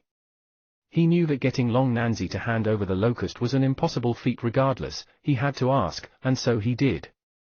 He gave Long Nanzi another long considering look before turning away and leaving the battlefield. Since he had no excuse to step in and join the fight, there was no point in him staying. The Golden Pool Legion's defeat would definitely affect the Green Kraken Legion, but he wasn't the sole master and owner of the Green Kraken Legion after all. Still, he had suffered multiple failures in exacting punishment on Long Nanzi. Yi Nyanzi wasn't going to just let this matter go. Just as he was about to leave, he suddenly spoke. As expected of a master at artifact refinement. "I've never encountered such parasitism techniques. When used wisely, such a technique could turn the tide in a large-scale battle. The Golden Pool Legion was defeated fair and square." Having said that, Yi Nyanzi strolled off into the stars without sparing a glance at the Golden Pool Legion. As the Golden Pool Legion simmered bitterly, Wang Baoli narrowed his eyes. Yi Nyanzi's parting words were dripping with malice. He had intentionally drawn attention to Wang Baoli's parasitism technique. He was trying to get the sect to confiscate Wang Baoli's parasitism technique, just like how his Divine Justice Shield had been taken away from him. He wanted to rob Wang Baoli of his trump card. If the technique was bought over by the sect, the Green Kraken Legion could then get their hands on it easily. Having the technique in their possession would be akin to recouping any losses they might have incurred from the Golden Pool Legion's defeat. If they were to use the technique wisely, the Green Kraken Legion might even reap additional gains. All these considerations flashed past Wang Baoli's mind swiftly. His caution towards Yi Nyanzi grew considerably. Yi Nyanzi wasn't only skilled at keeping his emotions under control, his dark and sinister powers were also something to be wary of. Wang Baoli had kept that in mind when he had decided to act. He had been prepared. As a result, while he had remained wary of Yi Nyanzi, he wasn't overly affected by what Yi Nyanzi had said. Things turned out the way he had expected them to. The Golden Pool Legion was forced to yield in defeat. After the victorious challenge, Wang Baoli immediately collated some peripheral information about the parasitism technique and sent it over to Fairy Lingyu. He passed a message through Fairy Lingyu to Chief Minister Shu. He was going to present the technique as a gift to the Patriarch. He didn't request anything in exchange. This was to be a gift. There was an advantage to gift-giving. It earned the open approval of the Patriarch and gave the Soul Rift Legion the authority to deal with their spoils of war as they saw fit. This meant that the Golden Pool Legion had no way of recouping their losses. In addition, they would be forced to hand over a massive amount of resources as compensation. Their ranking also plummeted, their 19th position being taken over by the Soul Rift Legion. The challenge had garnered quite a bit of attention. Wang Baoli and the Soul Rift Legion started to gain a name for themselves after the two challenges. The most recent challenge had gotten them a place at the 19th spot in the ranking. The entire Divine Eye civilization was paying a great deal of attention to him. Within the Divine Sovereign Justice sect, a huge majority of disciples began to treat him with greater deference and respect. Quite a few armies and cultivators in the sect began wondering privately which spot in the ranking the Soul Rift Legion was targeting next. While they were doing so, Wang Baoli was going through his spoils and reallocating most of the resources to the Locust. After refining his fleet, he didn't choose to issue a new challenge. He was now well aware of the difference in power between him and the armies ahead of him in the ranking. Things might have gone better for him if he hadn't handed over his parasitism technique. Even though he had only given the barest of information to the sect, he couldn't keep relying on the technique. The actual workings of the technique would just get exposed in the long run. He had thought it through and concluded that continued usage of the technique wasn't going to pay off. He should be accumulating his power and building a strong foundation instead. In his next challenge, he should fight for a spot in the top 10 or 5, perhaps even higher. The resources that he was going to need to achieve that goal would be tremendous. Based on Wang Baoli's current situation, getting that amount of resources in the Divine Eye civilization was going to be a feat. It seems like I'll have to make a trip out. Follow the ways of the Divine Eye civilization, and see if I can bump into a mutant civilization like I did the last time around. Wang Baoli considered his options for a moment but decided to hold off against any immediate action. Instead, he took a few days to inspect his fleet and carefully think through his plans. Then, he finally made up his mind. My army can only grow more powerful with the necessary resources. Besides, I need an opportunity in order to advance my cultivation. A resolute look settled in his eyes. Wang Baoli had decided to leave. He located his donkey and little Wu, who had gotten to know each other during this period. The bond that they had cultivated with each other appeared to be deeper than the one they had with Wang Baoli. Having been summoned back to Wang Baoli's side, they sat next to each other in the Dharmic battleship and departed from the Soul Rift planet with the Soul Rift Legion. The fleet sped into space and exited the Divine Sovereign Justice Sect's protectorate. The sight of the Locust and the 10,000-strong Soul Rift Legion in the public cosmic territory was an awesome one to behold. Passing cultivators were dumbstruck, giving way to the passing fleet hastily. Armies from other sects looked on with caution when they caught sight of the Soul Rift Legion as well. It's Long the Mad. I heard he's the only cultivator in the entire army. But he's so powerful that his army is ranked 19th in the Divine Sovereign Justice Sect, and that's before he's even made a move. Should he decide to do it, he might even get a place in the top 10 armies in the sect. He's crazy. Anyone who crosses his path is sure to suffer. Let's stay away from him. Wang Baoli's journey began without a hitch, amidst the wary eyes of the crowd. The bounty that the Violet Gold New Dao sect had put out seemed to have lost its appeal. As the one who had put up the bounty, the Ink Dragon Legion appeared to have chosen to give up their hunt for Wang Baoli. Wang Baoli arrived safely at the Divine Eye Civilization's Eternal Star, the Eye of 10,000 Demons. With the mandate given to the Soul Rift Legion, Wang Baoli got himself the necessary access rights. With a wave of his hand, the fleet rushed at the Eternal Star. In the next moment, the Soul Rift Legion disappeared entirely from the Divine Eye Civilization.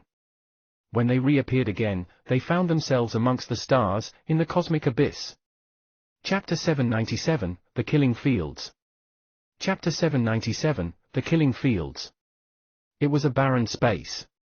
There seemed to be nothing besides shattered pieces of meteorites. Forget about any signs of planets, there was no wreckage or life. There was little light around them, and space was pitch black. The Divine Eye Civilization is like a swarm of locusts. Who knows the number of times they have plundered the civilizations around them. Wang Baoli looked around him. He had expected this, but he still couldn't help but sigh. I'll have to go somewhere further. Wang Baoli fell into a contemplative silence. From the corner of his eye, he could see the donkey eyeing the interior of the locust with shining eyes. It licked its lips uncontrollably while its drool began to pool on the floor. Little Wu sat next to the donkey, staring into space. He seemed to be in a fugue state. Wang Baoli had no idea what he was thinking. Wang Baoli ignored Little Wu and glared at the donkey. There was no need for him to say anything, the look was warning enough. The donkey got the message and looked down pitifully. It stuck its tongue out and lapped up the pool of drool. With the knowledge that the donkey knew its place, Wang Baoli retracted his threatening look and then formed a hand seal. His fleet clustered around him immediately, the battleships vanishing one after another as they were pulled into his storage bracelet. Only the Locust remained, speeding towards the distant cosmos. The direction he had chosen to be teleported to was different from the one that the Holy Crest sect had chosen. Wang Baoli was familiar with the route the Holy Crest sect had taken, but the territory had been plundered. That was why Wang Baoli had decided to try his luck with another direction. Wang Baoli had the star map to this region, but it wasn't of much use. It only told Wang Baoli the extent of the Divine Eye civilization's exploration in this region. With the speed that the Locust was going, they reached the edge of that explored territory within 2 weeks. The star map became completely useless then. The territory that we're heading into is unrecorded territory. There's still a chance that it might have been plundered by the Divine Eye civilization, but the further we go, the lower those chances are. Wang Baoli perked up. He steered the Locust and charged ahead. However, luck didn't seem to be on Wang Baoli's side for this particular expedition. Another 2 weeks went by, and the cosmos around them remained pitch black, with no planets in sight. Wang Baoli simmered in frustration. Seeming to sense the terrible mood that Wang Baoli was in, the donkey didn't lick the insides of the Dharmic battleship as frequently. Even so, whenever Wang Baoli noticed drool dripping uncontrollably from the donkey's lips, he would glare at the creature. "Little Wu! I'm here, Daddy!" Little Wu had been in a fugue state for an entire month. Upon hearing Wang Baoli's voice, he bounced to his feet and shouted. "I'm handing you a mission. Watch the donkey and make sure it keeps its mouth clean. It's not allowed to eat anything." Little Wu was instantly torn when he heard that. He had become well aware of the donkey's strange culinary taste and had learned that there was nothing in this world that the donkey wasn't capable of eating. In fact, Little Wu secretly thought that the donkey might even turn its teeth on him if it got too hungry. He had even reached the conclusion that the donkey, given the right conditions, could gobble up the entire Black Earth Empire. He looked at the donkey, then looked at Wang Baoli. Then, with a pitiful look on his face, he murmured, "Daddy, I can't stop Second Master. He's my senior. I'll have a bite of you for every bite it takes." Wang Baoli gave Little Wu a fierce glare, causing him to shudder. He was sure that Wang Baoli was capable of doing exactly what he had said. The look on his face turned serious immediately, and he replied loudly. "Don't worry, Daddy. I'll stop Second Master from doing anything wrong." Wang Baoli snorted and retracted his glare. He ignored Little Wu and his troubled look as the latter negotiated with the donkey and begged the creature to control its urges. Time went by as Wang Baoli rode the Locust through the dark cosmic space. Like a solitary beast, he traveled from galaxy to galaxy. All of them were the same, shriveled and drained, without any signs of life or ruined remnants of civilization. The journey, dry and boring and without direction, began to stir doubts in Wang Baoli's mind. He wondered if he should stop wasting his time, turn back, and choose another route. Things might turn out better. Just as doubt began to build inside Wang Baoli, the cosmic landscape before him started to look different. It was no longer complete darkness. There appeared to be light shimmering in the distance. Shimmering lights. The discovery energized Wang Baoli. The presence of light meant the existence of an eternal star somewhere in the area. He had no idea the state the eternal star was in, but he knew that an eternal star was the core of every civilization. Where there was an eternal star, the chances of there being life were great. The discovery had Wang Baoli shifting the direction he was going excitedly. He charged towards the source of light at full speed, the journey taking him 10 days. As the light grew brighter, Wang Baoli could finally make out a huge eternal star lying ahead of him in the distance. The eternal star was larger than the one in the Divine Eye civilization. However, the light it was giving off wasn't as bright. In fact, he could hardly feel any heat from the light. The eternal star appeared to have undergone some kind of structural transformation. It looked fossilized. However, the source of light within its core hadn't yet extinguished. The light penetrated the eternal star's outer fossilized walls and flooded outward into space, lighting up the cosmic region. Wang Baoli's heart raced as he observed the sight from a distance. Without any hesitation, he stopped the Locust in its tracks. Then, he raised his right hand and, with a wave, pulled out a compass. The compass was of the Divine Eye civilization. It was able to perform a scan of a cosmic region and reconstruct a star map from the scan. The cultivators from the Divine Eye civilization who had invaded the Federation had used something similar to perform a scan on the solar system. The compass that Wang Baoli was now holding was far superior compared to their compass, though, in both its accuracy and the radius of the area scanned. It was an essential item that the Divine Sovereign Justice sect distributed to its armies. Red, orange, yellow, cyan, green, blue, and purple.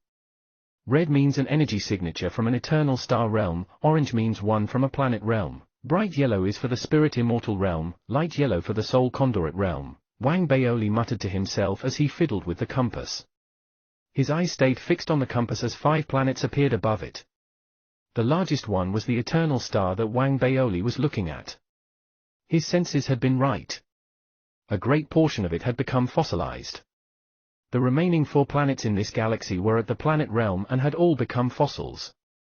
The extent of their fossilization exceeded that of the eternal star. They were almost fully fossilized. Instead of calling them planets, one might view them as 4 enormous meteoroids floating in space.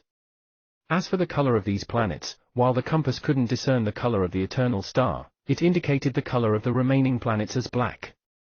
That meant that there weren't any signs of spirit chi on the planets. Wang Baoli frowned at the results. Could it be another mutant civilization? Wang Baoli fell into a thoughtful silence as he slowly steered the locust towards the galaxy. He then activated his cultivation and unleashed the full power of the locust, ready to speed up or unleash a counterattack at a moment's notice. The locust approached the new galaxy steadily under Wang Baoli's focused and watchful eyes. When he finally entered the galaxy, shock flashed across his face, and the locust came to an abrupt stop. Earlier on, he hadn't been able to get a good look because of the distance. In addition, a strange power appeared to be cloaking the galaxy and preventing his compass from obtaining a more detailed scan of the area. Now that he had entered the galaxy, his eyes began to take in the scene before him. It was a killing field. Countless bodies floated in space, alongside numerous parts from battleship wreckages and damaged dharmic treasures. They drifted in space and filled the entire cosmic region, as far as the eye could see. Where am I? Shock flickered across Wang Baoli's face, and he felt incredibly uneasy. He could feel danger creeping in and surrounding him from all sides. Chapter 798, Stone Spirit Civilization. Chapter 798, Stone Spirit Civilization. Something must have happened here. Wang Baoli didn't act rashly and instead scanned his surroundings carefully first. He unleashed his locust's cultivation and allowed its false immortal realm power to sweep across the terrain. After ensuring that the area was safe, he turned his eyes towards the ruins around him. He had no knowledge of the culture of this civilization and hence was unable to assess the period the bodies were from based on the clothes they were wearing. There was a strange power within this galaxy that was working against his divine sense. It appeared to be able to freeze time, preserving the bodies the way they appeared right before their deaths. The clothes and accessories on the bodies fell under this strange power's influence as well, showing no signs of degradation or decomposition. Wang Baoli couldn't imagine the power that was required to achieve something like that. He couldn't tell if it originated from a cultivator or if it was a strange power that existed inherently in this galaxy. Logically speaking, even though this galaxy may be located in a rather distant and deserted location, someone should have come across it during its long years of existence. But if they had, it doesn't make sense that the bodies and ruins would still remain untouched.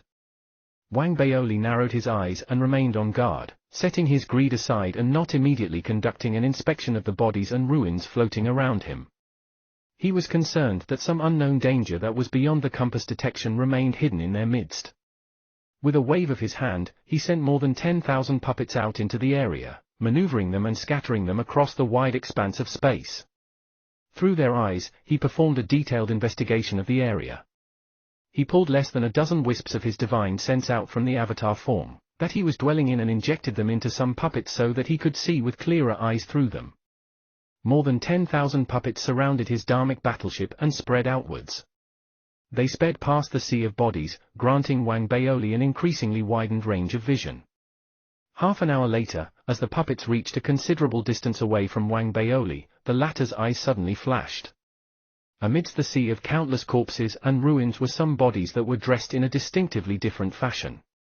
These corpses weren't congregated in a single area but spread across multiple locations. Wang Baoli perceived as many as 7 to 8 spots from his current range of vision. These groups of bodies don't belong to the same time period as the original bodies. The discovery heightened the sense of wariness that Wang Baoli had been feeling. Thoughts and guesses flashed across his mind. In his head, he could see cultivators from other civilizations who had come across this region in the past. They had entered the galaxy and then come to some accidental demise. Maybe the bodies that were originally here hide some kind of unknown danger? Wang Baoli narrowed his eyes and assessed the situation. He was reluctant to just turn tail and leave. Therefore, he pulled out another batch of puppets, which sped past the sea of bodies and headed for the 4 planets. He intended to use his puppets to find out if there was anything strange about the planets. Based on what he was able to find out, he would determine whether to continue searching the area. With a plan in place, Wang Baoli continued releasing puppets. A group of these puppets arrived at one planet just as the number of released puppets reached 30,000. The planet was completely black and resembled an enormous meteoroid from afar. When the puppets landed on the planet, they too saw nothing but black all around them. There was no plant life and no source of water. There were only mountain ranges snaking across the planet's surface and their numerous mountain peaks. The planet was deathly silent. The arrival of Wang Baoli's puppets had broken that silence. However, nothing alive came to greet them. Wang Baoli decided to wait instead of instructing his puppets to start a search of the planet. After his remaining puppets had landed on the other 3 planets, he finally initiated a simultaneous search of all 4 planets. Wang Baoli's eyes grew wider as the search unfolded. Then, he wrestled control over one puppet and turned its eyes towards a black bamboo shoot growing on a small hill on one of the planets. The bamboo was made out of stone despite looking like a plant. Its leaves were also made of stone. Adding to the bizarre discovery was the sight of liquid emerging from the bamboo's skin and slowly dripping down the shoot. There was no scent to the bamboo and no presence of spirit energy. Regardless, Wang Baoli felt as if he had been struck by lightning by the discovery. His heart started pumping rapidly. A stone bamboo! Wang Baoli could barely believe his eyes. He had read about it in the Divine Eye Civilization's literature. Its name might sound ordinary, but its worth was immense. Stone bamboo had gone extinct in the Divine Eye Civilization. To get a hold of it, one had to get it from other civilizations and pay an absurd sum for it. Stone bamboo was a key component in building and upgrading dharmic battleships. It was extremely rare, and demand for it vastly exceeded supply. As a result, even a bit of stone bamboo the length of one's finger could spark an intense fight to the death. As for the stone bamboo that currently stood before Wang Baoli, while bringing it back wouldn't spark an outright war between 2 greater sects, it would definitely create chaos and madness amongst some armies. Stone bamboo was something Wang Baoli needed as well, and something that he had been searching for. He had something half as powerful as a dharmic battleship now, his Locust. If he were to refine it with sufficient stone bamboo, there was a great chance of evolving it into a full-fledged dharmic battleship. A stone bamboo shoot. Wang Baoli's heart raced. The pervasive sense of danger surrounding him made him hesitant, though. It was then, during that exact moment of hesitation, while his puppets were scattered and doing a sweep of the 4 planets, that stone bamboos began springing from the ground like daisies. In fact, more than 100 stone bamboos had popped up on the 3rd planet. The other planets only had a few dozen shoots. The excitement of seeing these shoots spring forth from the ground turned Wang Baoli's eyes red and caused his breathing to quicken. The donkey and Little Wu couldn't see what was going on and had no idea what was happening with Wang Baoli. But Little Wu quickly realized what had just happened. They had found something valuable. The donkey had no idea what Wang Baoli was thinking. But the galaxy held great temptation for the creature, one that was as strong as the hold that the stone bamboo had on Wang Baoli. After all, scattered in the cosmic area before it were countless ruins and shards of dharmic treasures. They were all food in the donkey's eyes. Some of them looked extremely yummy. Both Wang Baoli and the donkey's breathing sped up at the same time. Little Wu watched the two fearfully, the gears in his head spinning furiously. He decided to follow their lead and forcefully quickened his breathing too. That's a lot of stone bamboo. Let's just wing it. After a moment of contemplation, Wang Baoli gritted his teeth and made up his mind. He pulled out his compass and did a detailed scan. The results didn't show any colored energy signatures on the planets. He hesitated no longer, barking out an order to his puppets and commanding them to harvest the bamboo. He pulled out thousands of battleships and sent them towards the planet so that the puppets could load the battleships with their harvest. Wang Baoli was hedging a bet here. He kept his guard up and his cultivation churning. The locust was fully activated as well. After all, he was currently at the edge of the galaxy. Should anything dangerous happen, he was confident that he would be able to get to safety in time. Time crawled past while he stewed in anxiety and remained on high alert. The puppets had the difficult task of digging stone bamboos from the ground. The planet's rocky ground was extremely hard. The puppets often had to hit the same spot at the same time in order to loosen a bit of rock in the ground.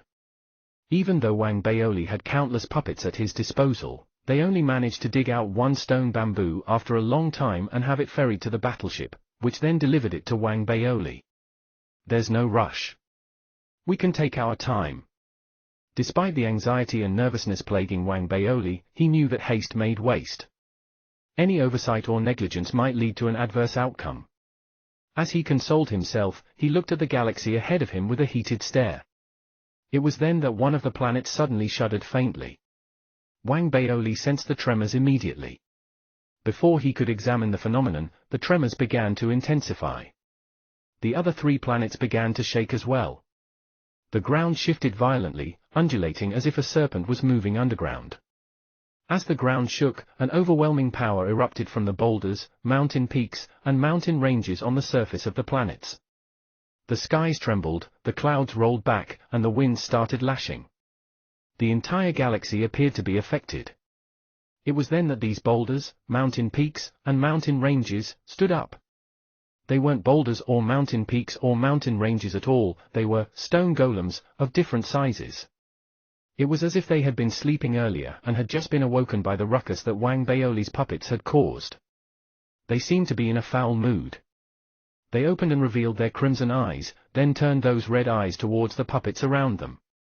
Then, they turned skywards and let loose raging howls that stirred the entire galaxy. Shock flashed across Wang Baoli's face. He tried to summon his puppets back, but the roars of these stone golems were too powerful. They were like tornadoes that swept across space, unleashing a series of thunderous booms without a moment's respite. Half of the 30,000-strong puppet army was swept away by the tornadoes, disintegrating into dust instantly. That wasn't the end of it. Something else that sent Wang Baoli, the donkey, and Little Wu shuddering in fear soon followed.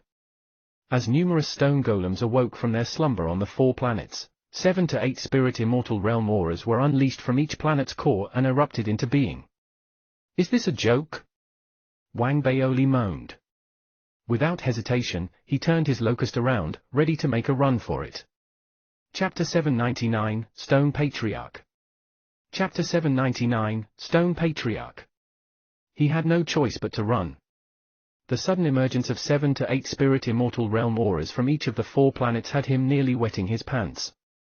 Following their appearance were numerous soul conduit realm and countless nascent soul realm energy signatures, that exploded into being as increasingly more stone golems awoke.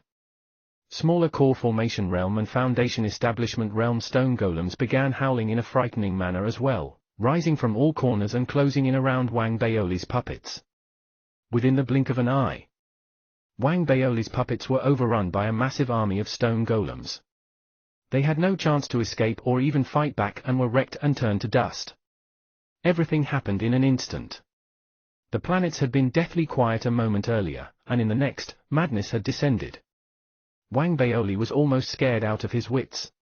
An intense danger that had suddenly erupted got him steering his dharmic battleship away and out of the galaxy instantly. Next to him, Little Wu stood eyes wide and shivering in fear. The donkey had gasped as well. It might view the stone golems as food, but too much of it was a bit frightening as well. What a horrible trap! Wang Baoli was on the verge of tears. This wasn't the time or place to mourn the loss of his puppets or lust after stone bamboos. He poured his full attention into steering the locust into the cosmos. As Wang Baoli sped ahead, 24 Spirit Immortal Realm auras had spread out behind him and morphed into shooting stars. They darted from their home planets, gliding across the starlit cosmos and rushing straight for Wang Baoli. The immense power would have sent another Spirit Immortal Realm cultivator's hair standing as he cursed his slowness, let alone Wang Baoli. Wang Baoli widened his eyes. Without any hesitation, he activated the teleportation mechanism from the Eye of 10,000 Demons and attempted to escape back to the Divine Eye civilization. As the beginnings of a teleportation began to stir, the galaxy shuddered, and a strange power descended from all around Wang Baoli, blanketing the entire area. It didn't disrupt Wang Baoli's teleportation attempt completely. However, it did manage to drag out the process. Something that should have occurred within a split second was now taking an eternity. It was probably going to take 15 minutes before he could be teleported away. What in the hell is this place? Wang Baoli almost howled. He had no time to think. He steered the locust away madly and tried desperately to leave the region, planning to exit the galaxy before attempting another teleportation. Fortunately, Wang Baoli had practiced extreme caution earlier and hadn't explored the deeper parts of the galaxy personally. He had stationed himself at its edge. By speeding up the Dharmic battleship and exploiting the burst of false immortal realm power, the Dharmic battleship was able to reach ultra-fast speeds. It reached the boundary of the galaxy within the blink of an eye and was a moment away from leaving the galaxy completely. Wang Baoli didn't release a sigh of relief just yet, though he was confident of his chances as long as he could leave the galaxy. It didn't matter that he had 24 Spirit Immortal Stone Golems pursuing him. After all, he had his Divine Justice Shield and his battleships, which would help him gain enough time to perform another teleportation. The worst he was going to suffer was a blow to his pride and a wasted trip. I just can't believe how lousy my luck is this time. It must be Little Wu's fault. I had terribly good luck the last time when he wasn't around. Wang Baoli sulked. He turned and glared at Little Wu, who returned the glare with a lost, confused look. Wang Baoli's locust continued to travel at incredible speeds as the Spirit Immortal Realm shooting stars steadily approached it. It appeared that they were going to escape from the galaxy at any moment. It was then that, suddenly, the strange power that had pervaded the galaxy descended again. It felt more powerful this time, causing the cosmos to shudder. The edge of the galaxy was sealed shut. It was as if a door had just been slammed close. There was no way out. It was like a seal. Wang Baoli's head buzzed, and he turned back in shock. The corpses and ruins that had been floating around in space were moving, as if in orbit around the eternal star. It was a fluid movement that looked slow at first, then suddenly sped up to an impossible speed. They looked like a river flowing around the eternal star, a gigantic vortex. What shocked Wang Baoli the most wasn't the sight of the vortex, but the partially fossilized eternal star. As the river circled it, it too began to quake. The shooting stars that had been chasing Wang Baoli stopped in their tracks and transformed back into stone golems. The look on their faces was that of deference, and their eyes were colored with a mad fervor. They quickly turned towards the shuddering eternal star and fell to their knees, releasing thundering howls from their lips that rippled across space. The stone golems on the 4 planets were similarly affected. They raised their faces skyward and turned mad, feverish eyes onto the eternal star. Then, they too fell to their knees and let loose loud roars. Wang Baoli's breathing stuttered at the sight. The roars of these stone golems had become a form of war chant, which contained an indescribable sense of power. Corpses and ruins continued to circle the eternal star. It was as if a ritual was taking place, and Wang Baoli had just become its witness. We're finished. We're done for. We've become some kind of sacrifice. Little Wu stared at the scene unfolding before him and started moaning. The donkey was shaking too, fear showing in its eyes. A sacrifice. Wang Baoli was reluctant to accept that conclusion. Regardless, it seemed to be the case, no matter how one looked at it. He wasn't just going to sit there and wait for death, though. A fierce light flashed in his eyes. He wasn't beneath blowing up the locust and blowing a hole in the galaxy so he could escape. As soon as that thought entered his mind, something drastic happened to the eternal star that drained Wang Baoli's face instantly, turning his skin ashen. As the vortex circled the eternal star, and as countless stone golems roared madly, the shuddering eternal star expanded and stretched outwards. A forehead larger than a planet protruded outward first, then came 4 limbs that stretched out, forming, finally, an enormous stone giant. Next to the stone giant was the eternal star, which had grown smaller by more than half its original size. It was clear that what Wang Baoli had thought was the eternal star originally had been the stone giant's body. The stone giant had held the eternal star within its arms and curled itself up into a ball. That had been why the eternal star had appeared so big. Now that the stone giant had loosened its limbs, the true form of the eternal star was finally revealed. With the outstretching of its limbs, the stone giant gradually opened its eyes. 2 bright spots shone like twin suns, lighting up the entire galaxy instantly. An aura that far surpassed that of a planet realm cultivator exuded from the stone giant effortlessly. It cut through the galaxy like fierce tornadoes, overpowering everything in its path. It was as if everything it had passed was subsumed and became a part of it. Its planet-sized right hand rose with what looked like extremely slow speed but was, in actual fact, extremely fast speed, sending a cosmic storm whipping through space. It made a grab at Wang Baoli, doing so as if he was a mere mosquito that it was planning to smack. It wouldn't be right to compare Wang Baoli to a mosquito, though. Compared to the size of that hand, Wang Baoli didn't even deserve to be called a mosquito. Thunder crashed, and strong winds lashed. The enormous hand blocked out the entire cosmos, descending upon Wang Baoli with unstoppable power and the looming weight of death, leaving Wang Baoli with nowhere to run. As the stone giant unleashed its attack, the stone golems on the planets, big and small, and the spirit immortal realm stone golems in space, grew increasingly excited. Their roars were filled with passion and fervor, and they kowtowed, seeming as if they were paying respects to their patriarch. The eternal star.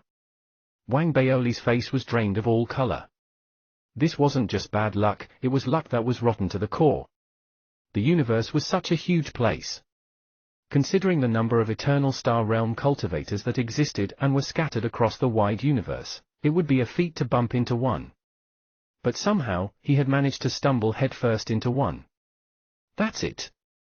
I'm done for this time. Wang Baoli's mind was a complete blank. His vision was filled by the enormous hand above him that exuded incredible and unimaginable power. He did manage to get one thing done, which was to hide the donkey away in his storage bracelet. But he had no idea if this might somehow save the creature. That was the best that he could do, though. As for little Wu, Wang Baoli couldn't help him now. He grimaced. Regardless, there was no despair or compromise in his eyes. He began to activate his cultivation as well as the locust. He was going to self-destruct. This was the only solution he could think of that might save the donkey and little Wu's lives. If he self-destructed first, they might still have a chance of survival. If the stone giant were to capture them, though, they were all as good as dead. But he wasn't willing to accept his fate just like that. Before the final self-destruction, Wang Baoli decided to wing it. He projected his voice outward and thundered. My senior brother is Chen Qing, the first divine king of the never-ending clan. I'm his only surviving junior brother. Chapter 800, Best to Stay Away. Chapter 800, Best to Stay Away. Wang Baoli gave it everything he had as he shouted out those words. It was a shout that was fueled by the very essence of his life. If this proved to be useless in scaring off the stone giant, Wang Baoli had a feeling that he was going to die. He was truly worried that his loud shouting wasn't powerful enough, so he continued yelling. My senior brother, Chen Qing, is a mighty cultivator who has slain many other powerful cultivators. He reigns supreme in the never-ending star domain and is treated like a king in many parts of the universe. Your humble junior here has mistakenly stumbled into your domain and disturbed your rest. But I haven't hurt any of your people. Why would the esteemed senior choose to make things difficult for me over something so minor? Wang Baoli tried his best to exude the power from his essence technique as he spoke. This was something his senior brother had given him, something that his senior brother had created himself. That meant that it was something that was uniquely Chen Qing's. Such unique ownership was the best proof of one's identity. If the stone giant were merely of the planet realm, Wang Baoli wouldn't have thought this method effective. It was highly unlikely for someone at the planet realm to come across someone like his senior brother.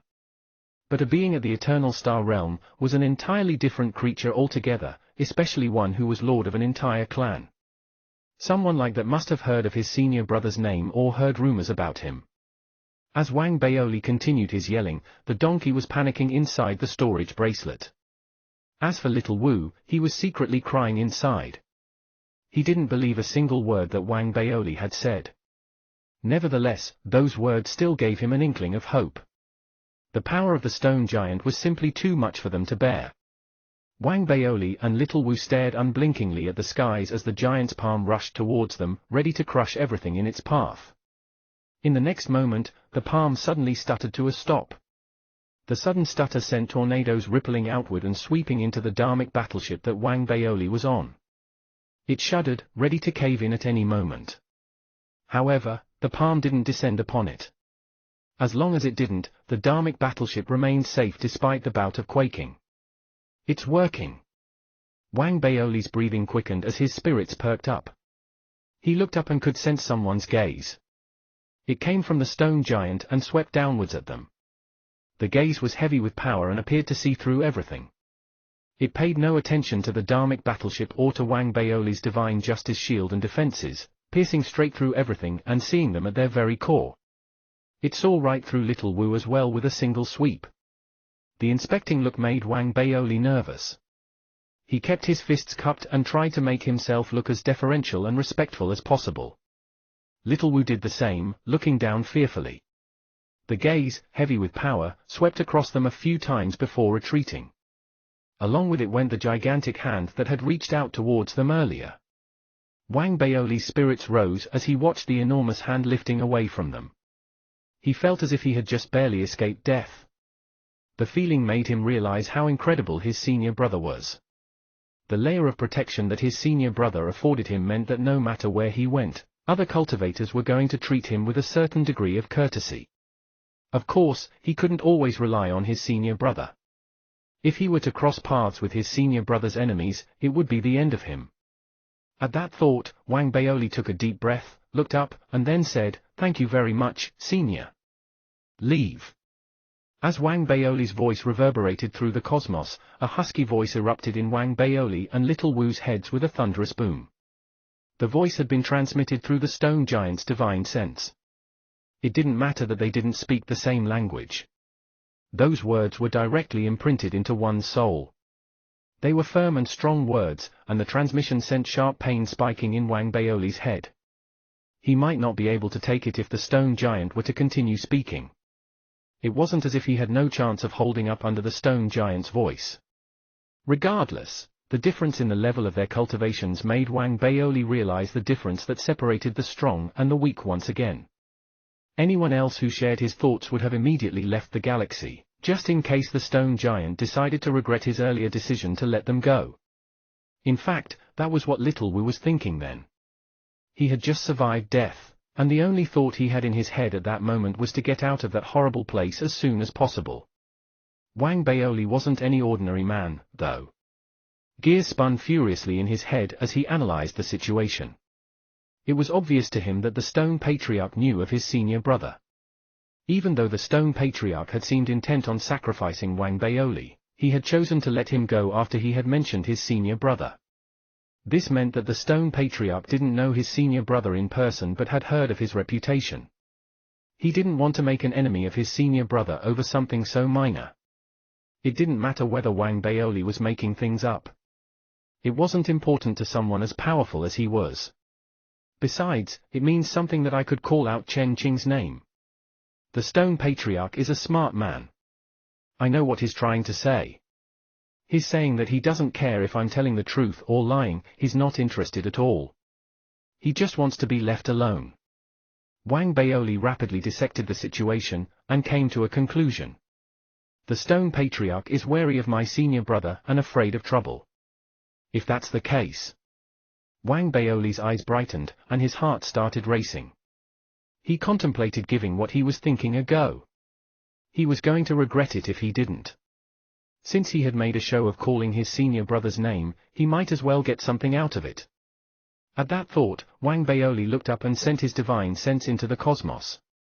Senior, it has been a hard journey for us.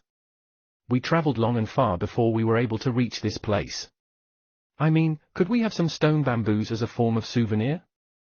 Little Wu's eyes widened when he heard what Wang Baoli had just said. Incredulity shone in his eyes as he looked at Wang Baoli in disbelief. The tension he had been feeling had barely settled before it surged inside him again. The imminent threat of danger that had dissipated erupted inside his head.